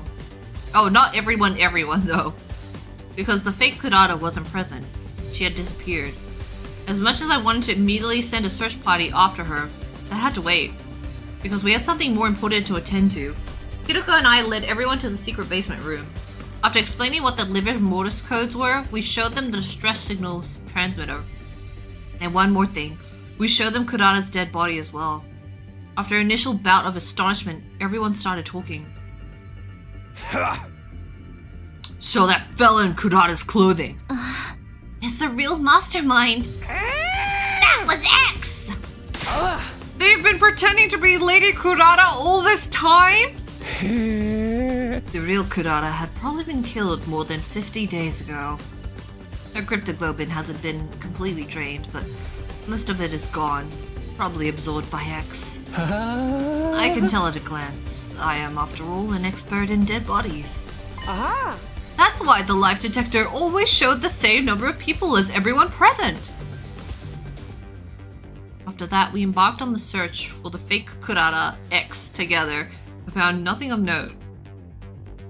Oh, so they just left. They just disappear? Hold on. What day is this? Day 83. Oh. Wait, no. Day 82, day 83. Okay. Yes?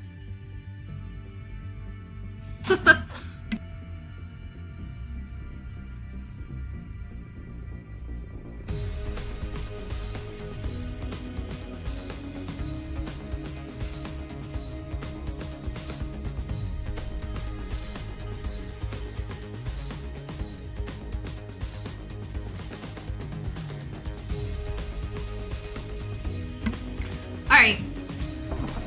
The same thing happened again today on day 83. We ransacked the entire school trying to find X. But they had disappeared without a trace. They were like, I'm getting out of here. I got caught. Night soon fell and we had to call off the search. The number shown on the life detector stayed as 9. That means X was still hiding somewhere on the premises. No matter where in the academy X is hiding, tomorrow's the day we'll find them for sure. I clenched my fists in determination.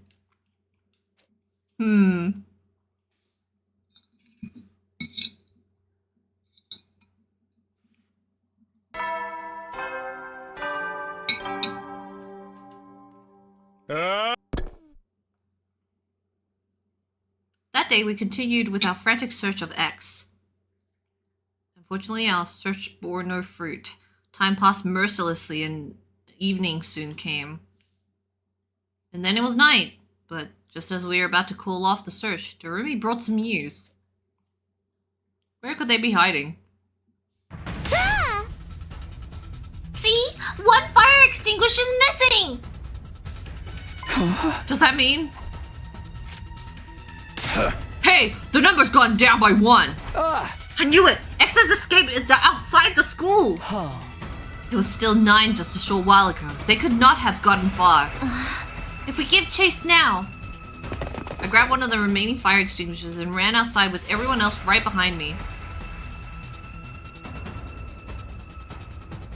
Oh, guys, put on your class armor! Guys, put on your class armor! We cut through the wall of fire and went out into the city ruins. In the distance, we could see the outline of someone running away. That has to be X! We immediately gave chase.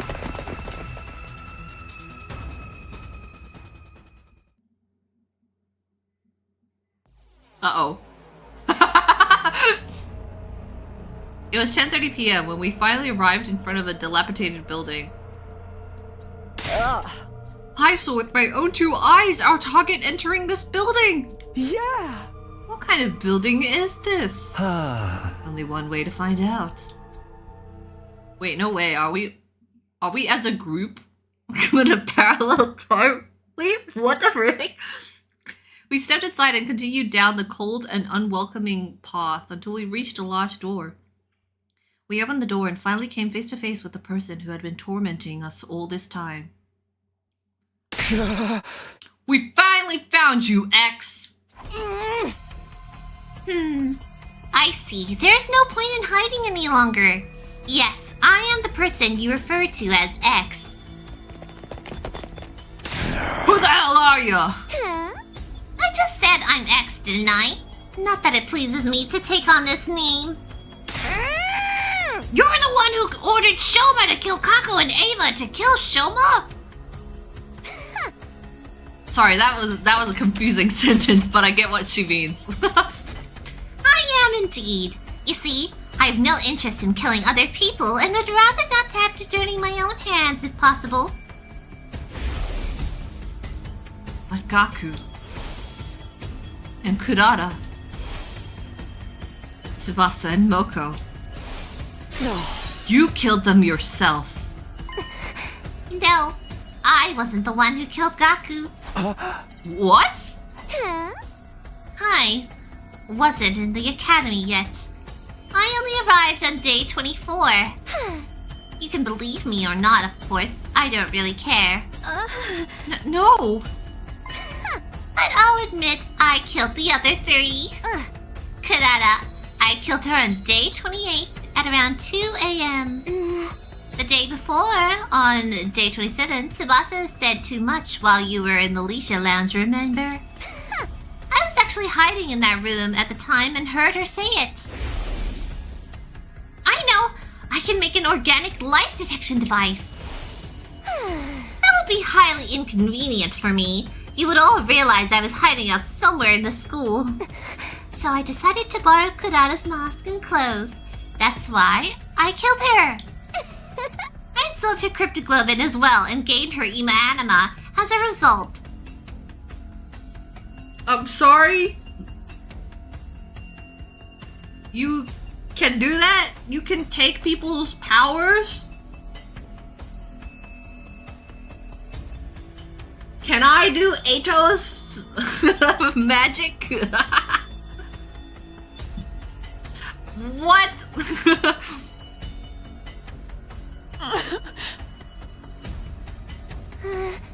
As for Tsubasa and Milko, it was our turn on watch that night.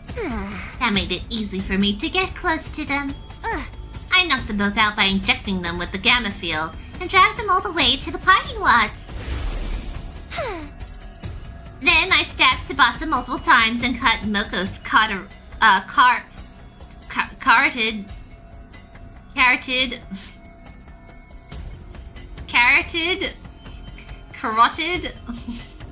artery.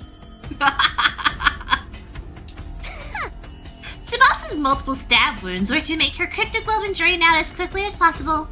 That was also why I hung her up in the tree. As you've already deduced, my objective is to obtain the liver mortis codes from all members of Team 1.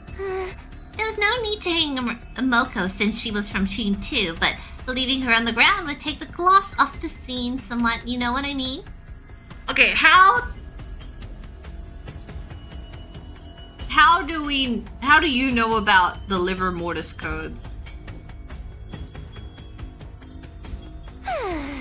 So I strung them up together.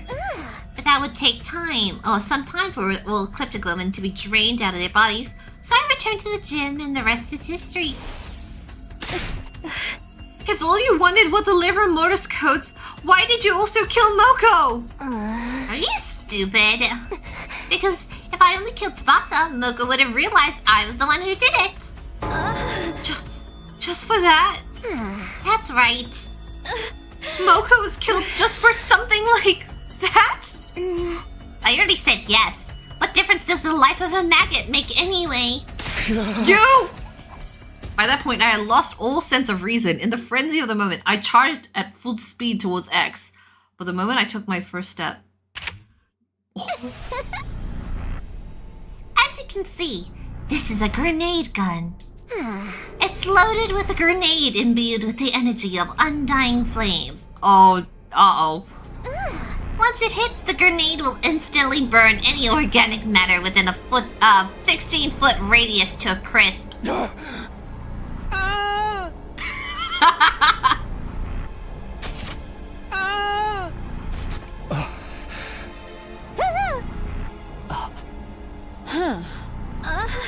As we all know, they would be shaking.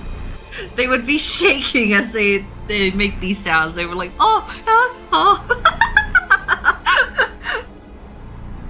Let's play a game. I love playing games. Here are the rules. I'm going to fire this gun after counting to 10. If you can guess who I really am before then, I'll lower the gun. As a bonus, I'll even tell you everything I know. But if you guess wrong, it's game over for you.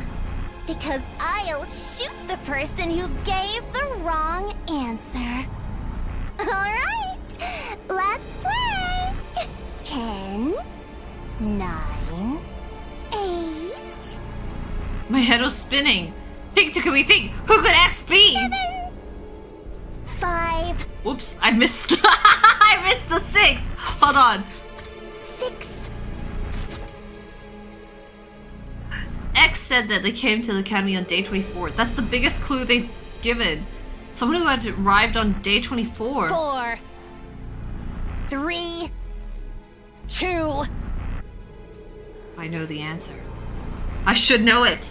X is... The real identity of X is... 1. The true identity of X is... I mean, I think I already know who it is. I already know. Because I was thinking about it. However, let's get it wrong first, so...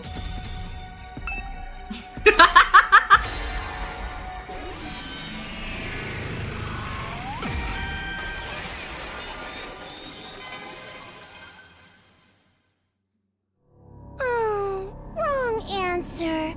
Game over. Without any hesitation whatsoever, X pulled the trigger. You're telling me it wasn't Gaku? It wasn't Gaku in a dress? You know, there's been 2 times where Gaku and Kunada have to, like, die. So, like, you know, why couldn't it be Gaku right now?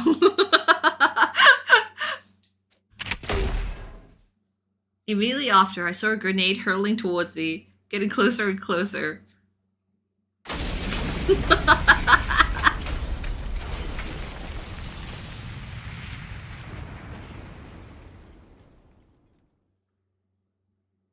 Yes, Takumi. It was me! Your boy, Gaku! Oh, by the way, someone told me I should, watched these credits at least once. So should I do it now or like? But then isn't this like a copyrighted song? So I'm not sure. Tell me if I should be listening to that thing. Explosion? That's really funny.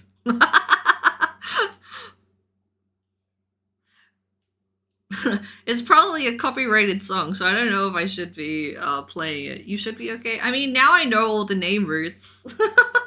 So you can always do it at the end of the last ending. Yeah, okay. That works for me. You know, with that being said, and knowing the answer of this question, right? I do have to wonder, like, well, firstly, Hiroko, it was a really stupid decision to do that.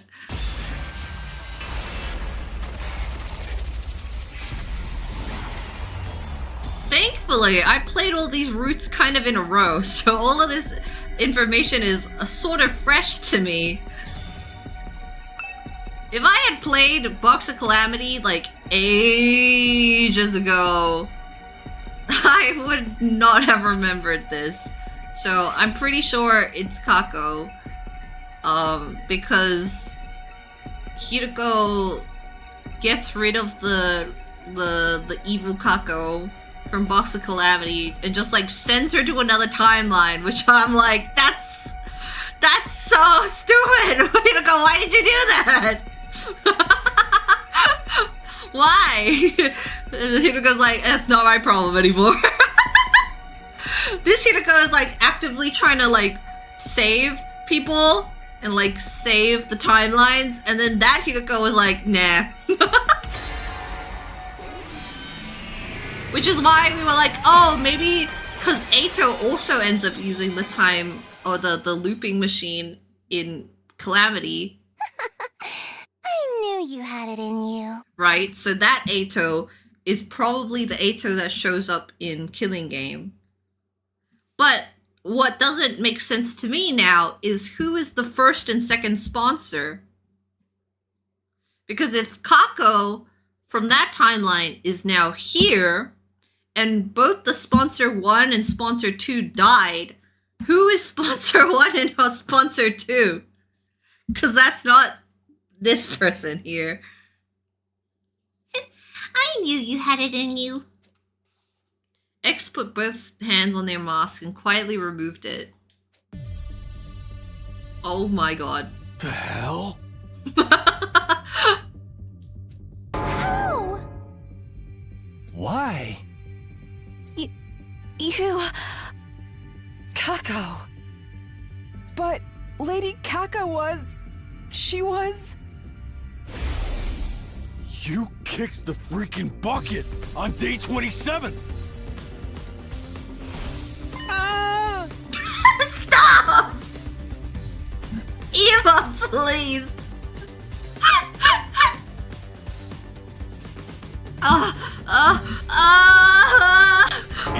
Sister dearest! My dear sister! She's still alive! Oh, Ima, that... that face. Alive! Alive! Alive! Alive!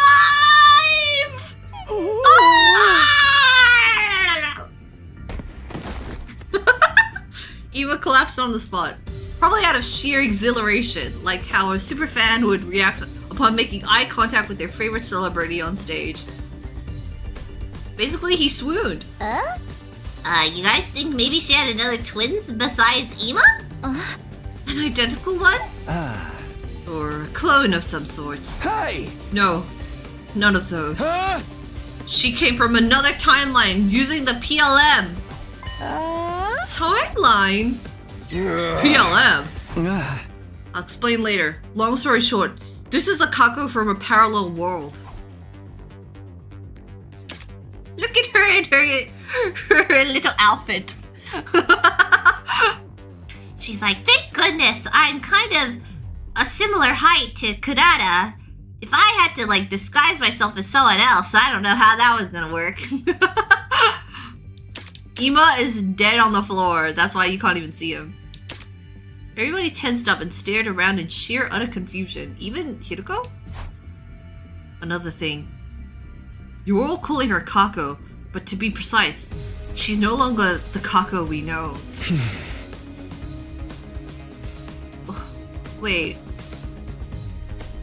Takumi knows about Gi right now? Does Takumi know about Gi in the mystery route? I don't think so. I'm trying to remember. How does he know about Gi? There's a parasitic creature called a Gi in her brain that's taken over her body. It's gonna be easier if we call.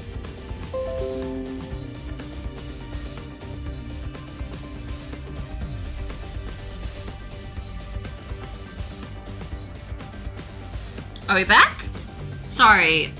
OBS really wants to die today.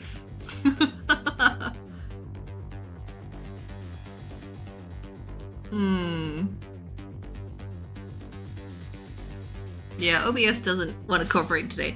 That's true. Takumi shouldn't know it's Kako. But I guess he's having a eureka moment right now.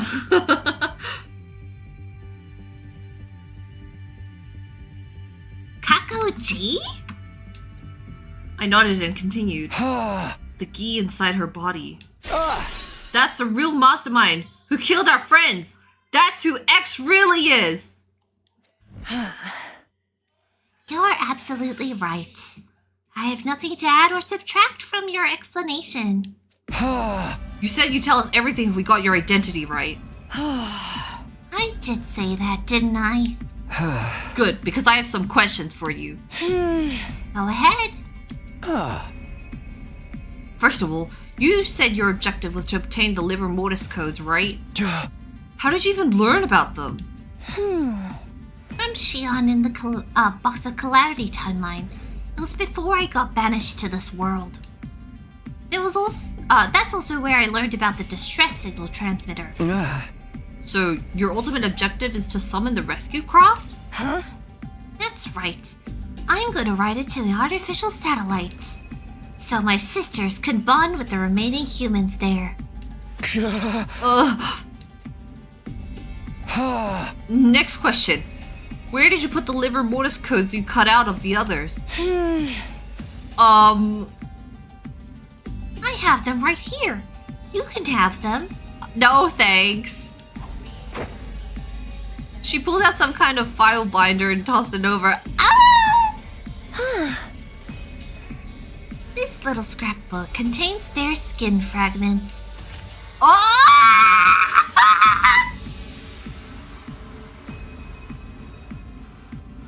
Oh no. Oh no, wait, Kako, was it a 6 or a 9? If you put it in the book the wrong way, how am I supposed to know? You won't know which number belongs to whom, so I'll tell you. Huh? Oh, well, thank you. That solves your issues. Eito is 8. Gaku is 0. Gaku is 0? Guys, hold on. Someone called 0. It was Gaku all along. No way. Can I call that a bingo?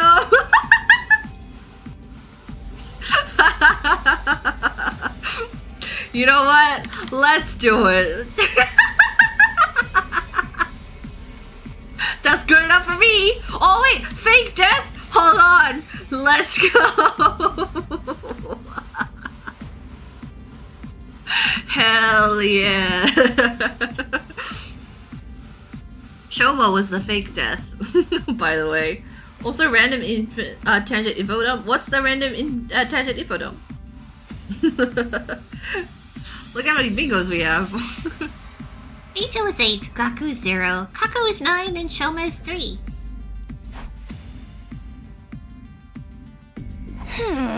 There's just one more confirmed liver mortis code. I didn't take her skin, but you must have seen it too. Yes, Tsubasa is 2. That's 5 confirmed so far. Just 4 more to go. May I ask a question as well? Go ahead.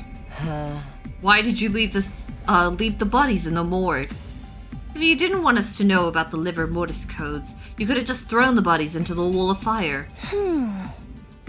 Call it instinct. My primal desire for my species to survive. I left the bodies there to provide suitable seed beds for another Khee queen. There was a powerful urge within me to leave the bodies alone. I can't explain it very well. I suppose it's like the urges you humans feel when seeing an attractive member of the opposite sex. Are we done here? I have to go now. Everybody was silent just now because they were like, what do you mean opposite sex? Hey. Opposite? Don't you mean any sex? She's like, that's right, I'm homophobic. No! Homophobic Kaku G, she has to die now.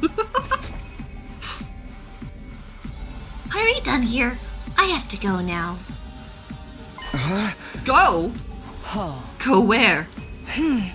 You're beginning to annoy me. So I'm going to jump into another timeline and kill all of you.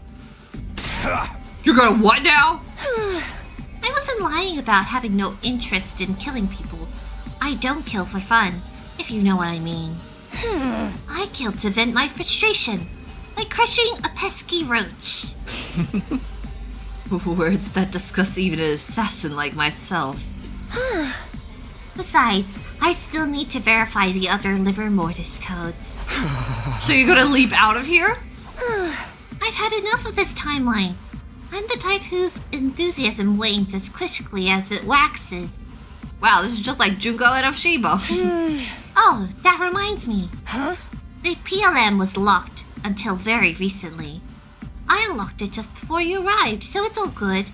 I can leap into any timeline now. Locked? It's fine if you don't understand. Don't go worrying your precious heads about it. You'll need to leave the room now. I have to change into my leap suit and make other preparations before I leave. You think we're just gonna let you go after all you've done? Aw, don't make me do this. I still have a gun, remember? I'm going to count down from 10 now. Get out before I reach 0 or else. 10, 9, 8. That's Eito. The burning rage within me flared up into inferno. I could no longer contain myself. 7, 6, 5. This lunatic killed Kaku, Shoma, Tsubasa, Moko, and Kurata. I was not going to let her get away scot-free. 4, 3, 2. No, not if I could help it. I'd catch her and punish her for everything she'd done. I swore to myself that I would exact revenge for my friends, no matter what it took. 1.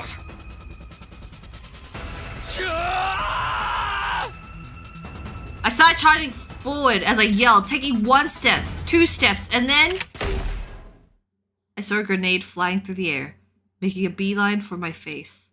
Suddenly... No! Nozomi, are you gonna jump in front?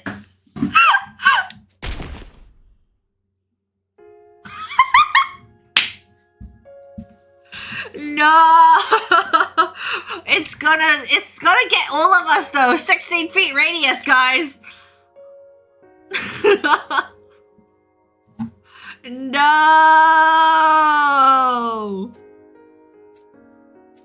What? What just happened? This can't be real! Nozomi, she's trying to protect me? No! Don't do this, Nozomi! Get away! Please! Get out of the way! I'm begging you! Nozomi! Nozomi! Nozomi! Nozomi!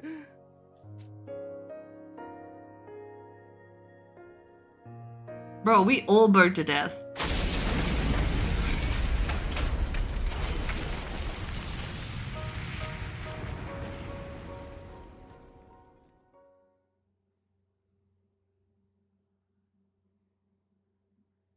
How is Kakuji still okay? You're saying she wouldn't get blown up?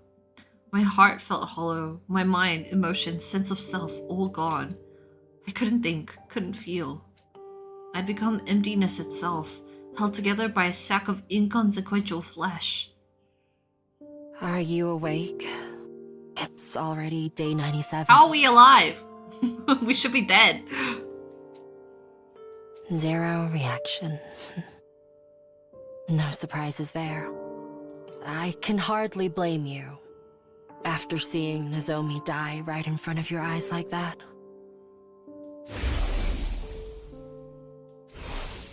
You may not be listening, but I have something important to report. Kakuji leapt to another timeline after she killed Nozomi. We tried to stop her, but she threatened us with the grenade gun. I am sorry. Please, forgive us. Unfortunately, we cannot ascertain where she leapt to. We checked the logs, but someone had altered the program to automatically delete that data. Damn. Everyone else is safe, by the way. They were more than 16 feet away at the time of the blast. What the frick? That was how long is a foot? 16 feet sounds like a lot, and we were all kind of standing near each other. 16 feet. All right, 16 feet.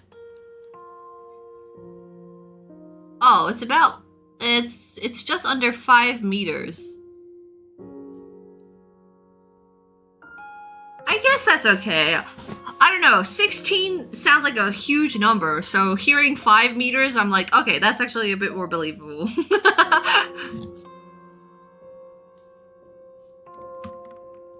Not that knowing that would bring you any comfort.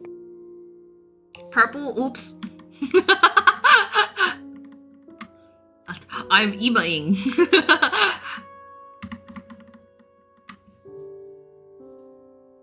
Whoops. There we go. Can you walk? Follow me. I need to show you something.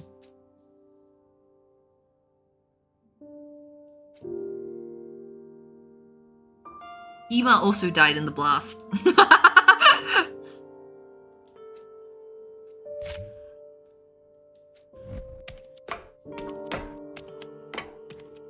Oh, is the escape pod broken?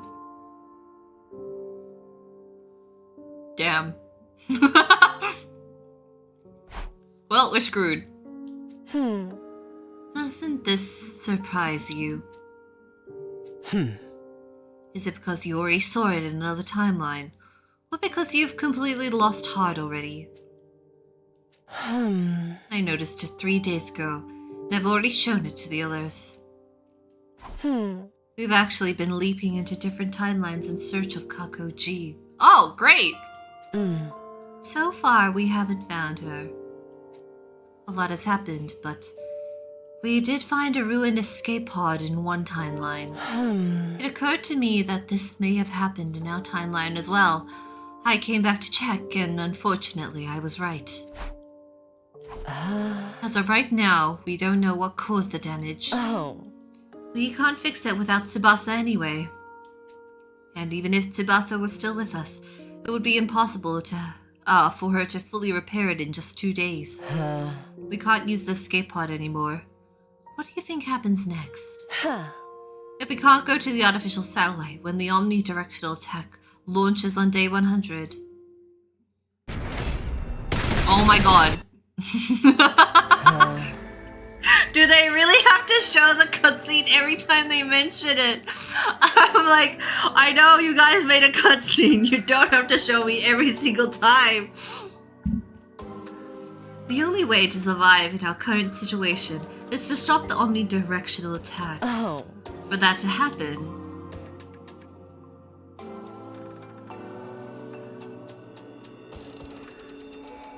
hey, Shion.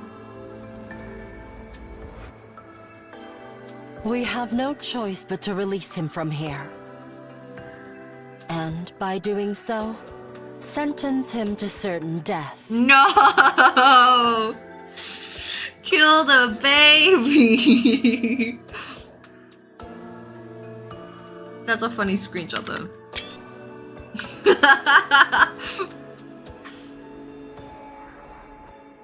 We have to abort him. Who would ever feel good about willingly sacrificing an infant to preserve their own lives? To be fair, he's already been born, so it wouldn't be abortion anymore. Just straight up murder. So, I've made my decision. You're going to leap, aren't you? Huh?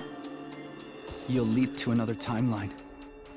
You want to find a way to save the baby somehow. Isn't that right? Gaku fell silent for a while before answering. You're not wrong. I intend to steal a device called the baby jar. Baby jar!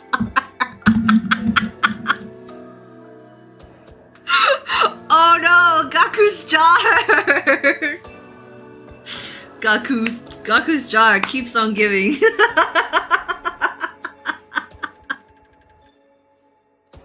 The baby jar. Say that one more time. You're not wrong.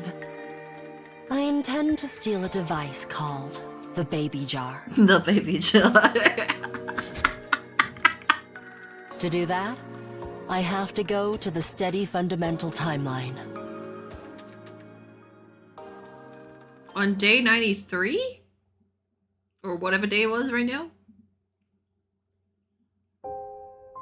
My heart remained empty, floating about quietly in darkness. I melted into the formless void. I could no longer tell where the darkness ended and began. And now I began. My outline was slowly dissipating, like an abandoned sand sculpture blown by the wind. I'm glad you're awake. Today, we celebrate the arrival of our long-awaited Day 100. You look nice in the moonlight lighting. Not that there's anything worth celebrating right now. We've won the war. We've defeated Veshness. Emptiness is our spoil. And that is all. Are you worried about the others? Don't be. Everyone is safe. The omnidirectional attack won't be happening in this timeline. As you can see, the missiles are no longer being charged. Baby jar!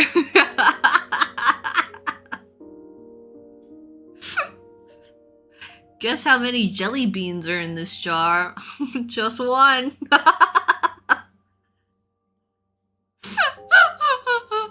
This is so funny looking. What the heck is this? Takeaway container for my baby. They won't be used to eliminate all life on this planet.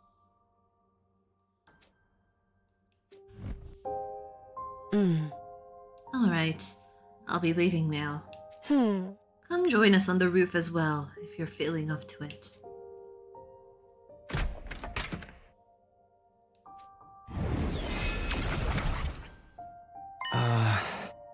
Hello, it's been a while. I'm in a jar now.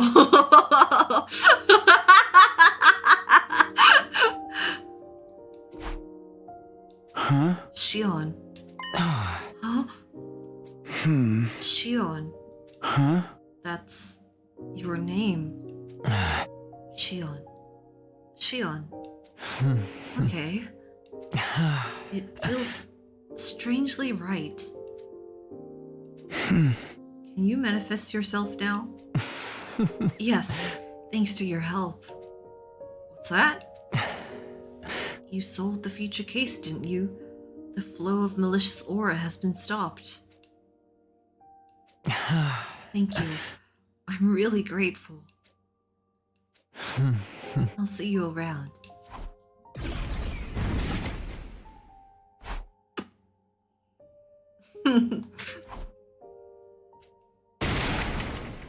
Hello? Takumi, you've gotta come see this! Oh, will you quit with the Muro's character archetype already? Come on! This might actually cure you! What's that? Just come with me! Hurry up!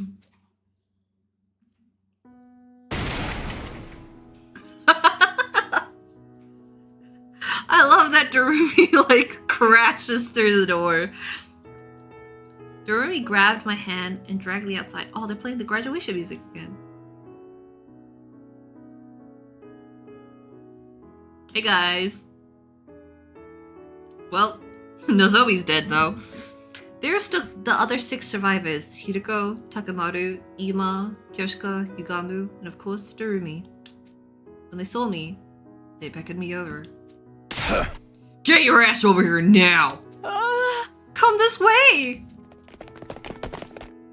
I ran with the rest towards the fence and we glanced down at the schoolyard together, where we saw... What? No way! How? We can talk more in the schoolyard. Run, everyone! Yeah!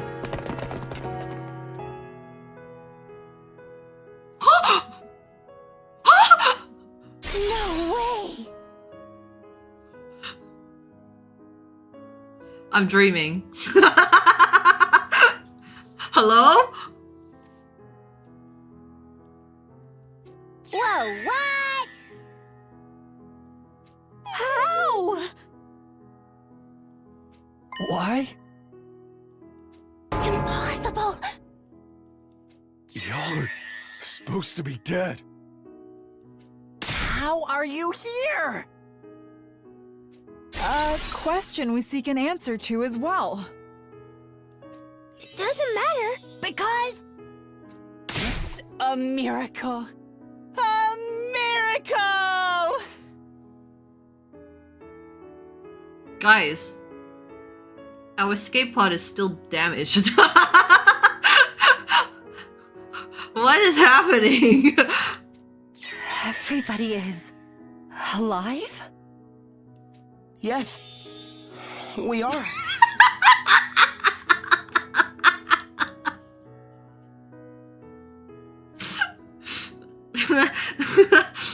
I don't know, Eito. This is really weird.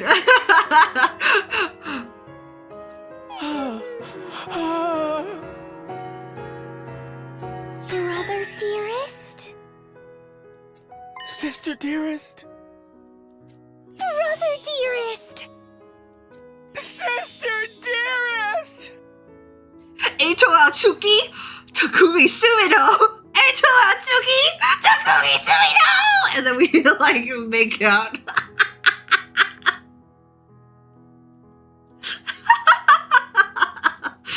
Come here, Eito. Blah, blah, blah. The twins ran and leapt into each other's embrace, but I wasn't looking at them at all. I was looking at Nozomi, probably. Because my eyes had gravitated towards... Nozomi? Nozomi! Driven by an unstoppable impulse, I ran to her and enveloped her in a crushing hug. Takumi, what's wrong? Sorry, it's nothing. I'm just so happy. So happy. Aww. Everyone started gathering at one spot as well, exchanging hugs, patting shoulders, and rubbing cheeks. Shouts of joy filled the air amidst the occasional sobbing. In the moment, I felt like there was someone standing behind me.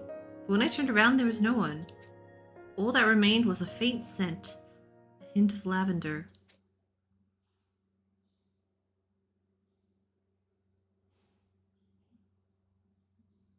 What was Hiroko doing? We inadvertently ended up on the roof after that and stared at the distant landscape beyond the fence together. It's over. Whoa.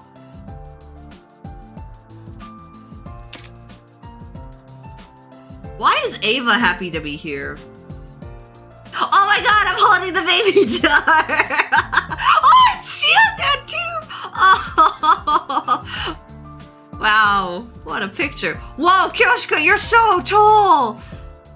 This is, oh my god, Yugamu, you're so tall! Oh, this is the best ending yet!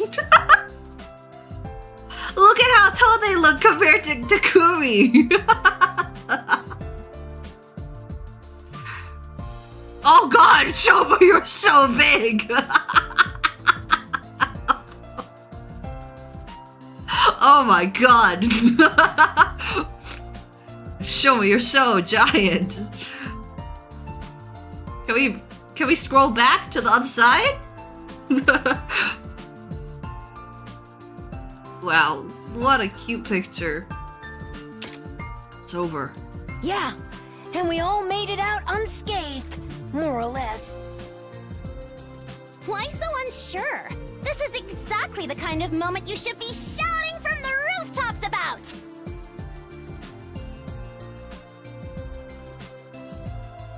I'm gonna have to look at this picture later in the gallery. What is she on? Yay! Yes, you're right. My dear sister is alive! And so is my dear brother. She sounds like unsure about whether to be happy about that or not. The baby's been saved. The baby's been saved. The baby's been saved. The baby's been saved. The baby's been saved. Oh, Eito man. Oh, frick. I've been seeing so many, like, artworks, so, like, I don't know. Well, maybe not so many artworks, but, like, you know, everyone likes to talk about, you know, Takumi getting pregnant and whatnot. So I'm just like, yo, would Eito be happy to have a baby?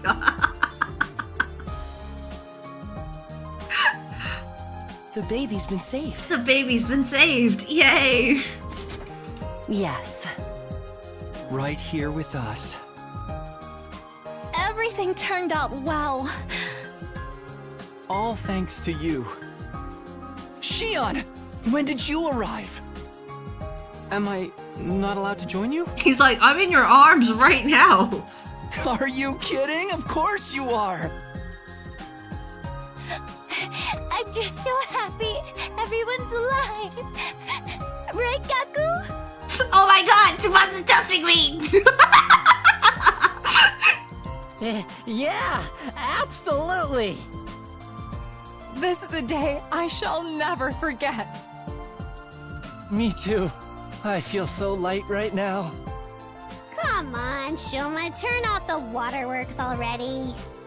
But I'm just so...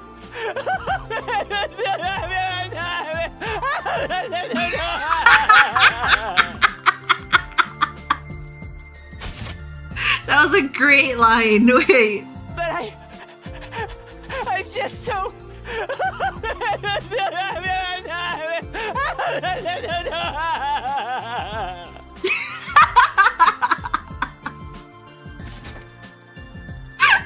That was great, Shoma.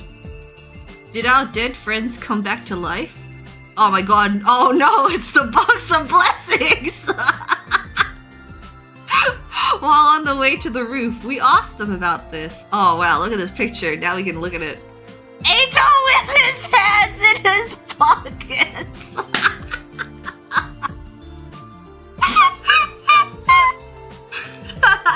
Look at him! Oh my god. Again, I don't really get why Ava is happy to be here, but... Eito loaf?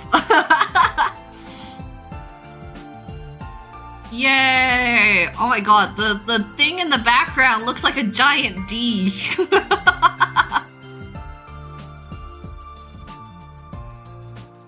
This is beautiful. I don't know how it happened, but it happened, so it's beautiful. Now dead friends come back to life? While on the way to the roof, we asked them about this.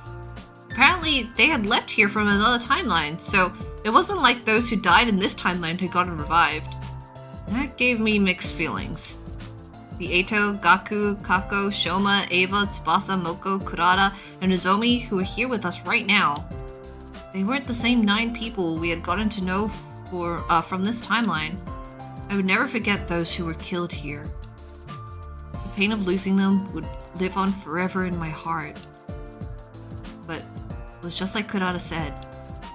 Right now was the time for us to go all out and celebrate the fact that everyone was still alive.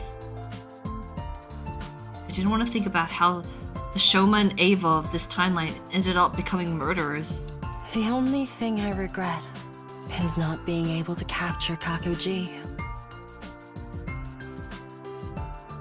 What timeline has an Eito that's like happy to be here? You know what I mean? Yeah, but it's only a matter of time before we do. And exact vengeance on her for everyone's deaths. Coming of age? But he was pretending! Well said, Takumi. We continued staring into the distance together for some time after that. Reflected in each of our eyes were the purple flames and the boundless eternal future that stretched out ahead of us.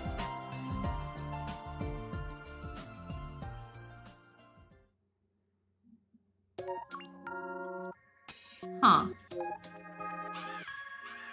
Well... I don't know. I do like that, like, Takumi was like, I don't know if I like the fact that everybody is, like, you know, not the same version that we knew, but oh well. Okay, I'm just gonna, like, skip the credits again. Mystery route. Visitors from day 100. I'm assuming that all the little things are gonna be addressed back in Steady Fundamentals. But do I like that ending? I mean, I like that Shion gets to live. I don't know if they're going back to the satellite. Their escape pod is damaged. But everyone's just chill. They're like, whoa, how convenient that there wasn't a double of. Except I think maybe there was. Because, like, Takumi was like, I smelled lavender. Which makes me think maybe there was a second Hideko, right? With the new group that came in. But because there already is a Hideko in this existence, that second Hideko decided to not interfere and leave, maybe? It's not possible to get the 100 ending as the 100 ending. That's funny. Yeah, true. It's not possible. You have to go back to SF.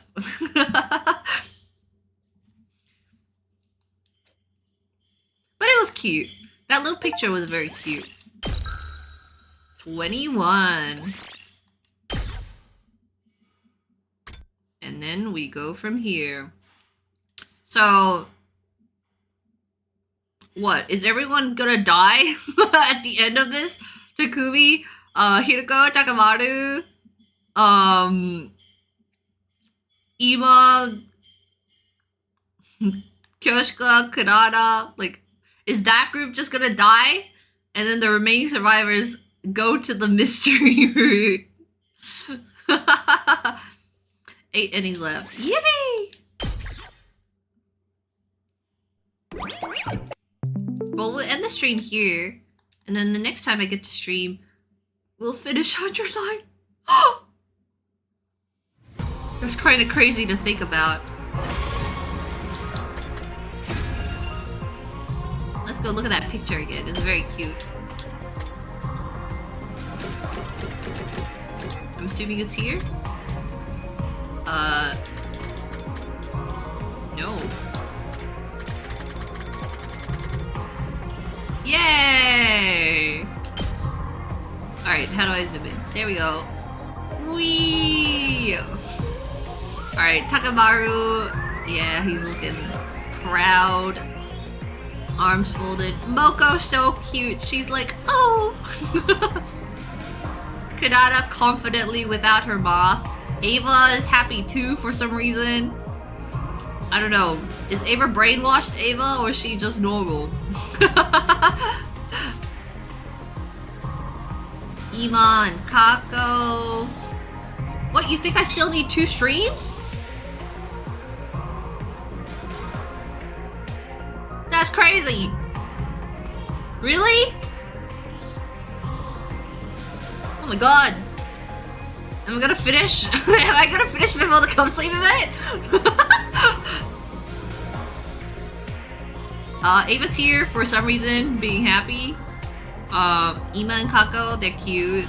But again, it's kind of like, I guess they're like, everyone is just gonna accept that like it's not the same people that they knew, but like they'll have the similar trauma. Eito, Hiroko, Takumi looks so happy and moe. I love that they keep drawing Takumi's sleeves too long, so it's like covering half of his hand. It's so cute. And he's holding the baby jar. Guys, Takumi is with child. Takumi is with child right now. He's preparing for pregnancy. Nozomi cutie. Shion really cute too. Tsubasa crying and touching Gaku on the shoulder, and Gaku's like, oh my god, the touch of a woman. Kyoshika's so cute. So cute. And then you have Gamu, Darumi, and Shoma. Oh, Darumi's holding Shoma's shoulder too!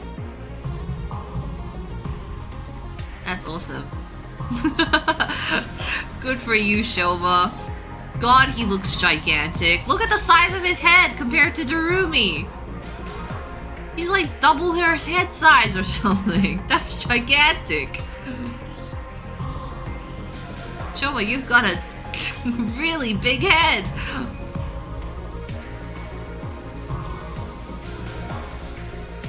This is so cute though. Yay! The big D in the background. Guys, we love the sky. We love the sky. Look at the beautiful sky. Okay, Eito is so cute though with the hands in the pocket. That's actually adorable.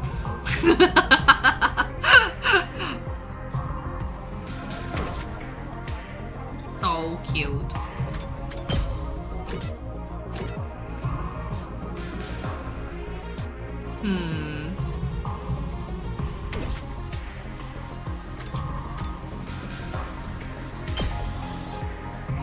Interesting.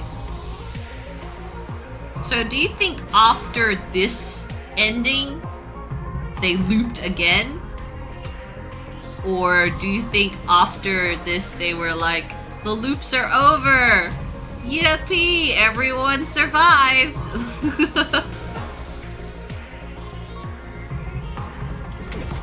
I guess we'll have to figure that out.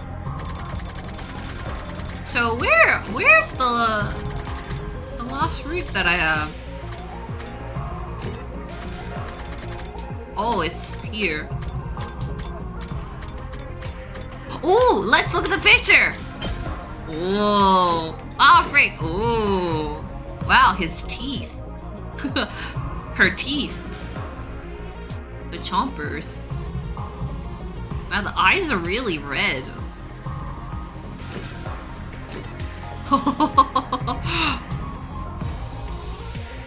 Sheesh! So cute looking though. No! Gaku.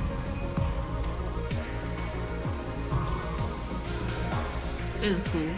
Even in this picture, they can't resist giving Takumi oversized sleeves. So moe. So moe.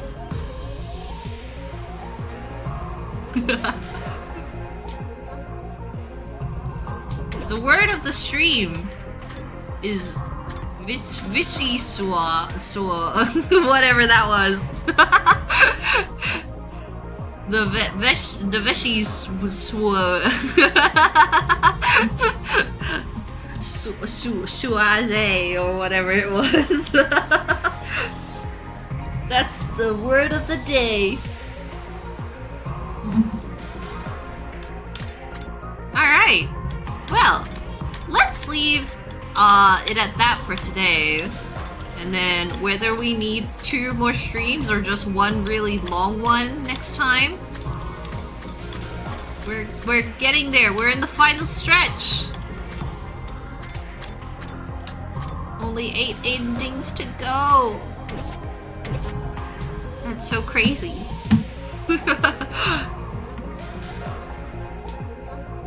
Well, everybody, thank you for coming to the stream.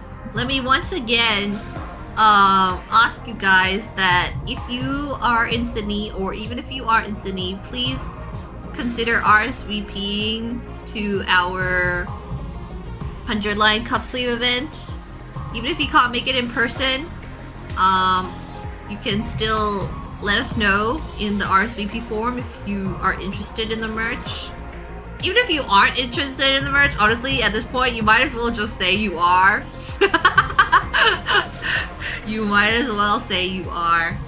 If you don't get super distracted, maybe you'll be done in one super long stream. I see. Well, we shall see. We shall see on the day. I shall keep in mind that it will potentially be a super long stream. But yeah, please come or RSVP to our cup sleeve event. We're working very hard, and I can't wait to see the people who do come and have fun. Yay! Thank you! I'm very likely coming to SmashCon in July. Yay! Please do! SmashCon this year should be very exciting. I know like a lot of people are applying for SmashCon this year, so hopefully, fingers crossed, we all make it in, and then we'll have so many 100 line artists at Smash. I need like a con to really invite Kodaka and Uchikoshi. That would be so awesome.